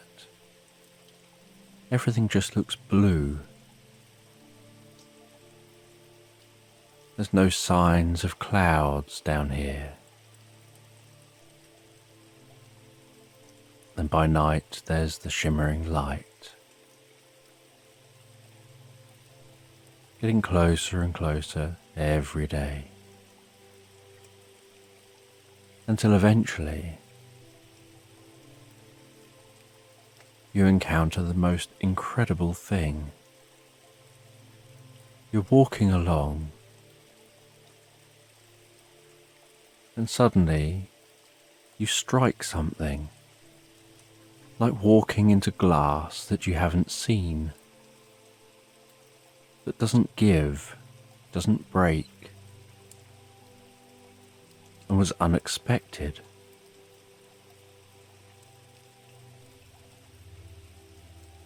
And you notice that at that point, as you look down, there's no ice.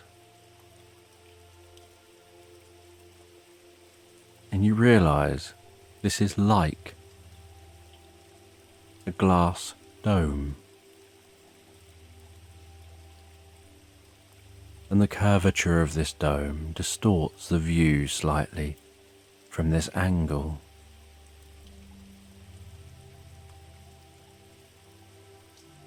And so you try and get a different angle of this dome. Getting down near the base of the dome.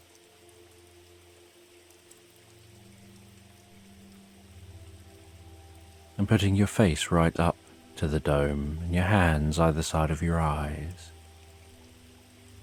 And as you look just right, you find you can see through this dome, and you notice the most incredible sight.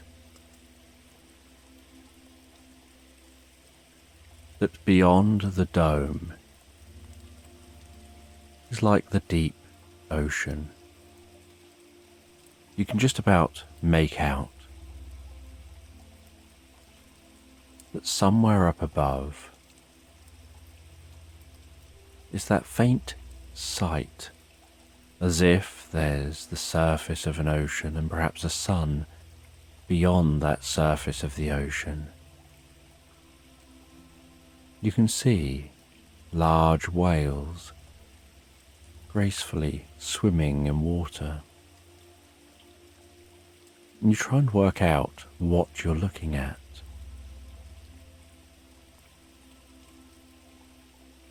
You tap on the dome and it just sounds like tapping on glass. And you can't figure out where you are, but it definitely looks as if you're under a dome under the ocean.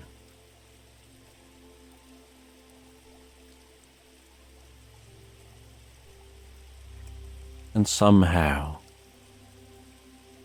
something has been done that makes it so that unless you get right up to this dome, it just looks like a normal sky. And by night it looks like strange constellations, but it still just looks ordinary. And yet here you can see whales. You can see the undulating, shimmering surface of the ocean's water above.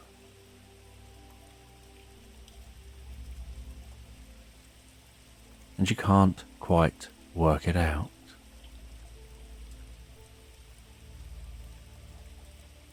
And after some time of trying to figure this out, remaining at this dome, you take a look at the map. You see that marked on the map, some miles from the ice wall, is a cross and a sign saying the old sage. And you wonder whether that old sage or a descendant of them still exists, and decide to explore.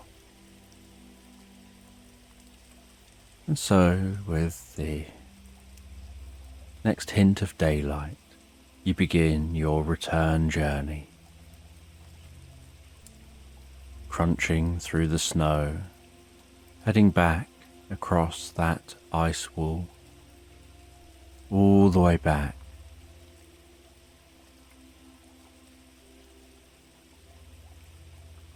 to the edge of the wall, where you descend that wall all the way down to the land below.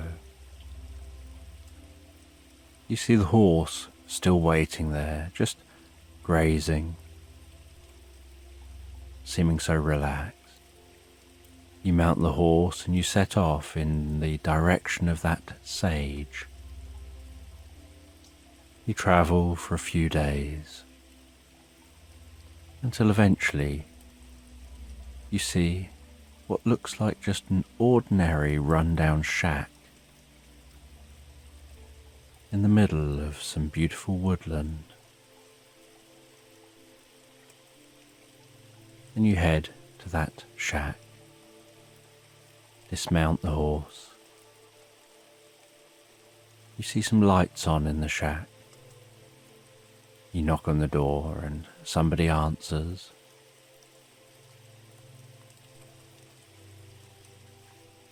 And it turns out that there's this really old person with a flowing grey beard, long grey hair, and the kindest looking eyes. And they invite you in with enthusiasm, as if they haven't had a guest for years. And before you've even settled down, they offer you a drink. They gesture for you to sit by the fire. And they start asking you questions about who you are, where you've come from, what you've been doing, showing so much intrigue in you. And you answer their questions, before saying you have questions of your own, and you explain you went to the ice wall. You ascended that wall and you travelled to what you've been told is the firmament. And you were shocked when you looked to discover that it looks like what you can only reference as being under the ocean.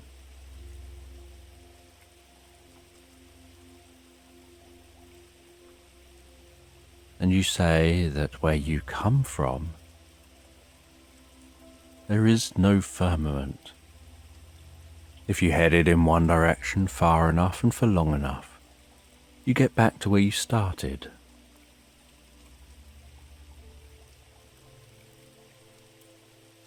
And the sage says they've been around for as long as time here itself. They were one of the first here, thousands of years earlier. They remain here as a guardian of this land,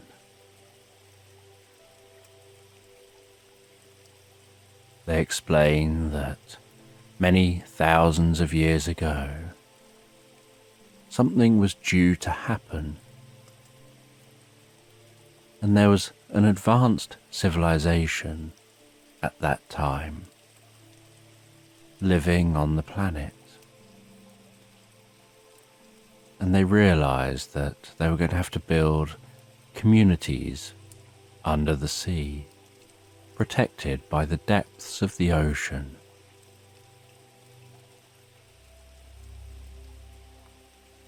And so they created portals. They placed these portals in safe locations. They had rituals around the portals, and there was a reverence around the technology of the portals. And they wanted to create lasting landmarks around the portals so that they could be easily discovered.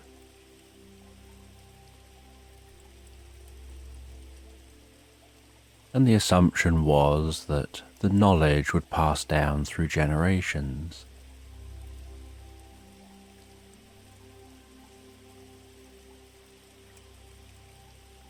And the assumption through the portals was that people would remember about the portals and why they travelled through them.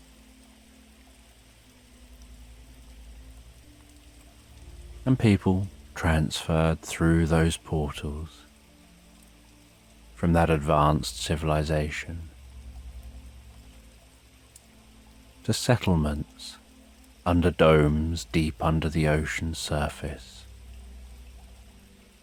And these domes were designed to be powered by the weight and the movement of the water overhead, and to give a feeling similar to life on the planet's surface as it was at the time.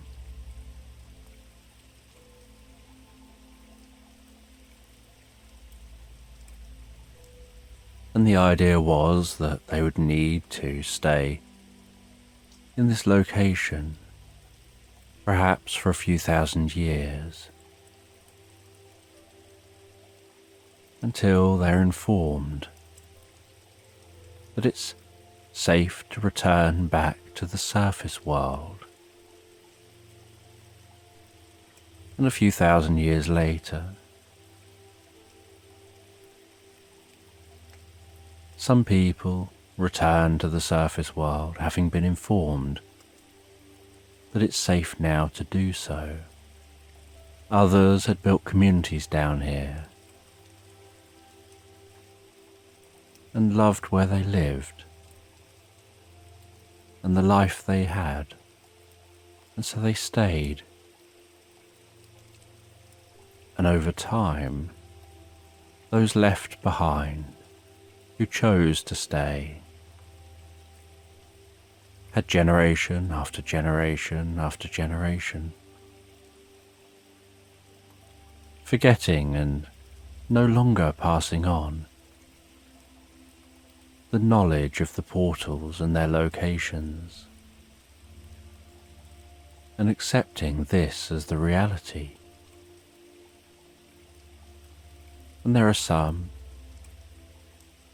the sage said, like themselves,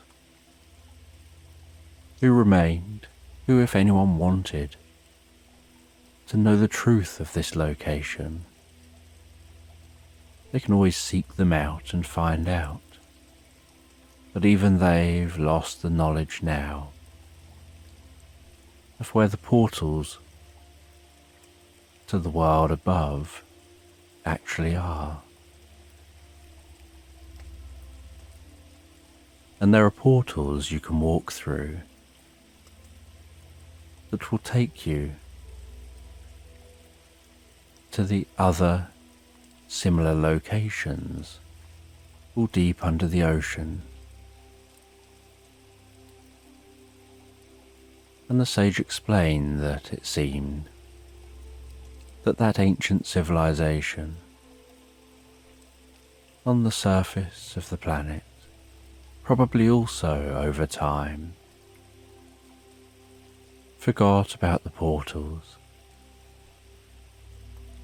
and gradually, through time, knowledge of the portals was erased from awareness, and no one ever returned, and no one travelled back.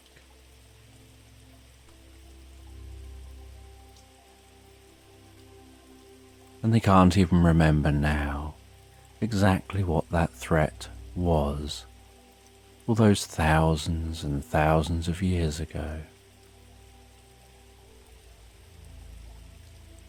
But this is the most beautiful place to live. It's so calm and serene.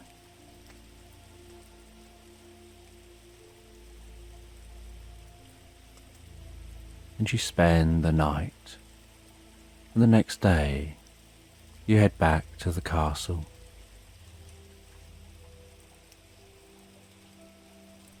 You return the horse. You decide not to say anything about your discoveries, other than they're correct. There is a firmament at the edge of their land, and you've seen it. And you find your way back to that portal, back to those steps where you ascend, finding yourself back in that pyramid. And you leave that pyramid. And you wonder whether anyone else will ever stumble upon that in the future, as you drift deeper and deeper asleep. And this experience begins to fade. And while the experience is fading, it's like one of those dreams where you couldn't quite tell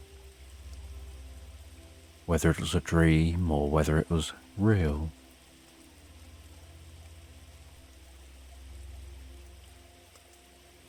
But it definitely was curious, and it taught you something profound.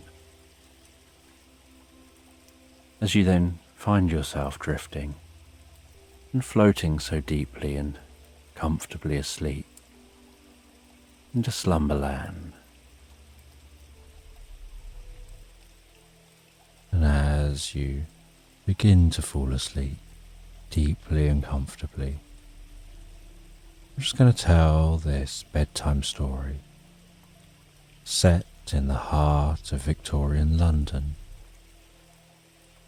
about a resourceful mouse named Morley, who embarks on an enchanting journey guided by a mysterious old map,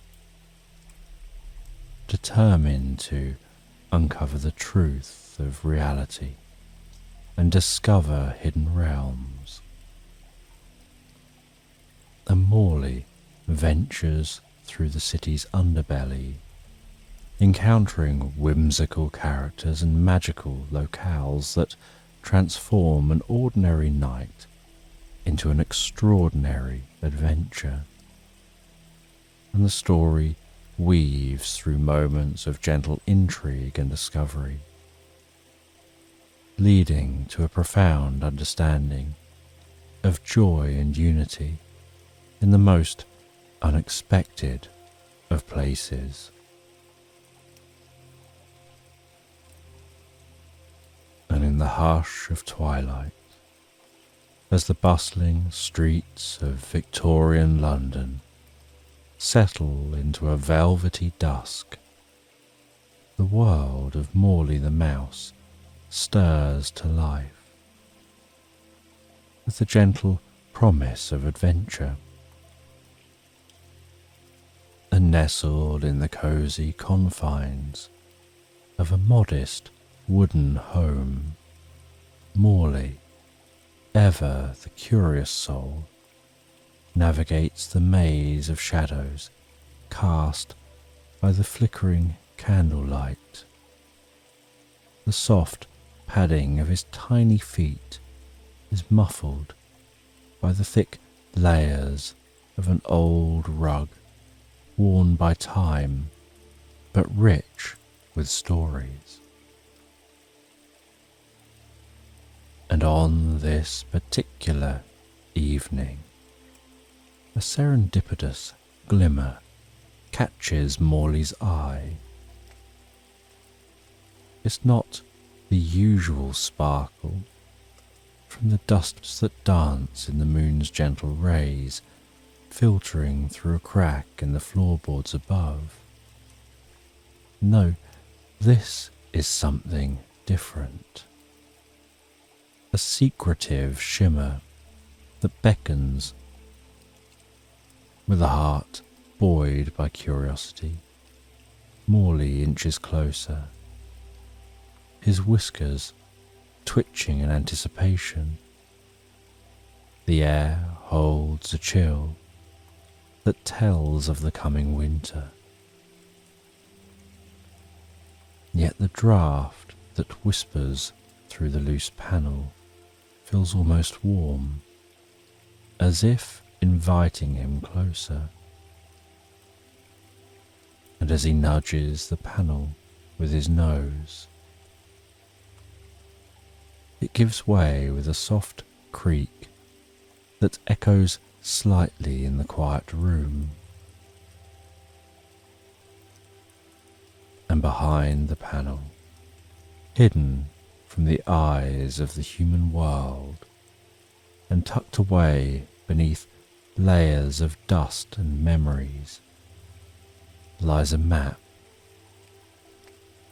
It's not just any map, but one that speaks of ages past, with its tattered edges and faded lines.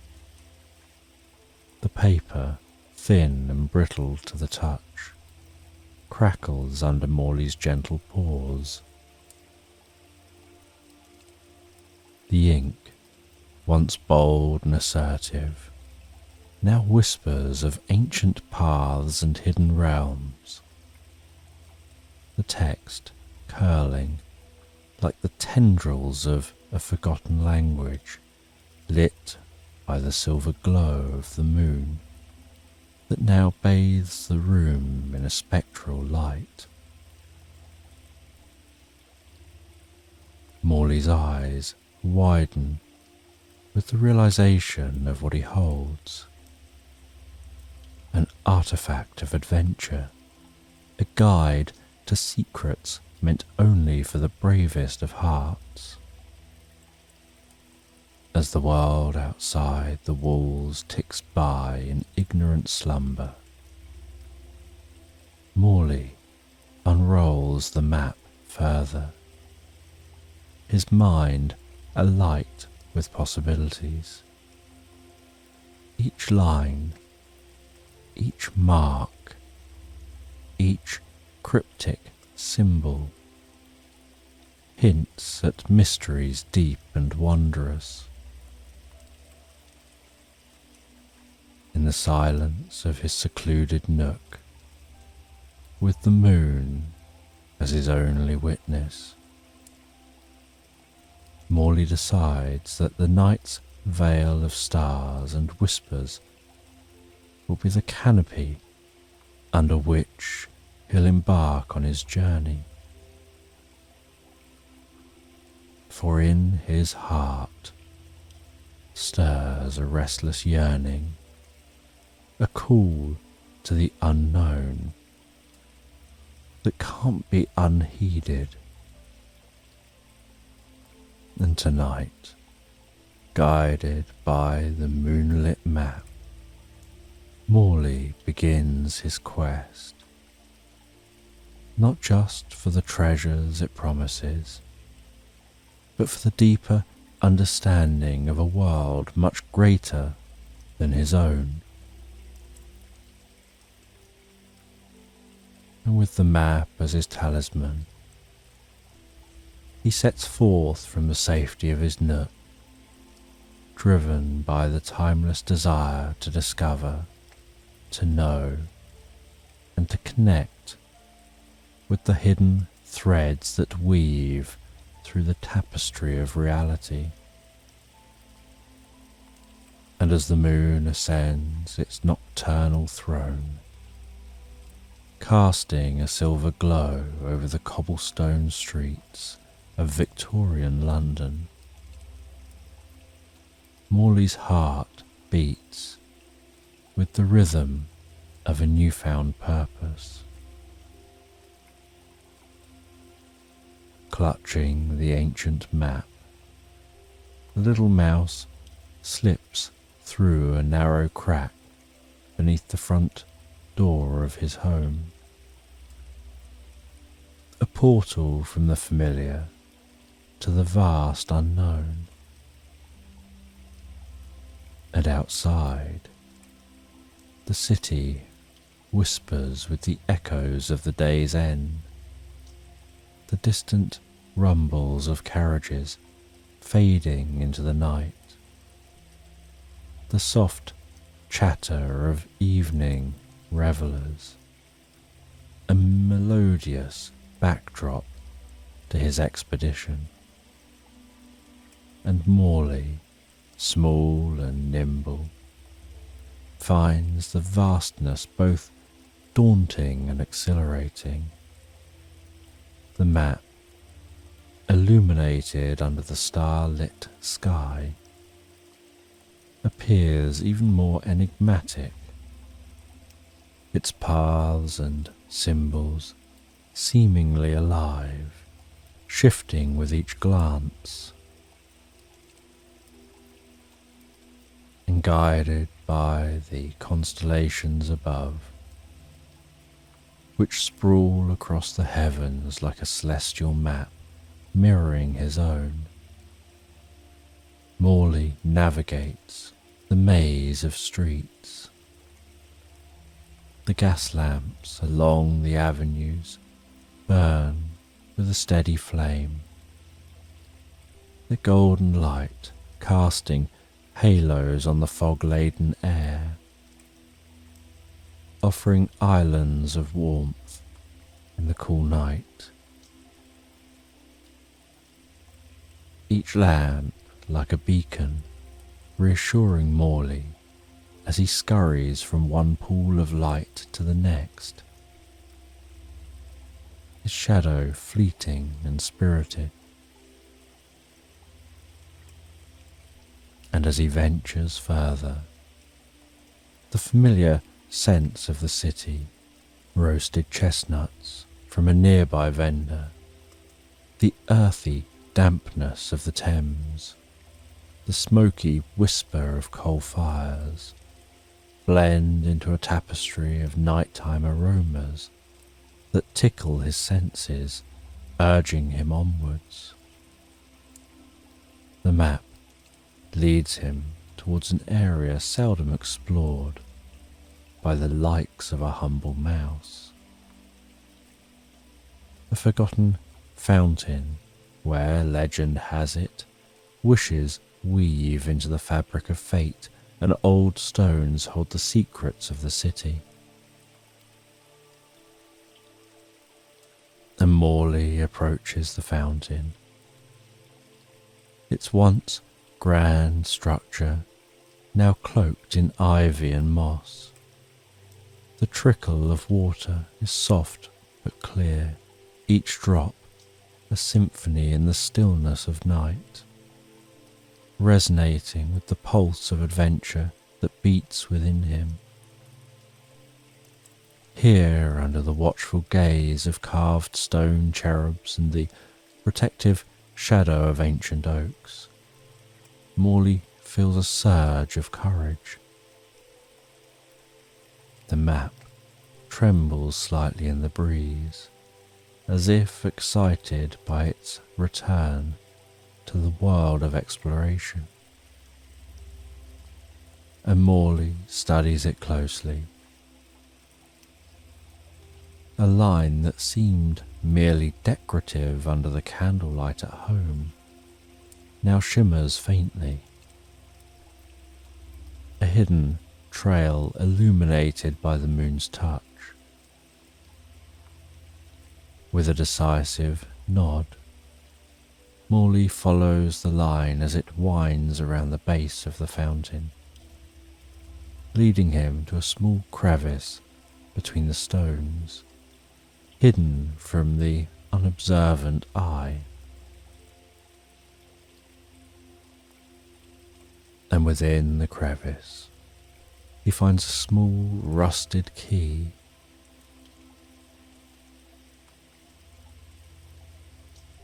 And with a reverent paw, he retrieves the key, the metal cold and pitted under his touch. The discovery fills him with a blend of awe and mystery, the weight of the key in his possession, a tangible link to the legends whispered by the map.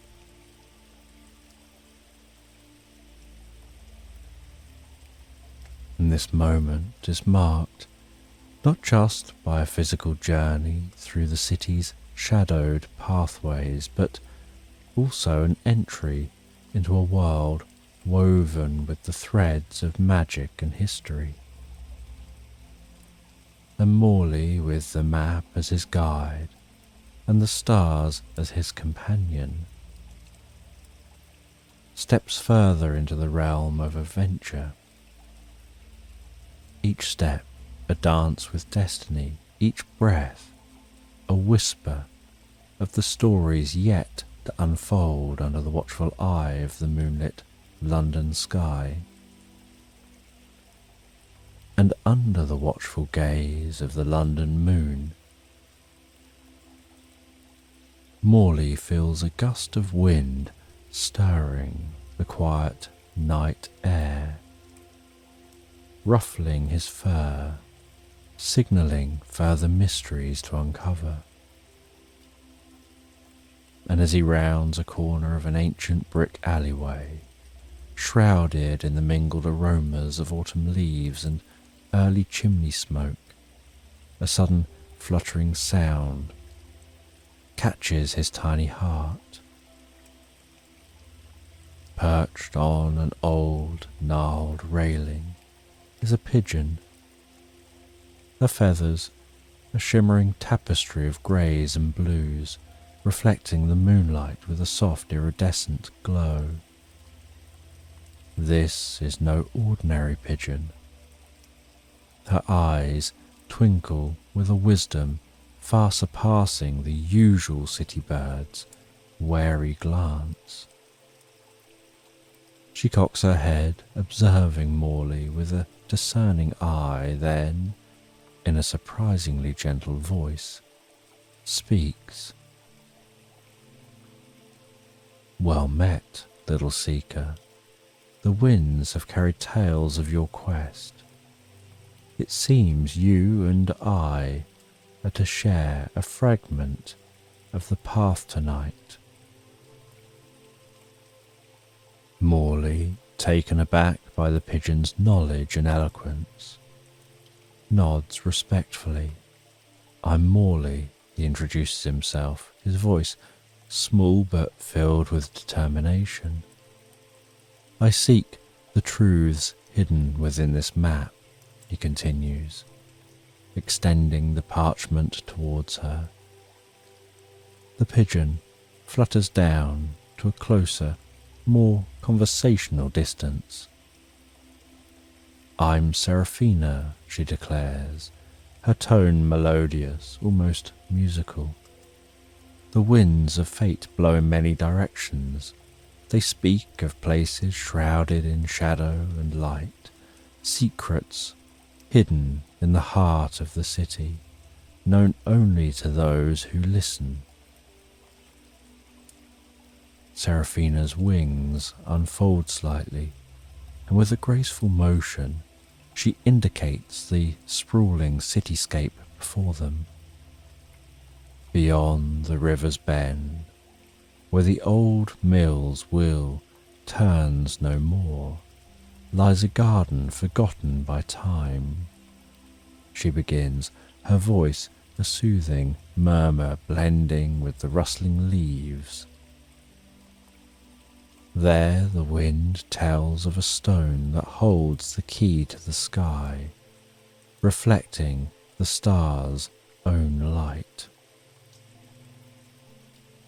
Morley listens, enraptured by the tales of hidden wonders that seem to permeate every corner of London.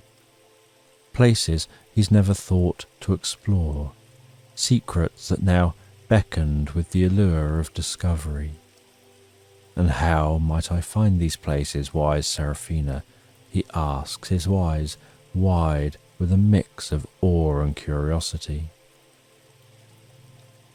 With this, Seraphina responds, gently tapping the map with her beak. But heed well, young Morley, for each secret uncovered leads deeper and deeper into the labyrinth of the unknown. You must be brave in the pursuit of knowledge. Taking a moment to ensure her words have taken root in Morley's eager mind, Seraphina continues. The stone in the garden will not reveal itself to those who look merely with their eyes. It requires a heart open to the wonders beyond the mundane, a spirit attuned to the deep currents of magic that flow beneath this ancient city. She then fluffs her feathers, preparing to take flight. I must go now, for the eastern winds call me to distant shores. Remember, Morley, seek not only with your eyes, but also with your heart. The path may be perilous, but the rewards are the stuff of dreams. And with these parting words, Seraphina takes to the skies, her silhouette a part of the night, leaving Morley more determined than ever. He tucks the map back into his bag and sets his sights on the old mill's direction, his mind buzzing with possibilities, his heart open to the hidden truths of the world. The key feels heavier in his paw, now not just a token of his journey, but a symbol of the larger quest that he undertakes. Morley makes his way through the cobblestone streets of London, his tiny legs carrying him swiftly beneath the looming silhouettes of old Victorian buildings. The night grows deeper, stars twinkling above like distant lanterns guiding his path towards the majestic structure of Tower Bridge. Its twin towers stand as sentinels over the Thames, casting long, haunting shadows across the dark waters that flows below.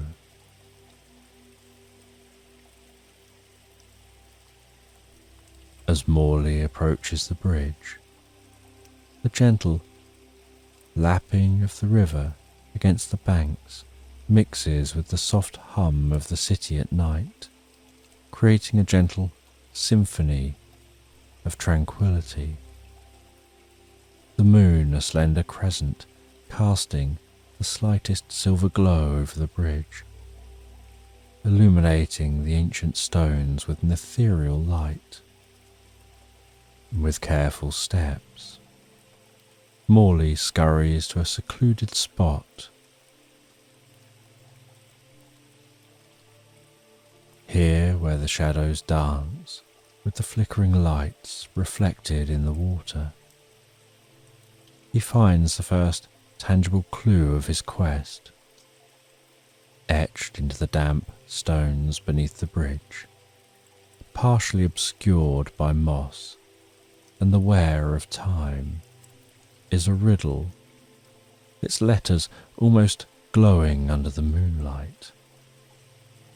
Where east meets west and time is kept, a lion's gaze where secrets slept. Seek the face that shows dual sight, find the next path by the light. Morley ponders the riddle, his whiskers twitching in thought. The words speak of a meeting place, of east and west, an allusion perhaps to the very bridge under which he now stands, a historical connection between the two sides of the city. Yet the reference to a lion and a dual sight intrigues him more. A lion's gaze, he muses aloud, and a face with two sides. His thoughts race as he considers the landmarks of London, each a potential key to the next phase of his journey. Then it strikes him. The Royal Observatory in Greenwich, known for its placement on the prime meridian where east indeed meets west, and where time itself is measured and kept. Excited by his deduction, Morley knows that his journey must now take him to Greenwich. But the riddle speaks also of a lion's gaze and a face with dual sight. This he interprets as the famous Shepherd Gate clock at the observatory, a 24-hour analogue clock that's unique and offers a face that shows both day and night, a literal dual sight. With the night deepening and the path set, Morley prepares for the journey to Greenwich. He finds his way through the shadowy streets, clues firmly etched in his mind. As he moves away from the river, the sound of water fades into the background, replaced by the occasional hoot of a night owl and the rustle of leaves in the gentle breeze. The adventure carries him forward, each step a stitch in the grand tapestry of his quest, weaving through the historical heart of London towards a destination known for its celestial observations. Here Morley anticipates not only the discovery of the next clue, but also a deeper connection to the cosmic dance of the stars and planets. In this blend of the cosmic and the earthy, Morley finds a profound symbolism in his quest. Not merely a treasure hunt, but a journey of alignment with the universe's greater rhythms and secrets. And as he ventures towards Greenwich, his heart is light, his purpose clear, and his resolve unshakable. The night, a faithful companion, cloaks him in its protective embrace, guiding him safely under its starlit canopy.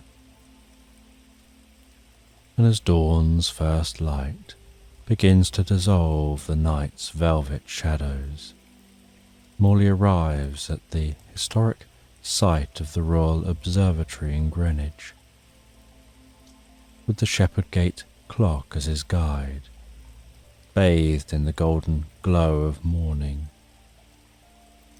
Morley feels the rush of discovery coursing through his veins. With mention of an undersea city, he finds himself wanting to explore further into unknown depths. He trusts the map's mystical guidance and ventures towards the Thames. its waters mirroring the awakening sky. And as he observes the banks of the Thames, he finds a nondescript pipe, partially submerged and overgrown with reeds. He realizes this is a secret entrance. He squeezes through the grate.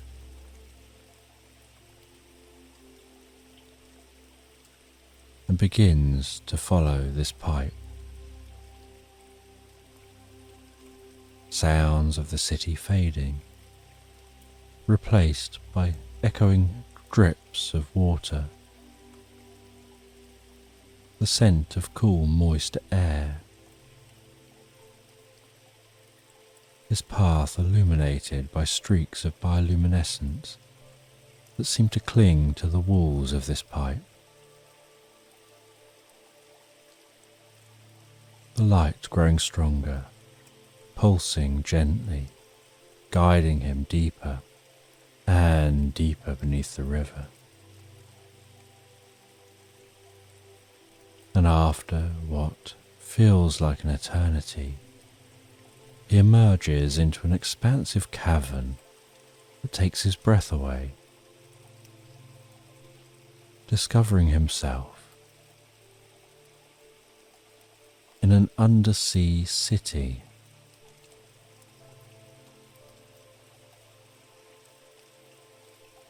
Aglow with a myriad of bioluminescent lights, casting a surreal glow over buildings carved from coral and stone.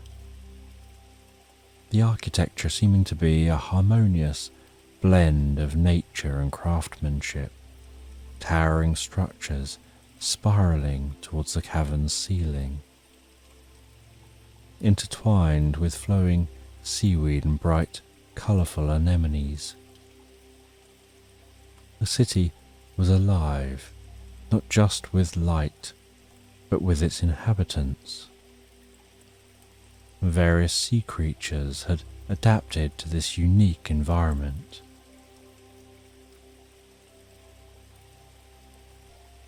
He could see fish outside the cavern, with translucent fins gliding effortlessly through the water, their paths marked by trails of light.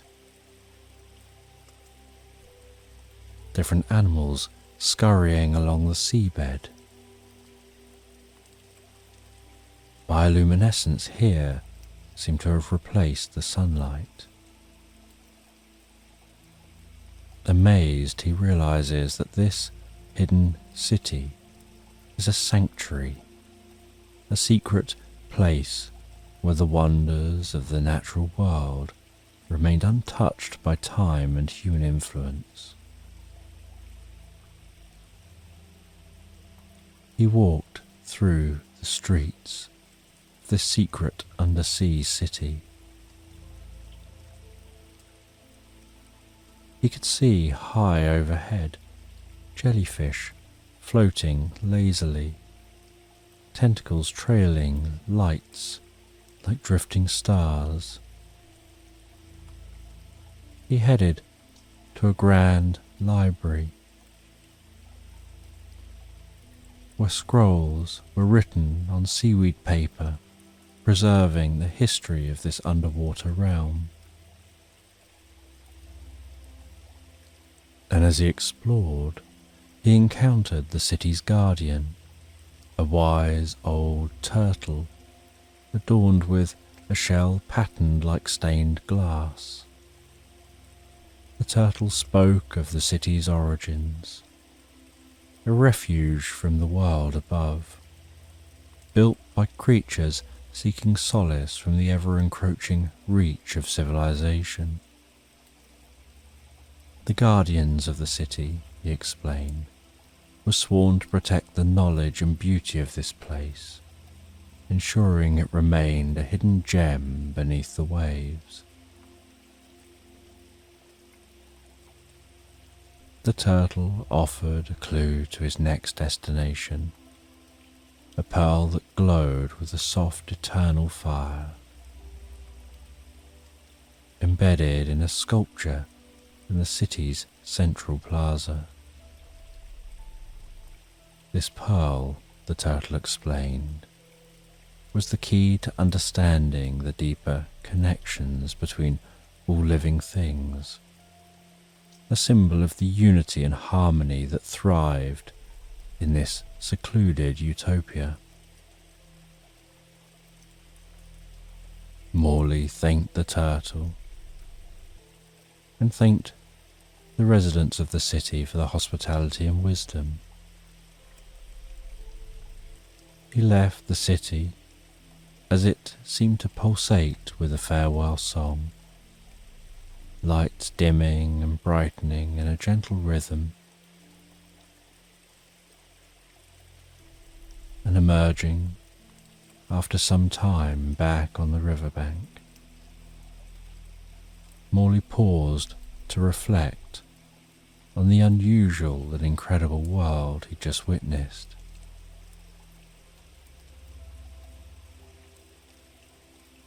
He continued his journey, now guided by the mysterious pearl,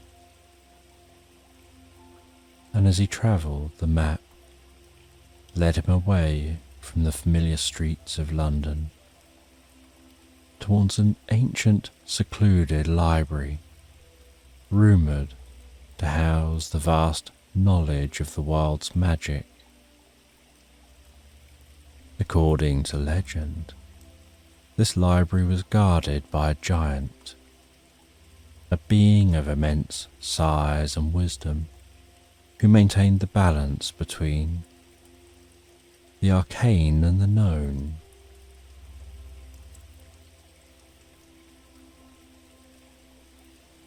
And he travelled out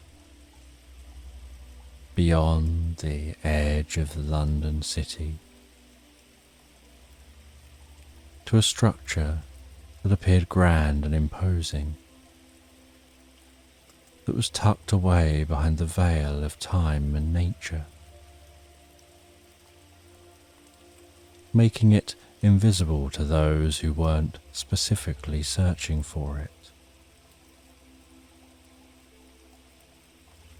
And as he approached, the scale of the doors alone was enough to make anyone stop and pause a moment. They were crafted from ancient oak, with intricate carvings that seemed to shift and move, depicting scenes of magical creatures and mythical lore. The doors creaked open with a ponderous groan, revealing a vast hall lined with shelves that soared to dizzying heights, filled with books of every conceivable size and age. And standing in the doorway was the guardian of this mystical archive, a giant whose height reached the rafters of the library, his eyes twinkling with a kind and knowing light, regarding Morley with a welcoming gaze. "Welcome, little seeker," the giant's voice boomed, resonant and deep, yet imbued with warmth. "I'm Borealis, keeper of the arcane archives. It's rare indeed for one so small to journey so far into the realms of magic and knowledge. What brings you to my sanctuary?" And with a mixture of awe and courage, Morley climbed the steps to meet Borealis at a comfortable eye level. Taking the glowing pearl from his bag, he shared his quest, including the discovery of the map, the undersea city, the riddles he solved along the way. "Ah, you are a true adventurer at heart," Borealis remarked, his voice echoing softly among the towering bookshelves. This pearl you carry is known as the Orb of Liss, a powerful artifact that illuminates truth and wisdom. It's fitting that it brought you here, to the very place where such truths can be expanded on. Motioning for Morley to follow, Borealis led him through the aisles of the library. He had to run just to try and keep up with the giant. The air was filled with the scent of ancient parchment and the whispering echoes of enchanted tales. They arrived at a particular section of the library where the books seemed to radiate a subtle, mystical light.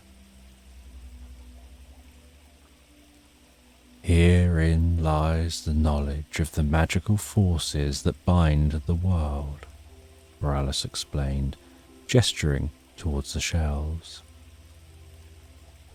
Each tome and scroll contains secrets of the arcane arts, guarded and preserved through the ages. You can look through these texts. What you learn here will aid you on your journey, and perhaps enlighten paths yet untrodden.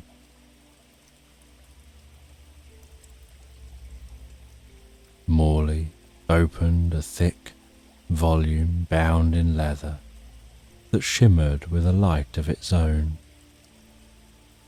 Opening the book, he found the pages filled with intricate symbols and spells, alongside detailed illustrations of magical phenomena and their applications.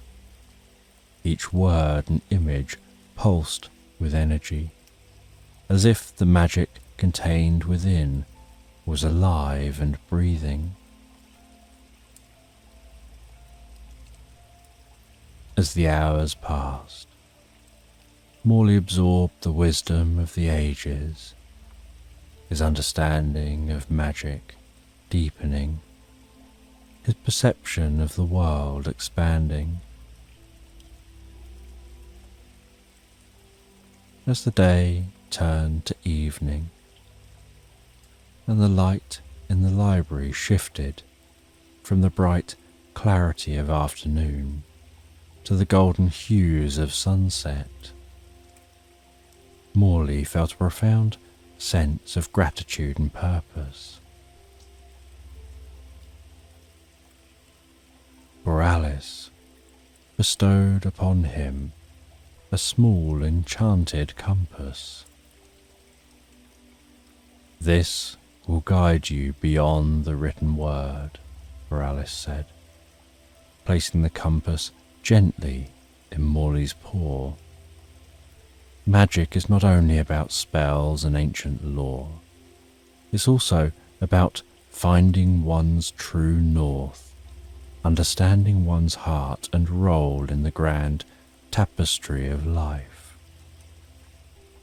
Thanking the giant for his wisdom, Morley prepared to continue his journey, now equipped with new knowledge and a magical compass to guide his way. He left the library as the stars began to twinkle in the night sky, feeling as though he carried with him a part of the magic that the library housed, a magic that was now a part of him. With the enchanted compass and a heart full of newly acquired knowledge, he set forth under the canopy of starlit sky, following the magical artifact's needle, journeying through more winding streets and alleyways, before arriving at a lush area on the outskirts of the city. And it was here, as the sky was painted in pinks and gold, that he noticed something peculiar. A soft, melodic chuckling that seemed to come from nowhere and everywhere all at once. Intrigued, he followed the sound, treading softly on the dew-kissed grass. And the source of laughter soon revealed itself. A small, sprightly figure, with a twinkle in his eye and a green hat perched jauntily atop his head. "Good morning to ye, fine sir," said the figure with a bow so deep it seemed almost comical. "I'm Finbar at your service." Morley, taken aback by the sudden appearance but charmed by the leprechaun's demeanour, introduced himself and shared his quest, including the enchanted compass and the lessons learned. Finbar listened intently, his eyes gleaming with curiosity. "Aye, that's a grand lad tale," Finbar replied, his voice rich with the lilting accent of the Isles. "But it seems to me you're in need of a bit of fun and perhaps a challenge to test your belief in the unseen." Without waiting for a response, Finbar snapped his fingers and a shimmering mist enveloped them. When it cleared, Morley found himself standing before an ancient stone, upon which rested a curious box of intricate design and craftsmanship. The box was adorned with symbols that shimmered with an ethereal light, and it seemed to pulse with a life of its own. "This here is the puzzle box of Ashling," Finbar declared, his eyes alight with mischief. "Within it lies the next piece of your map, but only for those who believe enough to see beyond mere appearances. Solve the puzzle and the path shall be clear. Fail and, well, you might find yourself a bit turned around." Morley approached the box. He noticed the symbols corresponded to those he'd seen in the giant's library. Touching the box, he felt a warmth hum beneath his fingers, as if the box responded to his presence. Remembering the teachings of Borealis, he closed his eyes and let his intuition guide him, his paws moving deftly over the symbols, pressing them in an order dictated by the silent whisper of the magic within him. And as each symbol clicked into place, the box began to transform. Sections of it moved independently, rearranging itself with mechanical fluidity until it unfolded like a blooming flower, revealing its core. Nested within was a fragment of the map, glowing softly, surrounded by a faint golden light. "Well done," Finbar exclaimed, clapping his hands with delight. "You've got the heart of a true believer, and that's no mistake. Remember, the world is full of magic, hidden just beyond the veil of the ordinary, waiting for those with the eyes who can see and the heart which can understand." With the map fragment secured and a new lesson learned, he thanked the leprechaun for the challenge and the wisdom. The leprechaun winked and gave a tip of his hat before vanishing into the morning mist, leaving behind just a gentle trail of laughter and a faint echo of his words.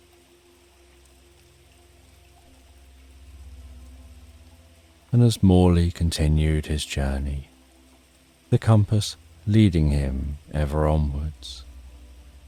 He felt a deep sense of connection with the world around him.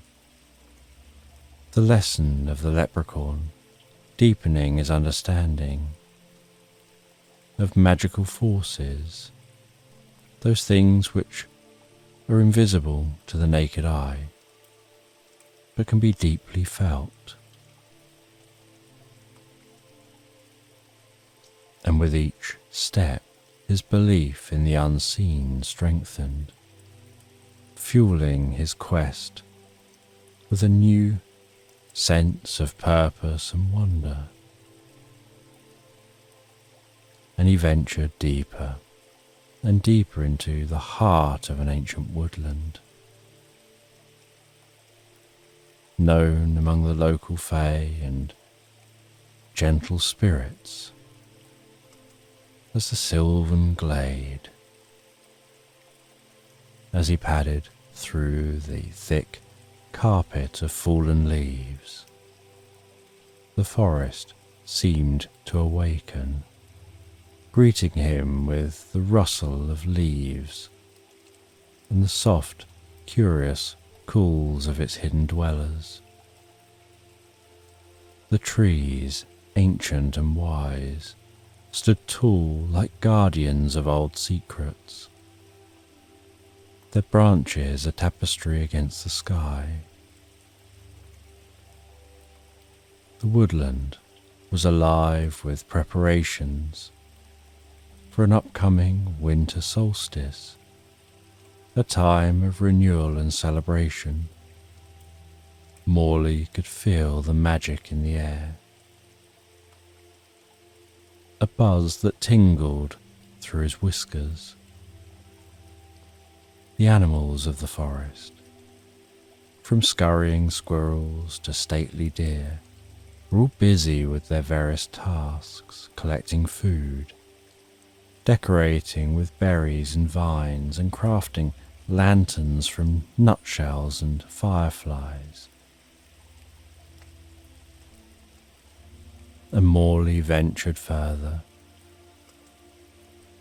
until he was met by a council of elder animals who'd gathered under a grand oak, its trunk wide and welcoming.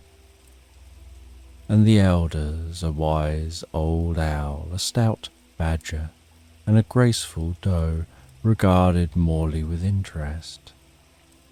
"Welcome, little traveller," the owl hooted in a deep, resonant voice.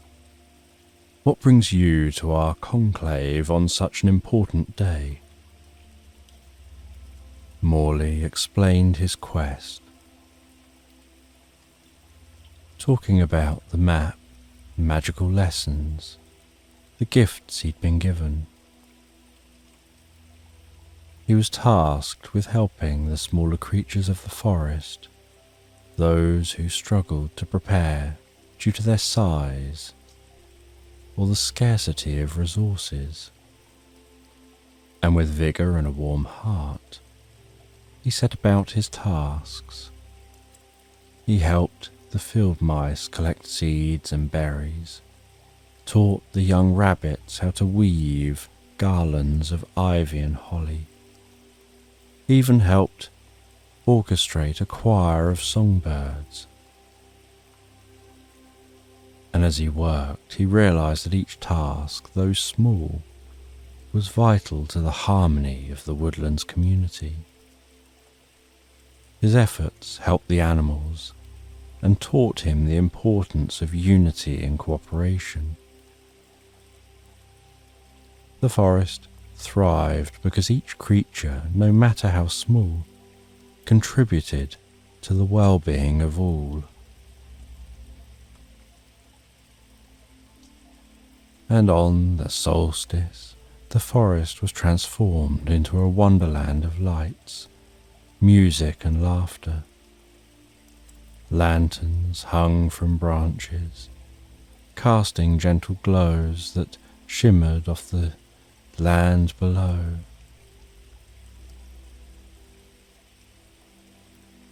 And at the height of the celebrations, under the light of the full moon. The elders presented Morley with another piece of map, encased in a crystal clear icicle which sparkled under the moonlight. And with this secured, Morley felt a deep connection to these woodland creatures. And he knew that his journey was far from over, but at every step of this journey he learns lessons, helping to continue the journey in a deeper and more profound way. And Morley set off following a gentle stream, walking past ancient trees, arching gracefully overhead.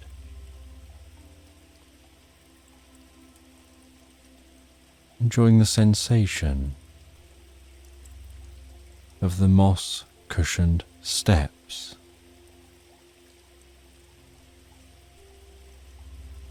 and the stream's waters were clear, reflecting the vibrant life of the woodland.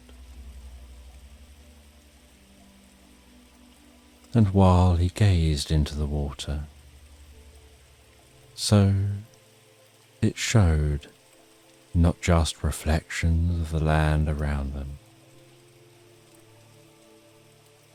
but also shimmered with the quality of a dream half remembered.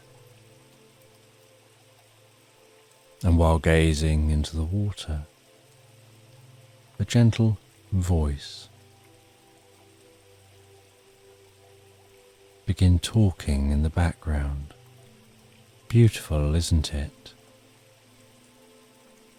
An old fox was sitting beside him with eyes deep and wise, and she murmured to him,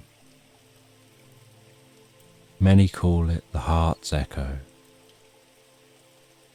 It shows us no one is truly alone. Our desires, our joys, and our sorrows echo in the hearts of others, connecting us in ways we often fail to see." The fox explained that the stream was a sacred place, a place of reflection,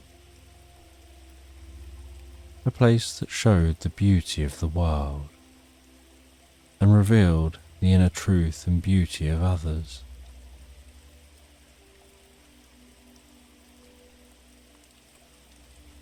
Morley listened, captivated by the wisdom of the fox. He thought about his journey, the creatures he'd met so far, the tasks he'd completed, the gifts he'd been given. And he set off once again from the fox, following the stream as it flowed out of the woodland, following the magical compass. He journeyed through a small clearing where he stopped to rest for the night. This tranquil spot, nestled within a gentle embrace of towering pines and whispering ferns, allowed him the luxury of viewing the heavens above, the twinkling stars, the velvet sky, the stories of the universe. And he realized while gazing at the stars that the constellations seemed to almost be talking to him, that they were more than just a collection of stars, but maps of stories ancient and wise. The Great Bear, the Hunter, the Twins, each constellation a chapter of a cosmic tale woven through time and space, reflecting truths he'd uncovered on his journey.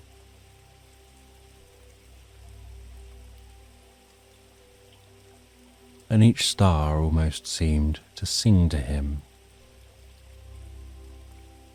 their light offering guidance, illuminating his path, not just through the forest, but through life itself.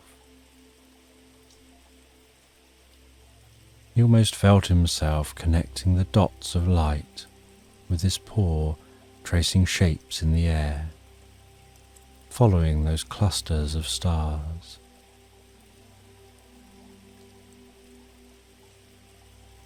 Inspired by his observations, and his heart full of wonder, he took a look at the map, laid the bits of map out before him, and found that he could align these bits of map in such a way that the fragments mirrored the constellations above, as if this map wasn't just a guide through the physical world, but a reflection of the celestial guide above. Each piece a star, and each star a story. And in the morning he packed up the map,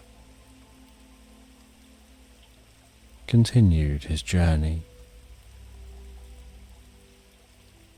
finding that the journey itself seemed to be the learning he really set out for, and that the map was leading back to the home he'd left behind.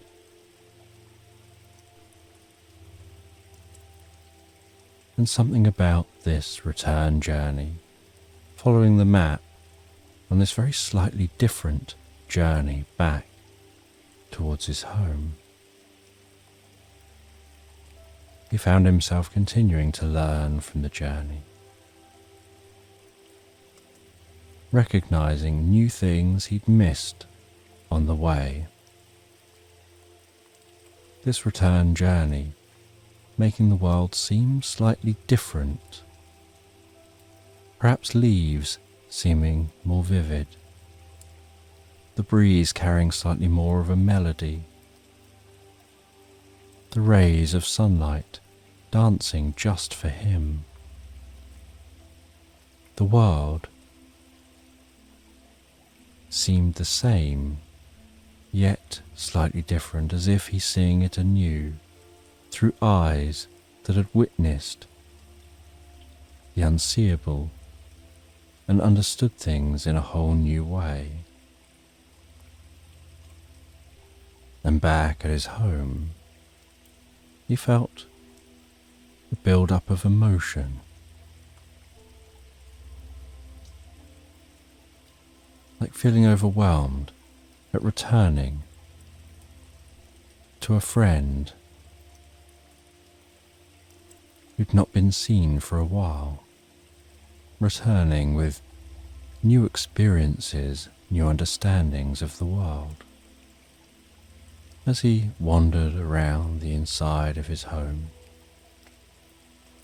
rearranging things, placing objects he'd gathered on his journey onto shelves. Each object reminded him of elements of the journey he'd taken. He felt a profound sense of fulfillment. He started a journey, a quest for knowledge and discovery, guided by an ancient map, found additional pieces of the map, found additional trinkets to help guide his journey, met numerous beings on the way, only to realize that the knowledge and discovery was the journey, not the destination, as the destination took him right back to where he started, just with a slightly different understanding of things. He noticed his greatest discovery wasn't anything marked on any map. It was a realization that each of us is part of a larger story, a thread in the tapestry of the universe, woven through moments of connection and kindness. And in the comfort of his home, surrounded by familiar sounds of night, Morley drifted into sleep, a smile curving his lips, enjoying sweet dreams filled with starlight, hints of the forest, waves of the sea, rustling pages of ancient books, being carried along by the everlasting glow of a journey that led him right back home to the place where it all began, and where it would continue one magical moment at a time. And as he continued to drift and float into a deeper and more profound sleep, his mind recounted the journey he'd taken, and with each passing moment, with each gentle turn of the earth, he slept so deeply, so soundly, just a small creature with a grand, adventurous heart, enjoying the magical tapestry of life. He drifted and floated so peacefully, so relaxed asleep, into slumberland. And as you comfortably fall asleep, I'm just going to tell this sleep story in the background. And in this sleep story, you're wandering through the New Forest on the south of England. The ancient woodland wrapped around you like the most comfortable blanket of peace and harmony. And as you walk through the New Forest, listening to the sounds of birds in the trees, the scurrying of squirrels, seeing the deer roaming through the forest, stopping, grazing a while, before continuing on to a new location to graze some more. You head deeper and deeper into the forest, until eventually you begin to notice a clearing, and in that clearing you can see the rugged grasses stretched out before you,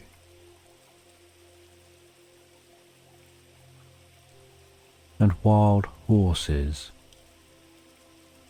grazing in this open meadow. You walk into the open meadow, and as you walk into the open meadow, feeling the warmth of the sun caressing your face,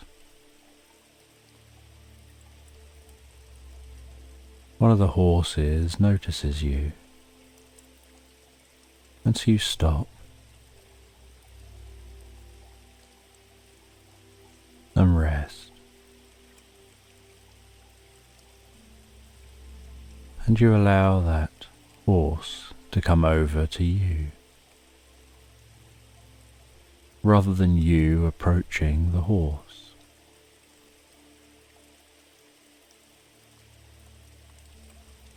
And every now and then there's a very slight breeze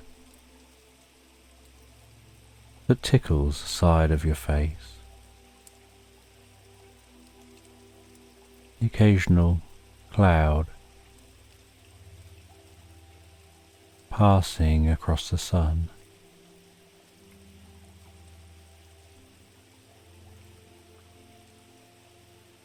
And the horse comes over to you, and it makes a friendly noise as it approaches and bobs its head ever so slightly.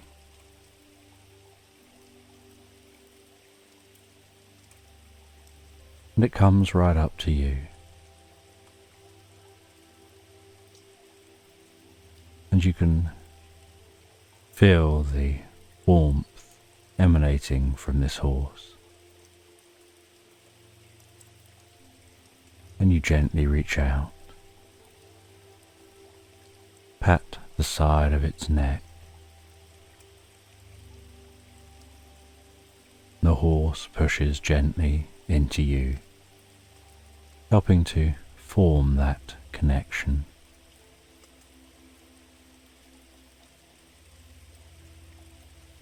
And after a few moments, the horse moves forward slightly more and bows its head and seems to be gesturing for you to climb on its back. And so, with a leap, you leap up, resting on its back, lunge your leg over the horse, landing softly in the arch of its back. And then the horse gently begins to trot back towards those other wild horses. And as it approaches those other wild horses, so they all, almost in unison, seem to look up, stop grazing,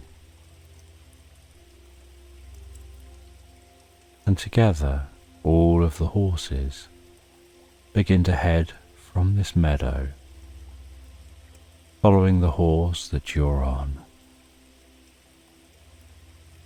and heading towards some of the forest.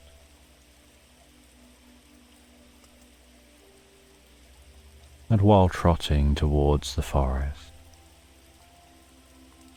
you can feel that horse beneath you, the movement of the horse, the sound of its breathing.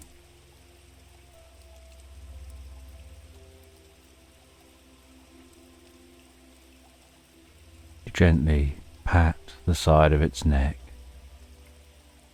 You can feel the coarseness of its mane,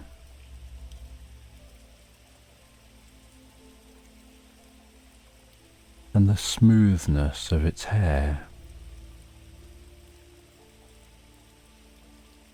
and the horses seem to be taking you somewhere. And you head through the forest, sounds rustling around you, the sounds of the horses trotting on the undergrowth, the way light dances through the canopy, those shards just shining and shimmering and crossing each other as the wind blows a breeze across the tops of the trees.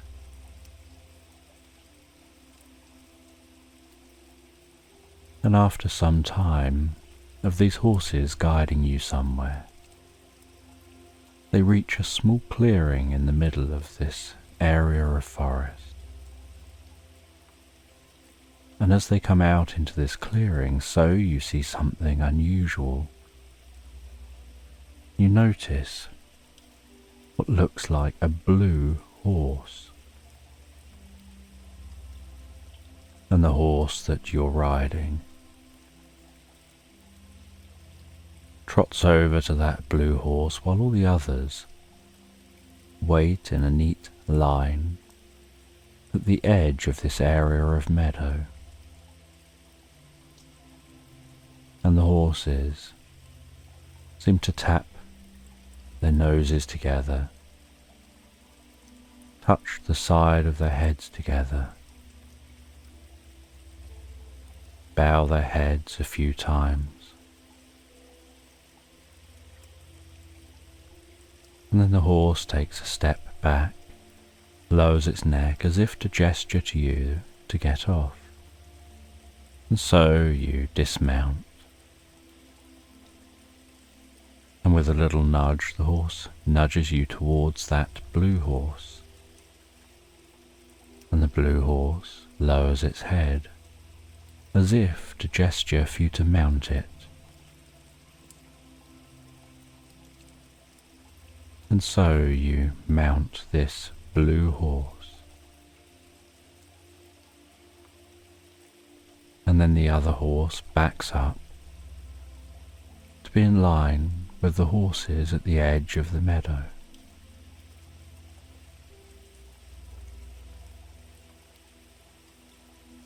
And the blue horse begins to trot away, and its trot becomes a canter. Then you start to hear a twinkling, sparkling sound, and it's as if the horse is being surrounded by millions of tiny, sparkling diamonds. And then out from just behind you,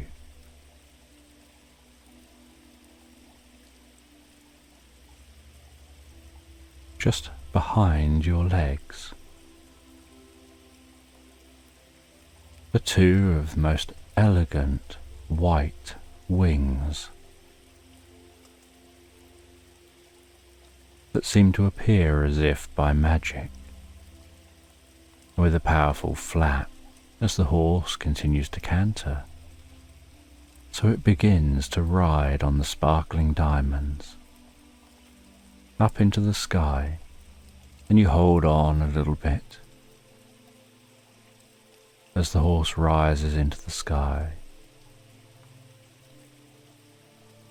and begins to fly so smoothly, galloping on the air.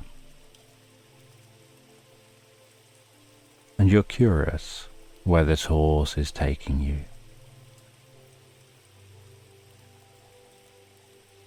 And the horse gallops high above the new forest as you see the trees below, the patchwork of meadows dotted through the forest.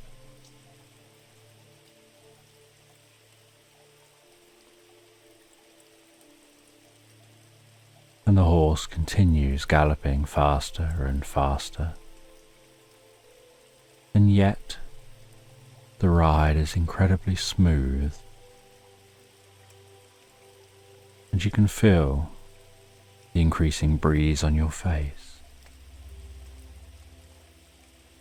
and the galloping horse through the air sounds almost like playing on drums, the rhythm beating out with each step.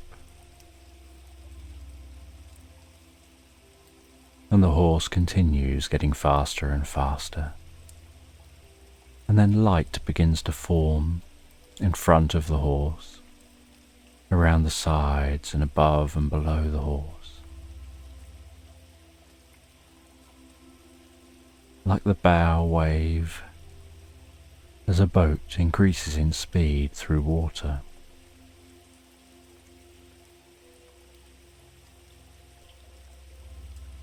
And that light in front begins to get closer and closer to the front of the horse as the horse speeds up faster and faster, until all of a sudden, in a flash, in an instant, it's as if that light passes from the front to the back of the horse, and there's suddenly calmness. The sight below and around you is suddenly unfamiliar, no longer flying above the new forest, but flying above the most incredible looking landscape.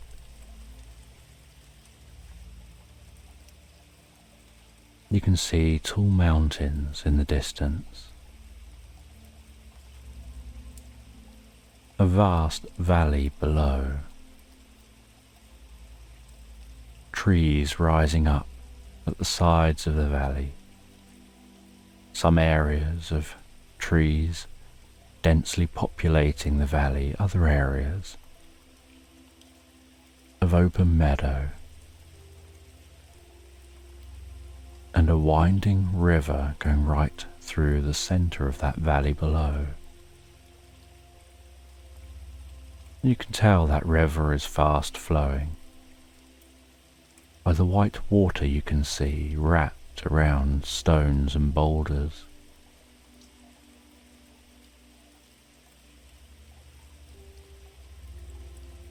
And the horse gallops above this valley,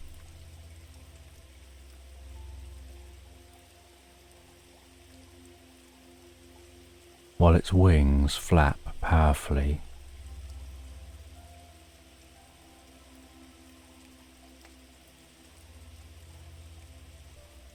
And then it begins to descend into one of the meadows. And as it reaches the ground, its feet touch the ground, so you can hear the sudden sound of hoof on solid ground, on the grass and soil beneath.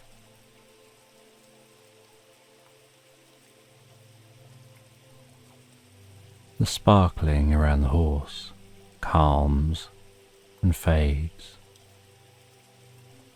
and with the sparkling fading, so the wings seem to magically begin to fade,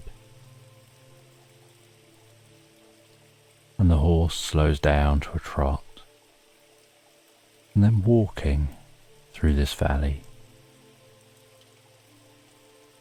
And you can hear some sounds of wildlife, and it sounds so calming and peaceful, and yet unfamiliar to you.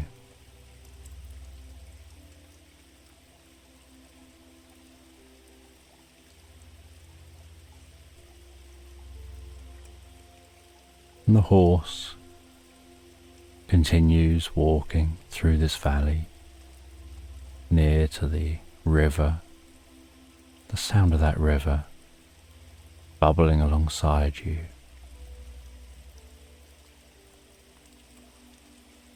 And after some time walking along, the horse turns towards the slopes of the valley, heads into the tree line, through those trees, and then you spy through the trees what looks like a cave, and the horse stops at the entrance to the cave. You dismount. The horse nudges you towards the cave, and so you enter into that cave, unsure what you'll discover. You see some flickering light coming from within the cave, so you walk towards that flickering light, curious about the experience. intrigued why the horses would bring you here. And you see a person dressed in purple, stirring a pot over a campfire here deep in the cave.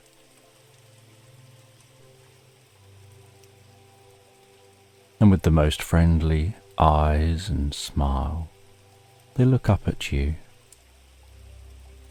gesture for you to come over, and as you're heading over, so they begin to speak to you. And they tell you that Quaylar is a special kind of horse, kind of a magical being.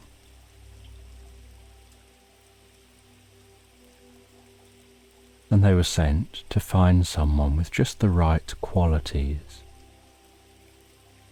for being comfortable and communicating with nature.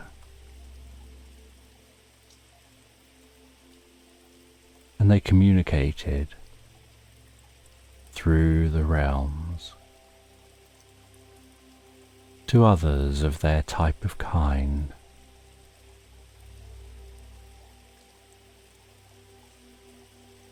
And you are identified.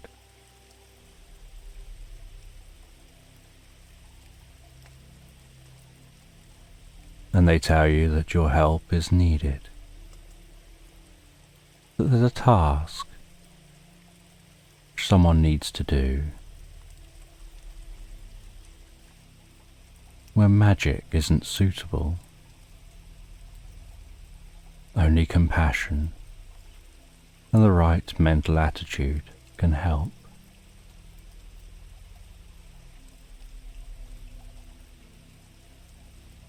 And they tell you that even deeper in this cave lives a dragon,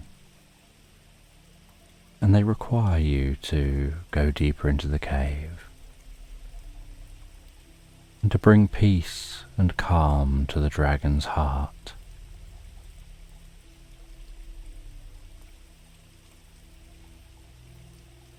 That the only way to break a spell that was cast on this dragon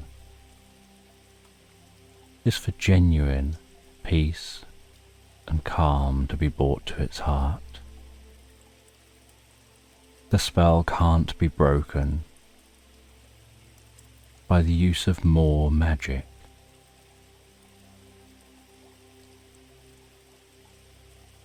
And that if this dragon can't be helped, then the hold the magic has on the dragon will lead to the dragon terrorizing more than just this realm.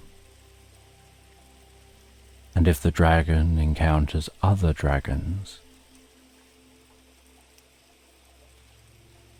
then the magic that has been used on it can transfer from it to those other dragons, spreading this problem even further. And so you agree to help with a sense of curiosity and intrigue, and yet not even at all surprised at the idea of dragons having flown on a horse with wings.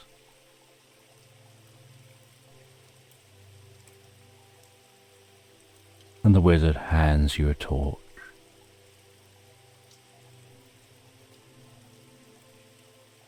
And sends you on your way, and so you walk deeper and deeper into the cave, listening to the occasional drip of water echoing through this cave, walking so gracefully and so calmly and peacefully that each step would barely disturb rice paper and barely makes a sound.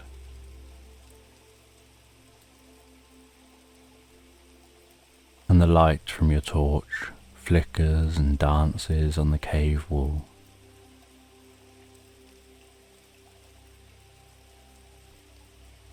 And despite the gentle dripping within this cave, there's a deep sense of peace here.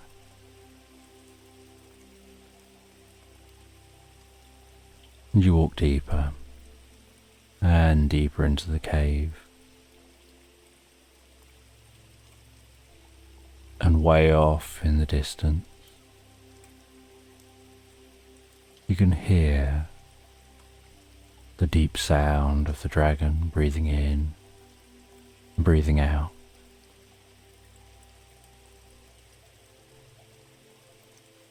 And you continue walking in the direction of that sound.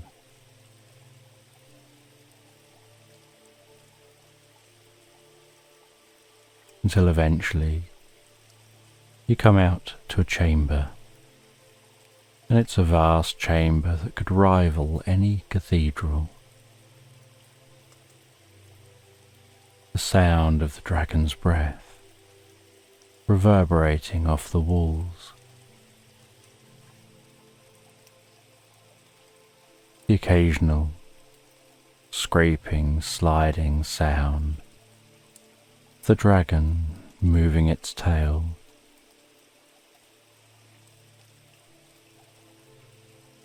And you walk slowly towards that dragon. And as you approach the dragon, it gazes up at you, glares at you, and you feel calm and compassion and love. You don't feel at all intimidated, as if you know the dragon's soul, and that this is just a surface level behavior to try and scare. And the dragon bares its teeth, breathes in and then bursts out fire. And the fire is aimed in a slightly different direction to you, and you can feel the warmth of that fire as it passes you. And you feel this is a bit like a shot across the bow that used to be used to try to deter ships. And you carry on approaching, feeling even deeper calm, peace, compassion. And the dragon stands up at full height, breathes in to make itself large and scary.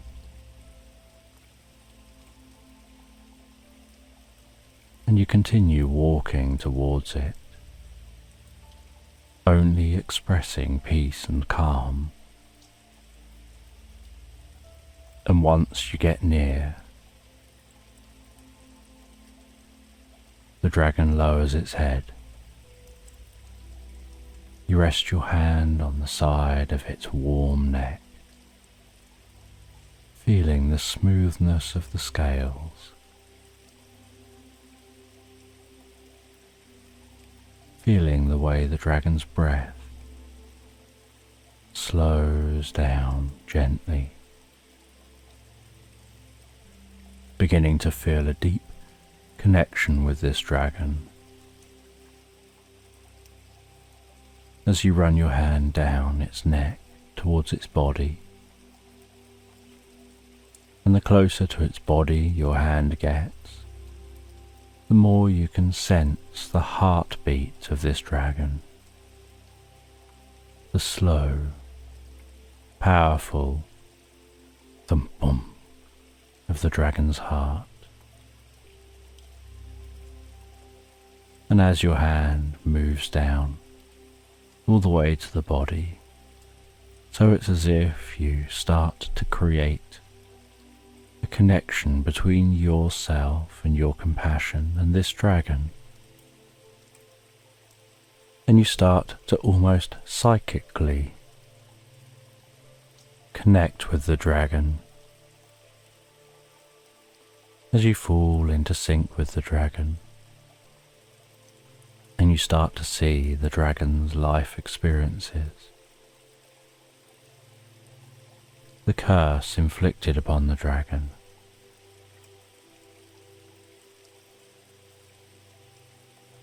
the wizard which had caused such a curse.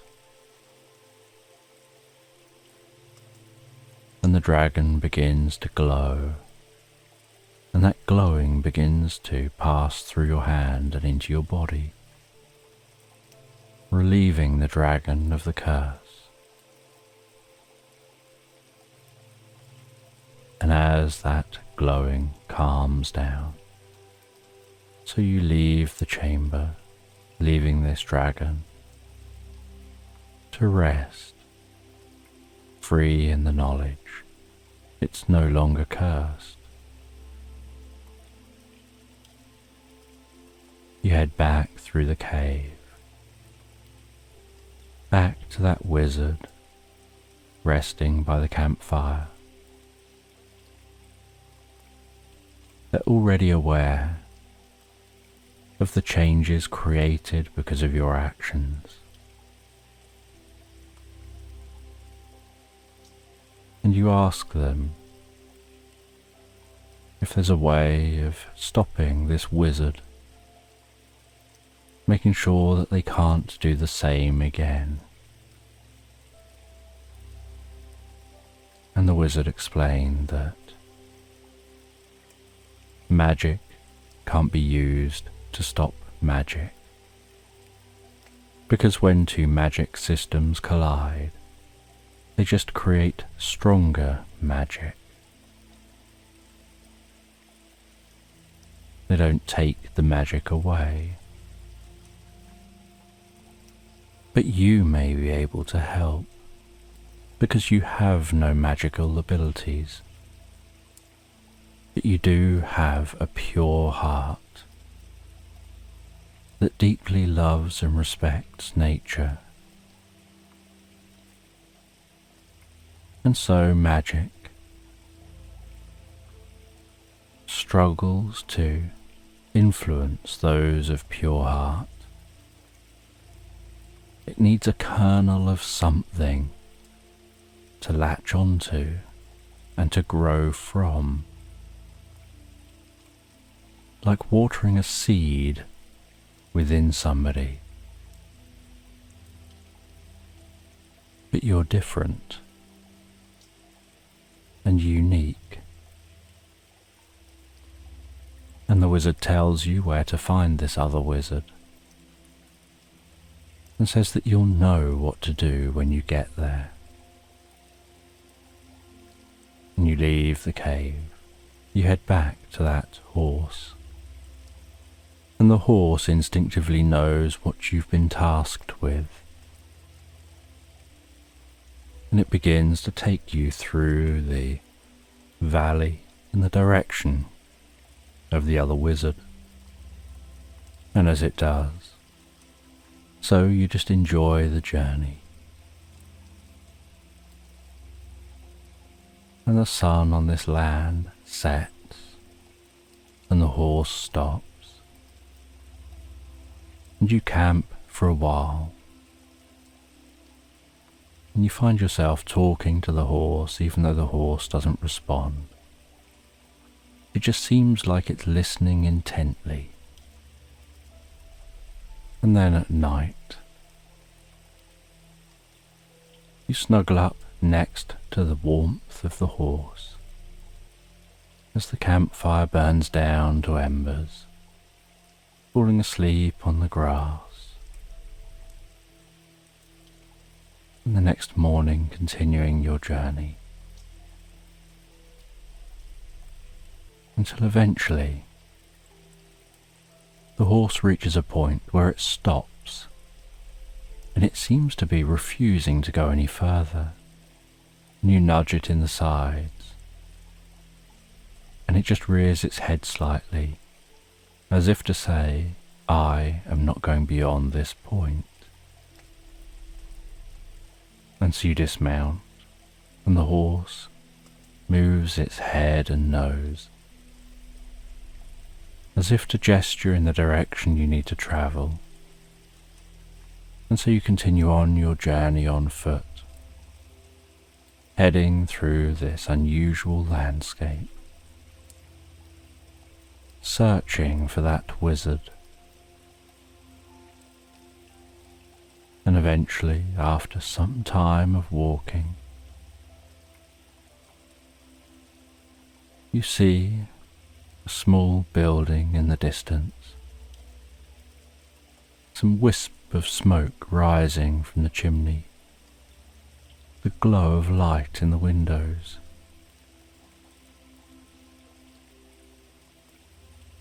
And you walk up towards that house.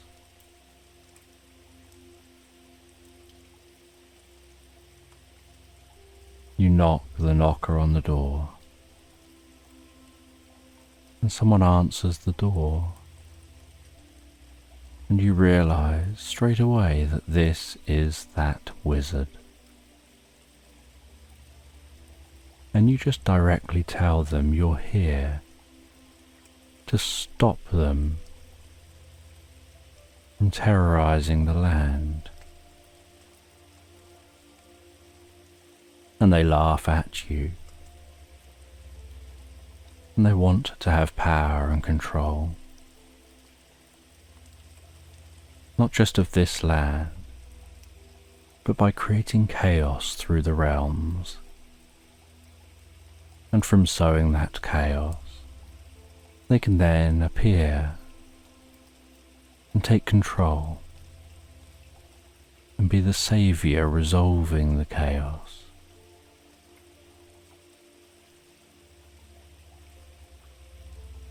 You firmly state that you're here to stop them.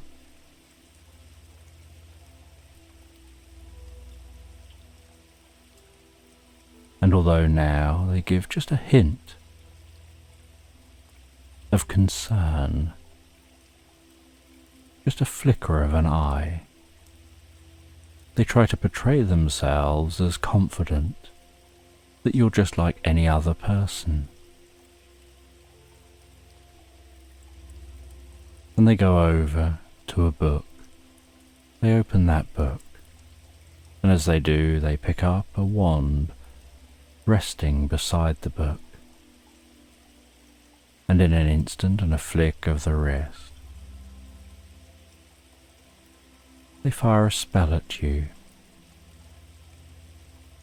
with a gentle cantation, and a light emanates in your direction.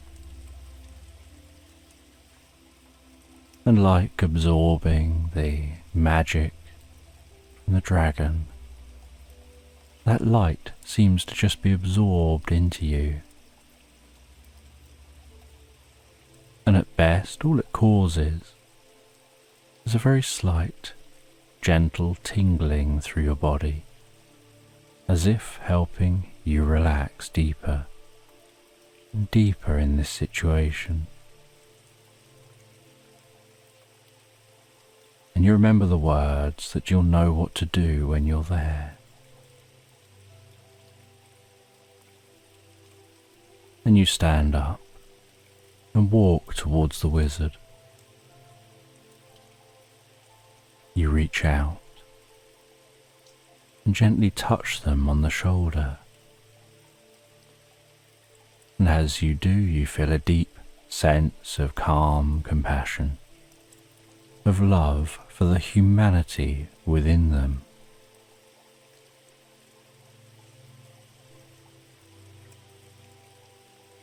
And almost like it's your magic being cast through no magic, you seem to be able to trigger that kernel of humanity buried deep within the wizard, almost locked away from even the wizard's own reach. And it's almost as if that kernel of humanity is watered, nurtured,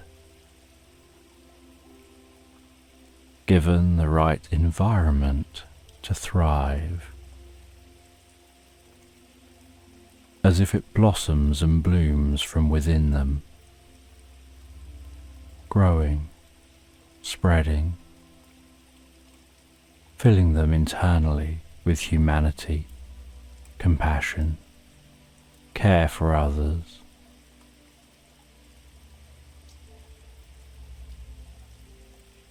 Until eventually their eyes weep as humanity takes over.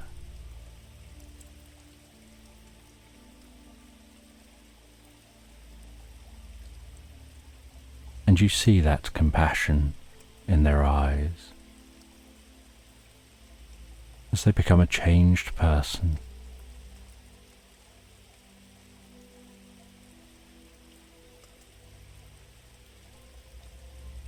As you then leave this wizard and begin your journey back, heading back towards where the horse left you.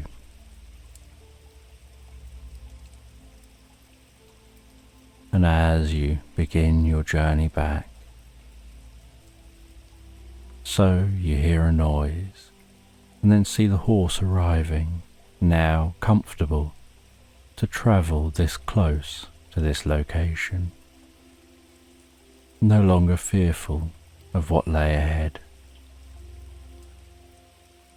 You climb on the back of the horse and together journey back to the other wizard. And that other wizard also seems to just know that change has happened. They know what you've achieved.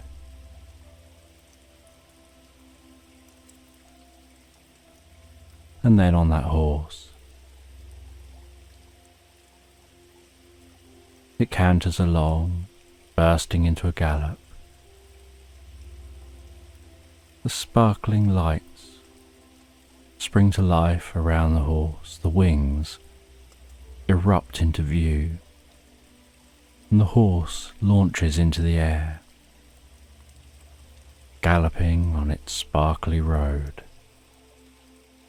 galloping on the air. The light spreading around the horse,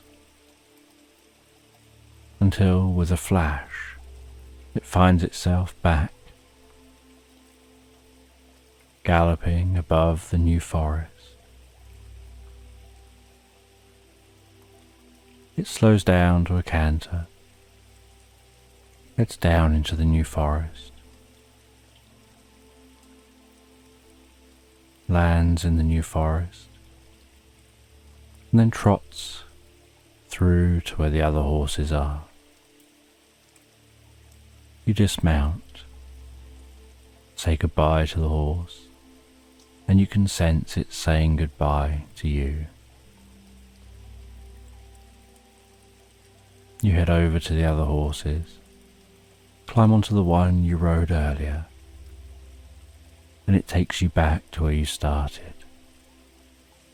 You head back through the new forest, finding your way to somewhere to stay for the night. You have something to eat. You reminisce and think back on your day's adventure, on everything that's happened, how unreal some of it seemed, and yet how you accepted it as being real and went with the flow. Curious about the other land, where it is, whether you'll ever get an opportunity to revisit and perhaps explore more.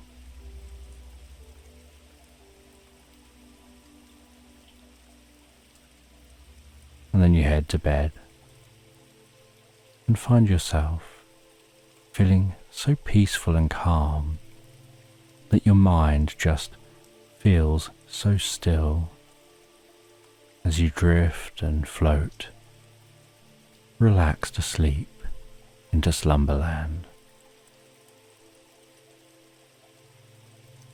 And as you comfortably fall asleep, I'm just going to tell this bedtime story in the background. And in a quaint coastal town where the sea whispered secrets to those who dared to listen, young Rose found herself holding a letter that seemed to hum with the promise of undiscovered worlds. Sealed with a shimmering blue wax stamp, the envelope bore no return address, only her name, elegantly inscribed in looping cursive handwriting. As the sun dipped below the horizon, painting the sky in hues of orange and purple, Rose broke the seal, her heart fluttering with anticipation. The letter was an invitation, not just to travel, but to embark on a journey of discovery and wonder. Aboard the Intrepid, a sailboat known among the few who'd sailed her as a vessel that charted courses not just across calm seas, but through the dreams and desires of those she carried. Meet me at the docks as the last light of day gives way to the stars, the letter concluded, signed simply Captain Jack. Rose's steps to the docks were hesitant, propelled by curiosity as much as they were by the gentle push of the sea breeze. The Intrepid awaited,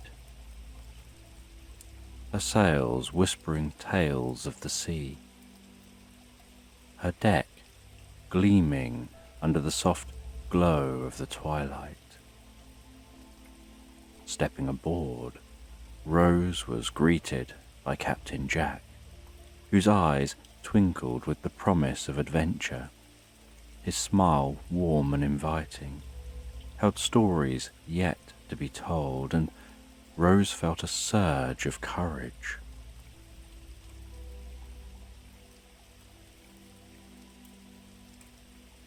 I see the sea has called to you, Rose, Captain Jack said, his voice as captivating as the ocean's call. The Intrepid is no ordinary vessel, and this will be no ordinary voyage.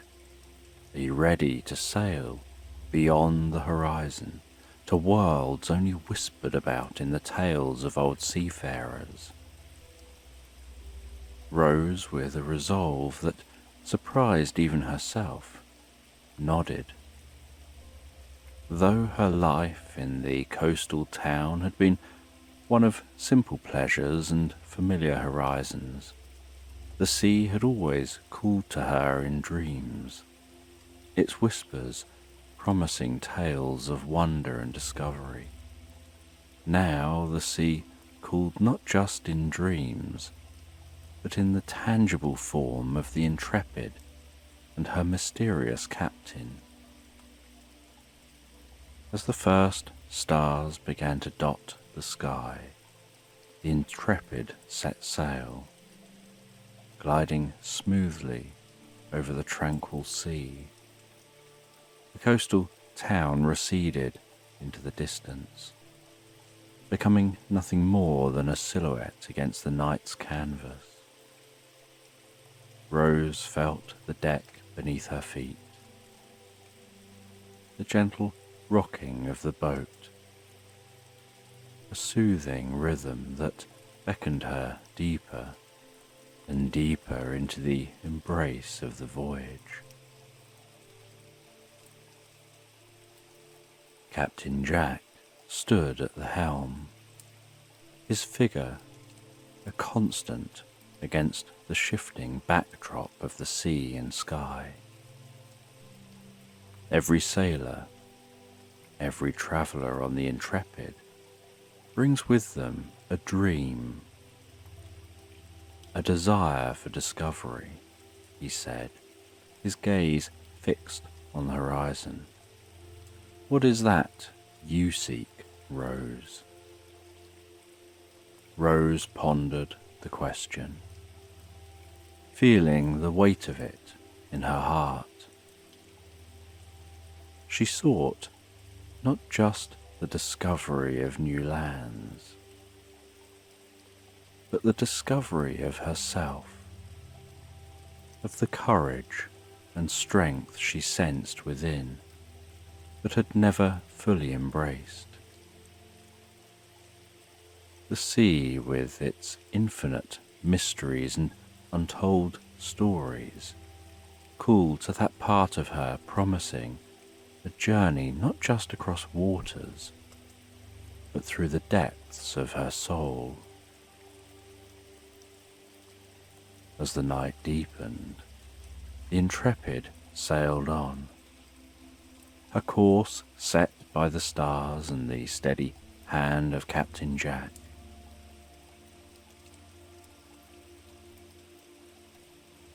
Rose felt a sense of belonging, of being exactly where she was meant to be, at the helm of her own story, sailing towards a horizon filled with the promise of discovery and wonder. The sea whispered secrets, and for the first time Rose listened, not just with her ears, but with her heart. The voyage had truly begun. As the first light of dawn painted the sky in soft pastels, the Intrepid began her dance with the sea, her sails unfurling like wings, eager for flight. Rose stood at the bow, the cool morning breeze weaving through her hair, carrying with it the salty tang of the ocean. The world seemed to hold its breath as the sun crested the horizon, casting a golden path across the water's surface. Captain Jack joined Rose, his presence as steady as the deck beneath their feet. The sea is a vast canvas, he began, his voice carrying over the sound of the waves, and the stars our guides through the ages. Sailors of old would navigate these waters with nothing but the constellations to lead them. Rose listened, captivated by the captain's tales of mythical creatures that dwelled in the depths, of legendary storms that could change the fate of ships and sailors alike, and of hidden treasures that lay waiting in the heart of the sea. With each story, Captain Jack illustrated the constellations that sailed the night sky, teaching Rose how to find her way by the stars.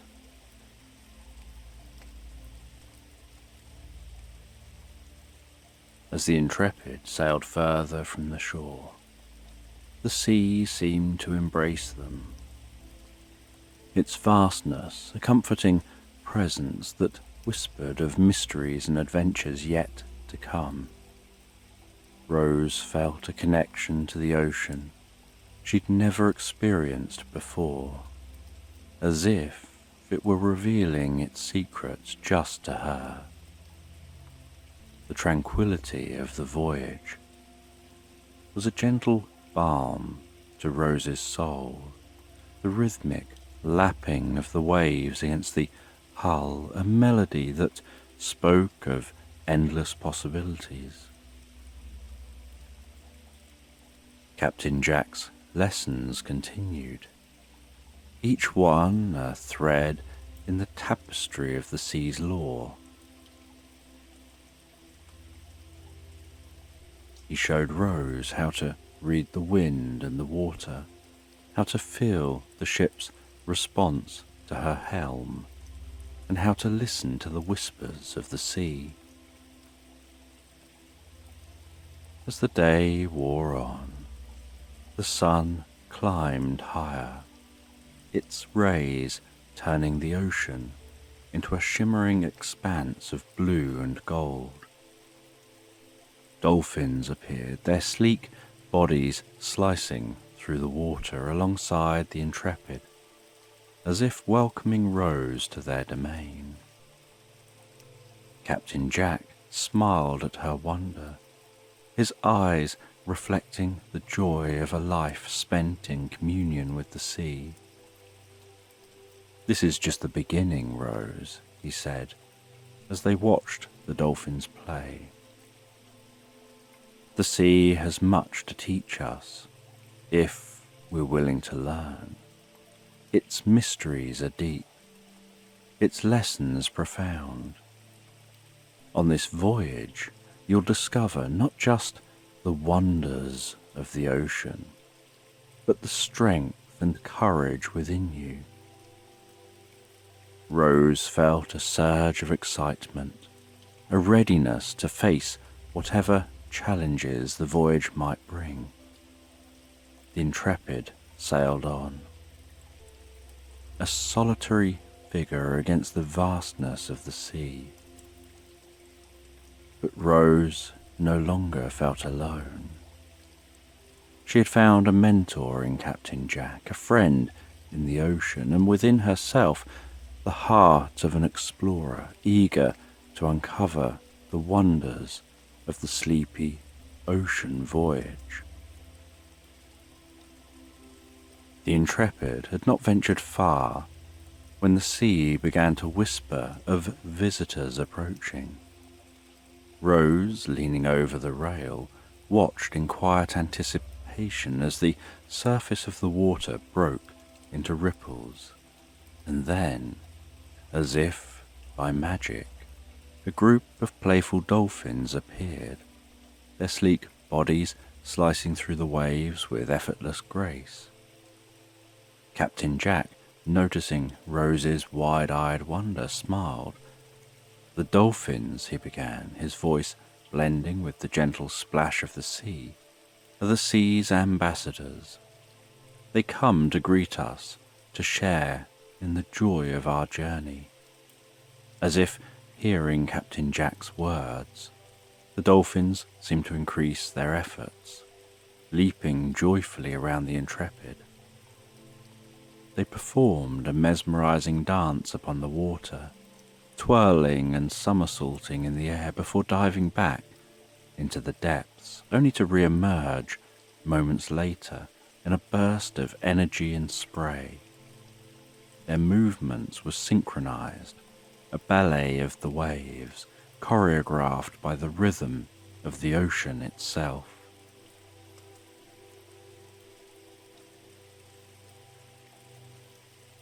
Rose watched, utterly captivated, her heart swelling with an indescribable feeling of connection. The sun, now fully risen, cast a golden glow over the scene, illuminating the dolphin's sleek form and turning the sea into a picture of sparkling light.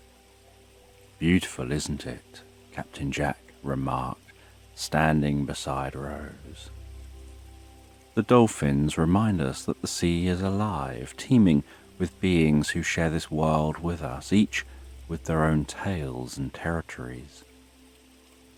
Rose nodded, her eyes still fixed on the dolphins. "It feels like they're trying to tell us something," she mused, her voice barely above a whisper, as if afraid to break the spell the dolphins had cast over the moment. They are, Captain Jack agreed. They remind us to take joy in our journey, to cherish the freedom of the sea, and to remember that we're all connected, from the smallest fish to the greatest whale, from the sea to the land. The dance of the dolphins continued, a display of harmony between sea creature and human, a celebration of life itself. As the last dolphin made its final leap, arching gracefully over the Intrepid before disappearing into the blue depths, Rose felt a profound sense of gratitude. The sea, with its infinite mysteries, had offered her a glimpse into its heart, and in that moment she knew her life would never be the same again. The Intrepid sailed on. The dolphins' dance, a vivid memory etched into Rose's heart. She turned her gaze forward, where the horizon stretched endlessly, a line where sea met sky, and felt a deep yearning to discover what other wonders lay beyond. The voyage was just beginning, and already the sea had revealed its magic. As the moon cast a silver path across the gentle undulations of the sea, Rose found herself drawn to the edge of the Intrepid, captivated by the symphony of sounds that the ocean orchestrated under the cover of night. The waves, each a whispering envoy from the depths below, began to share their secrets with her, their voices merging into a chorus that spoke of ancient mysteries and forgotten worlds. Stretching herself over the rail, Rose listened intently as the water lapped against the hull, each wave carrying tales of mariners who had sailed these waters centuries ago, of ships that had vanished into the embrace of the sea, and of treasures that lay hidden beneath the waves, guarded by the ocean's heart. It was as if the sea itself had recognized a kindred spirit in Rose, opening its soul to her in the quiet of the night.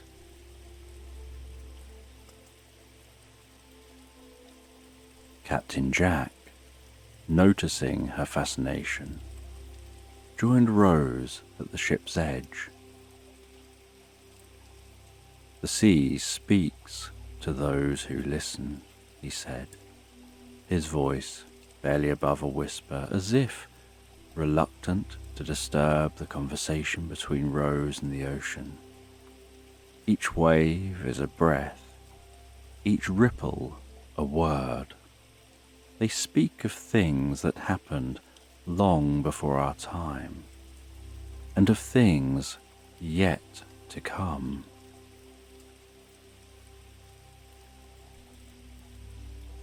Under his guidance, Rose began to understand the language of the sea.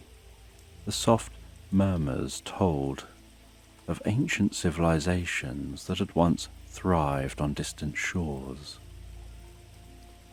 of epic battles fought upon the waves, and of the enduring love stories that had unfolded amidst the spray and foam.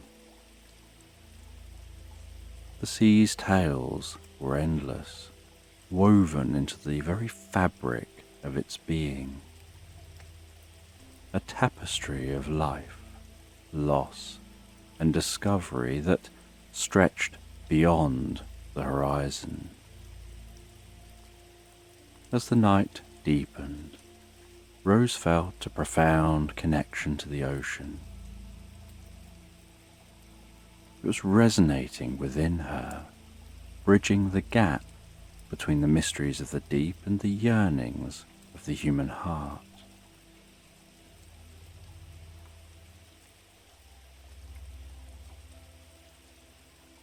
The sea, with its boundless depths, reflected her own desire for exploration and understanding. And in its language, she found a map to guide her on her journey, not just across the waters, but into the uncharted territories of her own soul. The experience marked a turning point in Rose's voyage on the Intrepid. No longer just a passenger on a journey across the sea. She'd become a voyager into the essence of life itself, with the ocean as her mentor and the waves as her guide.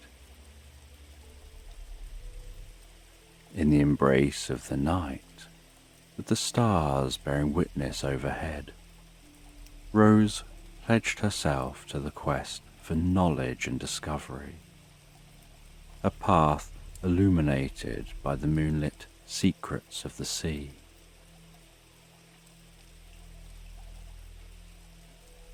And on a day when the sun cast a golden path across the waves, Rose's journey took a turn towards the magical, guided by the ancient wisdom of the sea.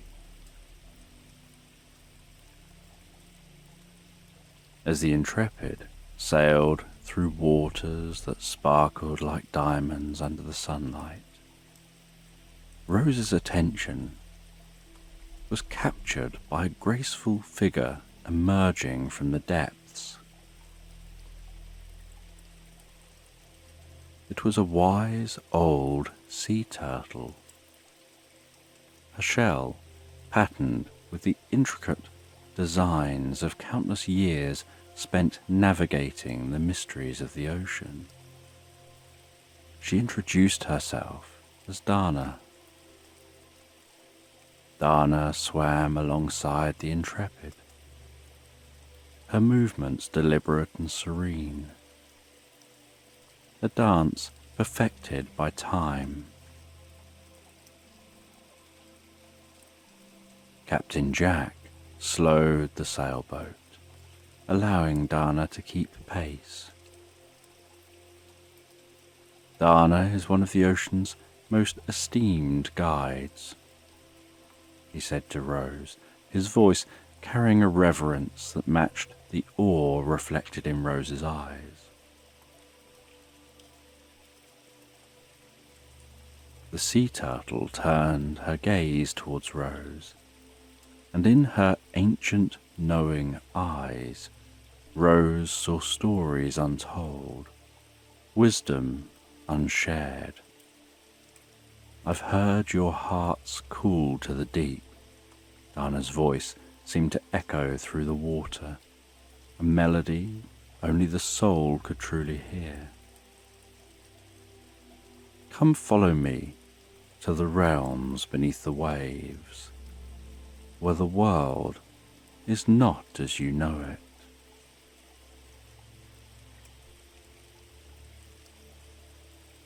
With Captain Jack's encouragement, Rose put on a pair of enchanted goggles that allowed her to breathe underwater, a gift from Dana. Together they dived into the sea, following Dana's lead. The water enveloped Rose in a cool embrace, a sensation both exhilarating and soothing. As they descended deeper and deeper, The sun's rays filtered through the water, illuminating the world below with ethereal light. Dana guided them through underwater pathways, hidden to those who did not know the sea's secrets. They passed through forests of kelp that swayed gently in the currents, creating the most beautiful green canopy above. Schools of fish, their scales glistening, darted around them, a kaleidoscope of flashing colour against the blue backdrop of the ocean. The sea turtle led them to a hidden cove, a place of breathtaking beauty where the corals bloomed like underwater gardens. Each coral was a masterpiece, vibrant colours painting the ocean floor with life. Amidst the corals, shimmering fish made their homes, weaving through the water with grace. Rose watched in wonder as Dana introduced her to the inhabitants of this underwater vista, each creature demonstrating the diversity and beauty of the ocean. A curious octopus extended a tentative tentacle, its skin changing colour in a dazzling display of communication.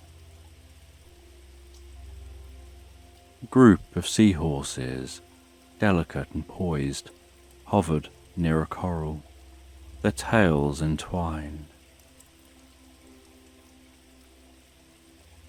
As Rose floated in this underwater paradise, she realized that the sea was not just a vast expanse of water, but a world alive with wonders and secrets.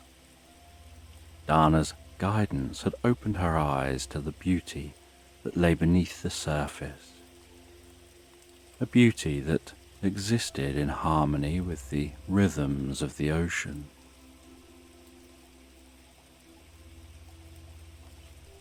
This time spent in the hidden cove passed like a dream, and as Dana led them back to the surface, Rose felt a deep connection to the sea and its inhabitants. Back aboard the Intrepid, as she shed the enchanted goggles, she carried with her the memory of the underwater world, a treasure more precious than any found on land. Dana's visit was a turning point in Rose's voyage, a chapter where the ocean revealed its heart. Rose knew that the journey ahead held even more wonders, and with Dana's wisdom to guide her, she looked forward to uncovering the mysteries that awaited. The Intrepid sailed on, its course charted by stars and the silent whispers of the sea, towards horizons where dreams and reality merged into one. The tranquility of the voyage was shattered when, without warning, dark clouds began to gather on the horizon, painting the sky with ominous shades of grey. The sea, once a picture of calm, turned restless, its waves growing taller and more turbulent with each passing moment. Captain Jack's eyes narrowed as he observed the changing skies, a silent sign of the sea's unpredictable nature. "Storms approaching fast," he announced, his voice carrying over the wind that had begun to howl like a pack of wild wolves. "Rose, I'll need your help to weather this storm." Rose, who'd never faced the fury of the sea, felt a surge of adrenaline mixed with apprehension. Yet the trust she'd placed in Captain Jack and the Intrepid, strengthened by the wonders they'd shared, anchored her courage. "Tell me what to do," she said, her voice steady despite the fear that danced like shadows in her heart. Together, they sprang into action, securing the sails and battening down the hatches, each movement deliberate and precise. Captain Jack, with years of navigating through storms, guided Rose with calm commands, their teamwork a dance amidst the chaos. As the first wave crashed against the Intrepid's hull, Rose braced herself, the salt spray stinging her eyes like 1,000 tiny needles. Yet she found strength in Captain Jack's unwavering presence at the helm, his figure a beacon of resilience against the storm's wrath. The wind howled louder, like a primal scream that sought to claim the Intrepid for the depths. But under Captain Jack's skilled hand, the sailboat danced on the waves. Like a leaf caught in the wind. There, and unbroken, Rose followed Captain Jack's instructions, adjusted the sails, her movements becoming more confident with each passing moment. The storm, as if recognizing the determination that burned within Captain Jack and Rose, unleashed its full fury.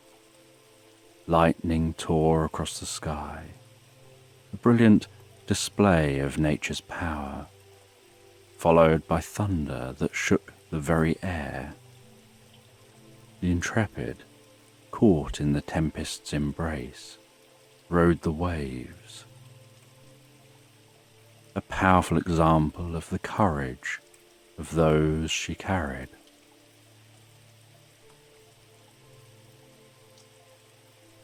Hours passed, each moment like an eternity, as they navigated through the heart of the storm. Rose, her hands raw and her body aching from the effort, felt a strong bond forming with Captain Jack, a connection forged in the heat of battle against the elements. Together they were more than just captain and crew. They were like warriors of the sea. Finally, as suddenly as it had arrived, the storm passed, its dark clouds giving way to the gentle caress of the dawn. The sea calmed, its anger spent, leaving behind a silence that was both eerie and beautiful. The Intrepid, though battered, emerged unscathed, her sails catching the soft light of the rising sun.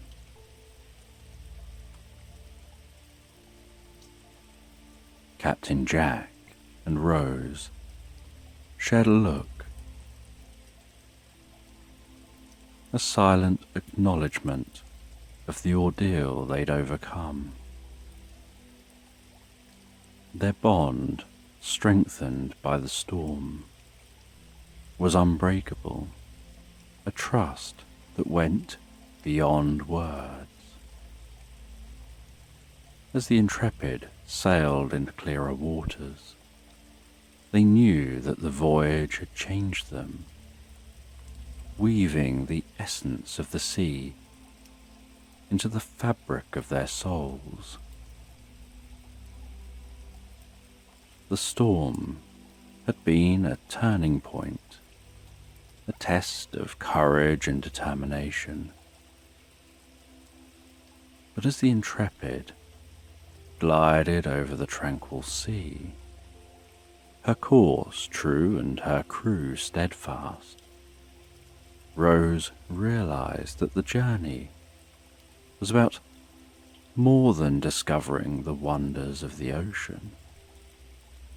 It was about discovering the strength within, the power to face the storms that life brings and emerge stronger, with a heart full of courage and a spirit unbroken. In the gentle embrace of dawn, as the last whispers of the storm faded into memory, the Intrepid, guided by soft light of the rising sun, stumbled upon a sight so enchanting. It seemed as though they'd sailed into a dream. An uncharted island, shrouded in a gentle mist, emerged from the horizon, its shores promising the serenity that had eluded them during the storm's fury. Captain Jack, with a look of wonder mirroring Rose's own, steered the Intrepid towards the mysterious haven. The island seemed to exist outside of time, its beauty untouched by the hands of man. As they drew closer, the air filled with the fragrance of exotic flowers, a sweet perfume that carried the promise of peace and rejuvenation. Stepping onto the island, Rose felt as if she'd entered a sanctuary designed by the dreams of those who sought refuge from the world. The sand beneath her feet was soft, like the finest silk, and the gentle rustling of the leaves sang a melody. Towering trees, their branches heavy with blossoms, painted the sky with vibrant hues, while crystal clear streams meandered through the landscape, their waters telling secrets only the heart could understand.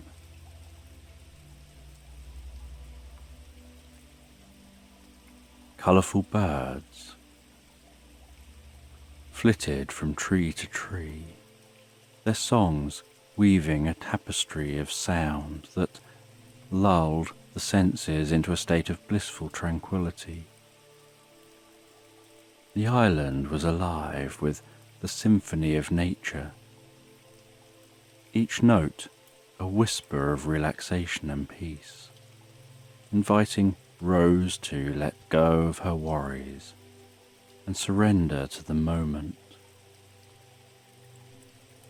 Captain Jack and Rose wandered the island, each step revealing new wonders. Hidden groves bathed in the soft glow of sunlight, filtering through the canopy, offered a retreat where time seemed to stand still. In one grove they found a pool of water, clear as glass, reflecting the sky and the lush greenery that surrounded it. The water was cool and refreshing, a natural spring that soothed the body and the spirit. As they explored further, they came across a field of flowers, a riot of colours that danced in the gentle breeze. Rose reached out to touch the petals, soft and so delicate under her fingers. Each flower, a deeper sense and connection to the island's magic, its ability to heal and inspire.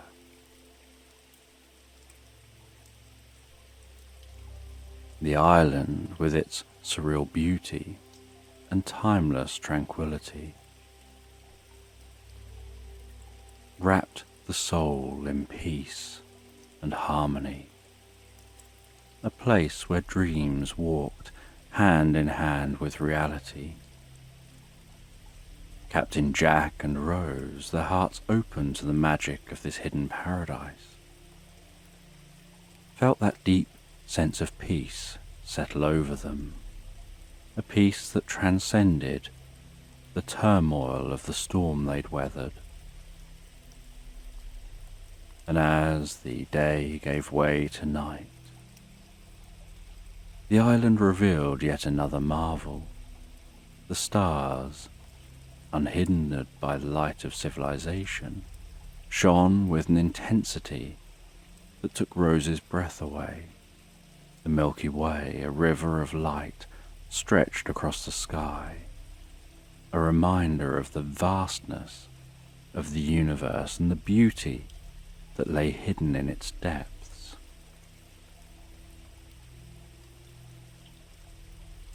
Sitting on the shore, watching the reflection of the stars in the calm sea,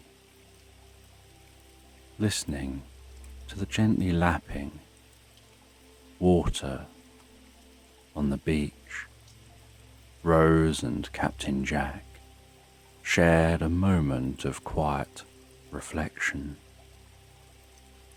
The island of dreams, with its untouched beauty and serene landscape, had offered them a sanctuary, a pause in the journey of life, where they could rest and find themselves. As twilight painted the sky in shades of lavender and gold, Rose and Captain Jack were warmly greeted by the island's inhabitants, known as the Lumini, a community of serene and ethereal beings whose lives were dedicated to the celebration of dreams and the magic of the moonlight. The Lumini, with their gentle smiles and eyes that sparkled like the stars, led Rose and Captain Jack through winding paths lined with luminescent flowers, their petals glowing softly in the gathering dusk. The air was filled with the harmonious melodies of unknown instruments, creating a symphony that seemed to resonate with the very soul of the island. And as they reached the center of the island, they found themselves in a clearing, illuminated by the soft light of the moon, now full and bright against the canvas of the night sky. The ground was covered in a carpet of soft moss, and in the middle a circle of stones glowed with an inner light, casting ethereal shadows that danced like spirits of the air. The festival was a celebration unlike any Rose had ever seen. The Lumini moved with grace, their dances weaving patterns of light and shadow, telling stories of the island's ancient past and its deep connection to the moon and the stars. They wore garments that shimmered like the surface of the sea under moonlight, each movement a brushstroke on the tapestry of the night.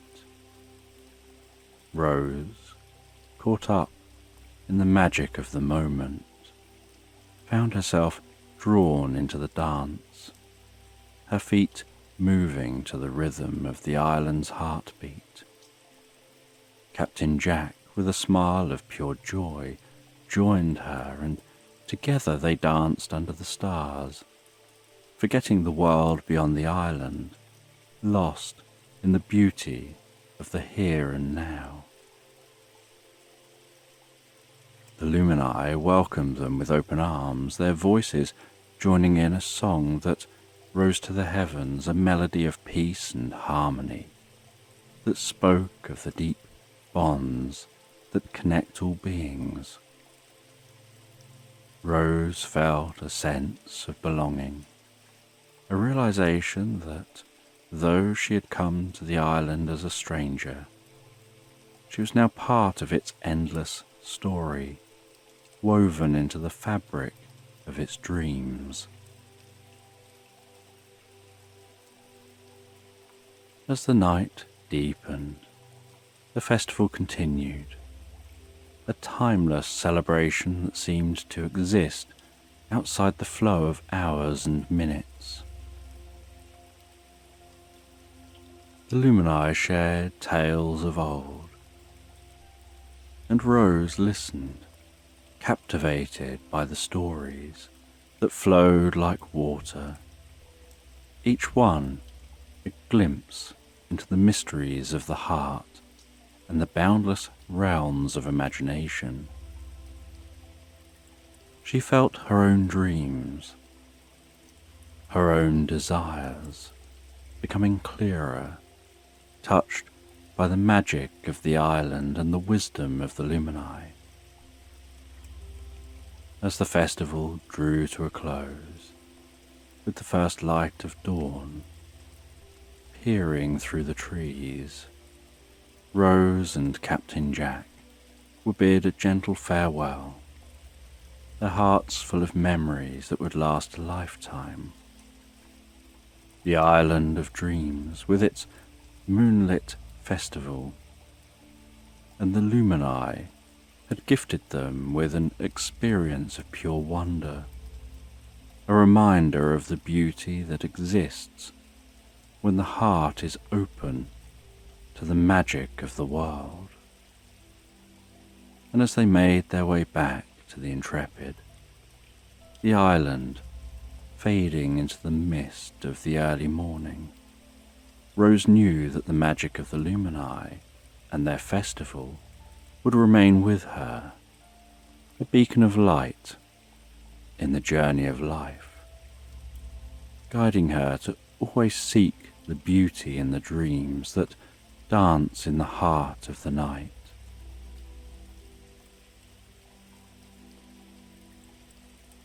As the Intrepid sailed away from the island of dreams, the sea whispered promises of even more wonders lying beneath its shimmering surface.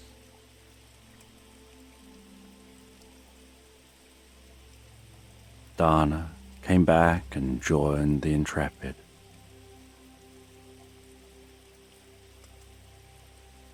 And the wise old sea turtle guided Rose and Captain Jack deeper and deeper into the heart of the ocean, where they dived down once again,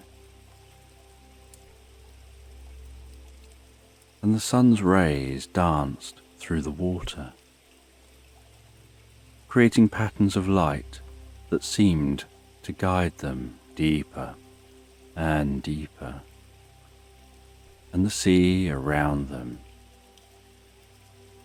turned into a rich, mesmerizing blue.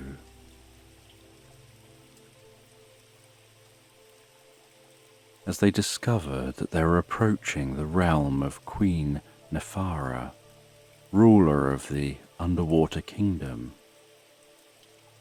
Dana moved with purposeful strokes, leading them to a part of the ocean that Rose had thought was just like any other, until the water around them began to glow with the most beautiful ethereal light. illuminating the path to the Queen's domain.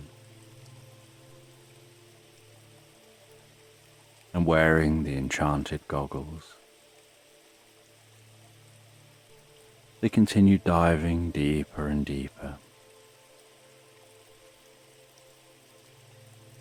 and they were able to see the underwater world with a sense of clarity, and they were greeted by the sight of Queen Nefara's realm.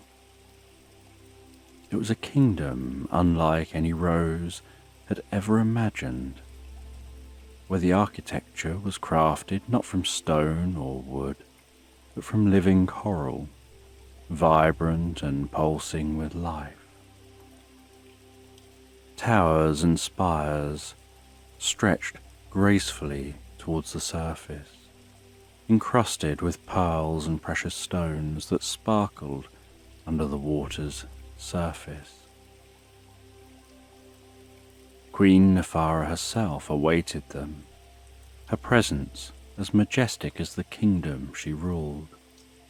Her hair flowed around her like a mantle of the finest silk, every strand reflecting the colours of the sea. Her eyes, deep and wise, held the calm of the ocean's depths, and when she spoke, her voice carried the soothing tones of the waves. "Welcome, Rose, Captain Jack, and Dana, to my realm," Queen Nefara greeted them, her smile as warm as the sunlit waters above. "I've long awaited your arrival, for the sea speaks of those who carry its heart within them." Rose was awestruck, not only by the Queen's beauty and grace, but by the harmony that existed within the underwater kingdom. Everywhere she looked, she saw sea creatures of every shape and size moving in a dance of perfect balance, from the smallest fish to the most majestic whales. Each creature played a part in the kingdom's life, contributing to the harmony that Queen Nefara nurtured.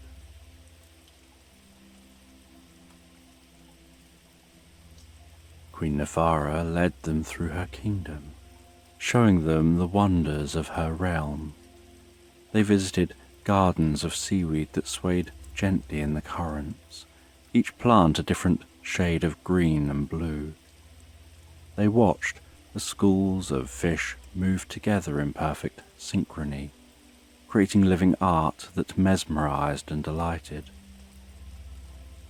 The Queen spoke of her kingdom's history, of the challenges they'd faced and overcome, of the peace they'd achieved through understanding and compassion. Rose listened, captivated by the stories that were as deep and vast as the ocean itself. But it was the ethereal waters that took Rose's breath away, a place within the kingdom where the water glowed with a light from within, casting an otherworldly glow on everything it touched. Queen Nefara explained that the ethereal waters were the heart of her realm, a source of life and magic that connected every creature within her domain. As they stood in the ethereal waters, Rose felt a connection to the sea that went beyond words, a sense of oneness with the water and the life it harboured. In the heart of Queen Nefara's underwater realm, amidst the dance of light and shadow cast by the water's surface above, a ceremony of gratitude and connection unfolded.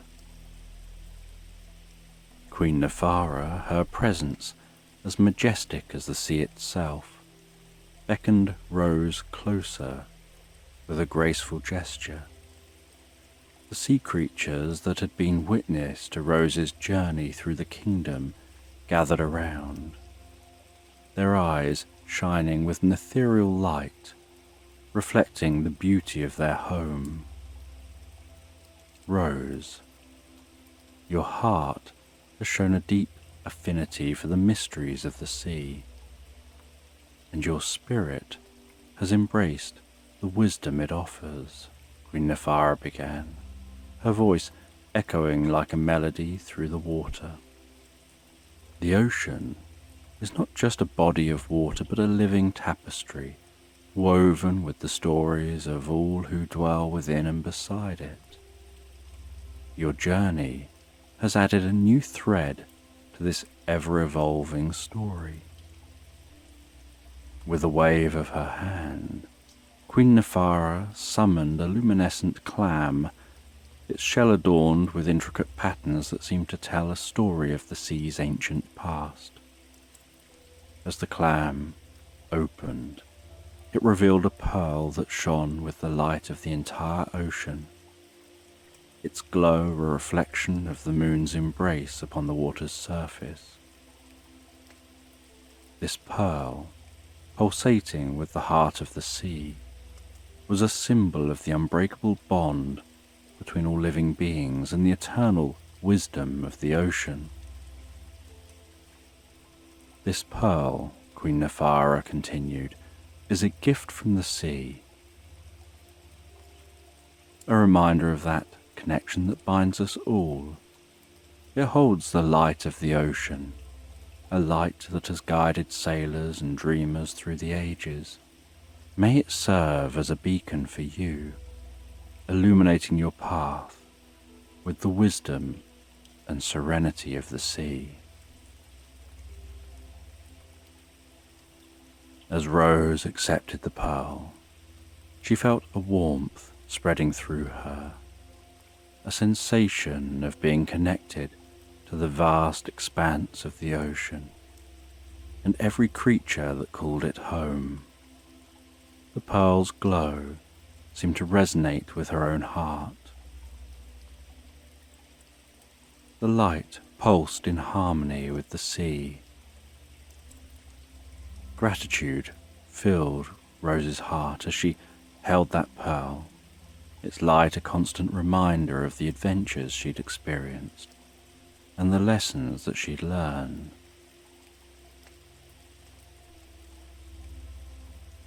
As the ceremony came to a close, Queen Nephara and the sea creatures bid Rose and Captain Jack a gentle farewell, their forms fading into the luminous depths of the kingdom. Dana guided them back to the surface, back to the Intrepid, where they carried on their voyage. With the pearl securely tucked away, Rose stood on the deck of the Intrepid, gazing out at the endless sea that stretched before them. The gift of the sea, the pearl that shone with the light of the entire ocean, was a beacon that would guide her through whatever adventures lay ahead.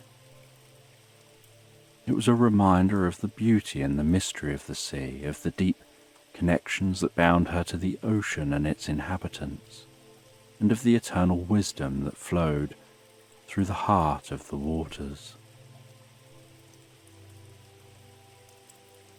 The Intrepid set sail once more, its course charted by the stars and the deep.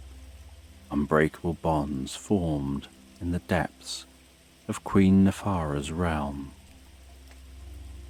Rose knew that no matter where her journey took her, the heart of the sea would always be with her. With the horizon beckoning them forward and the vast open sea cradling the Intrepid in its gentle embrace, Rose and Captain Jack set their course back towards the quaint coastal town that seemed a lifetime away. The journey that lay behind them was rich with memories. Each wave, each gust of wind, a reminder of the adventures they'd shared, the mysteries unveiled, and the wisdom gathered from the depths of the sea and the heart of the ocean's realm.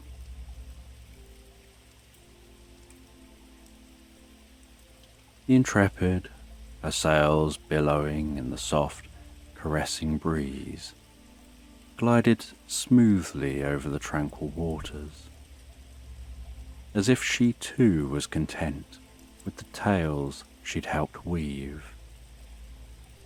Captain Jack stood at the helm, his gaze fixed on the stars that sparkled like jewels in the night sky, guiding them home with their ancient light. Rose stood beside him, the pearl from Queen Nephara safe within her pocket,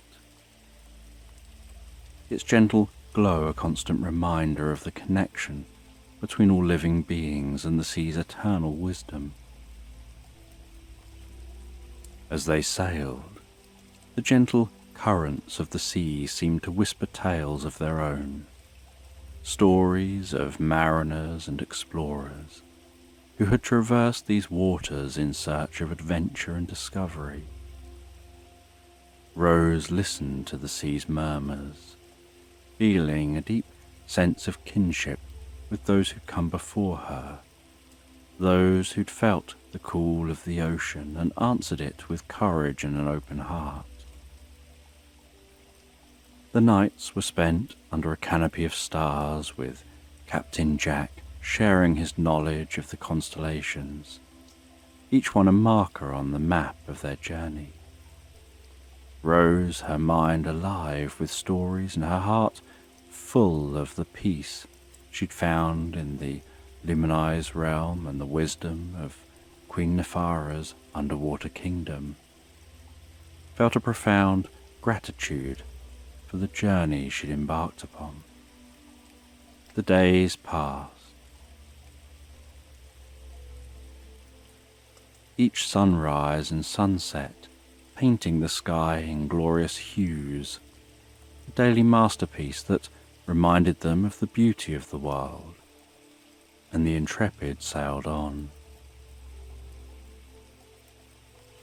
her crew bound by their shared experiences, their friendship deepened by the challenges they'd faced and the wonders they'd witnessed together. As the coastal town finally came into view, its familiar sights greeting them like the embrace of an old friend, Rose realized that she was returning not as the person she had been, but as someone transformed by the journey. The sea had changed her, its vastness and mystery awakening a strength and a thirst for adventure she had not known she possessed. Captain Jack, seeing the town drawing near, turned to Rose with a smile. Every journey has its end, Rose, but the end is also a beginning. The sea has many more tales to tell, and I have a feeling this is just the first of many adventures for you. Rose nodded, her eyes reflecting the shimmering sea and the endless sky. She thanked Captain Jack for guiding her on this journey, told him that the sea has taught her so much, and that it will always be a part of her. As the Intrepid docked, Rose and Captain Jack disembarked, their hearts full of memories and their minds brimming with stories. The coastal town, with its quaint charm and gentle pace, welcomed them back. But Rose knew that the sea would always be her second home, a place of wonder and discovery, of peace and adventure. The return journey had brought them full circle, but for Rose, it wasn't an end, but a new beginning. She looked out to sea, its waves whispering promises of future voyages, and smiled. The world was wide, and her journey was just the beginning. Rose headed home, reflecting on the journey she'd been on. As much as she'd enjoyed the wonder and curiosity, and the discoveries and friends she'd made along the way, nothing beat arriving home, having a nice cup of tea in front of a gently crackling log fire, before heading to bed, settling down under the most comfortable covers, in a bed which wasn't swaying with the gentle rock of the ocean, but is steady, firm and relaxing, and drifting peacefully and deeply asleep into slumberland.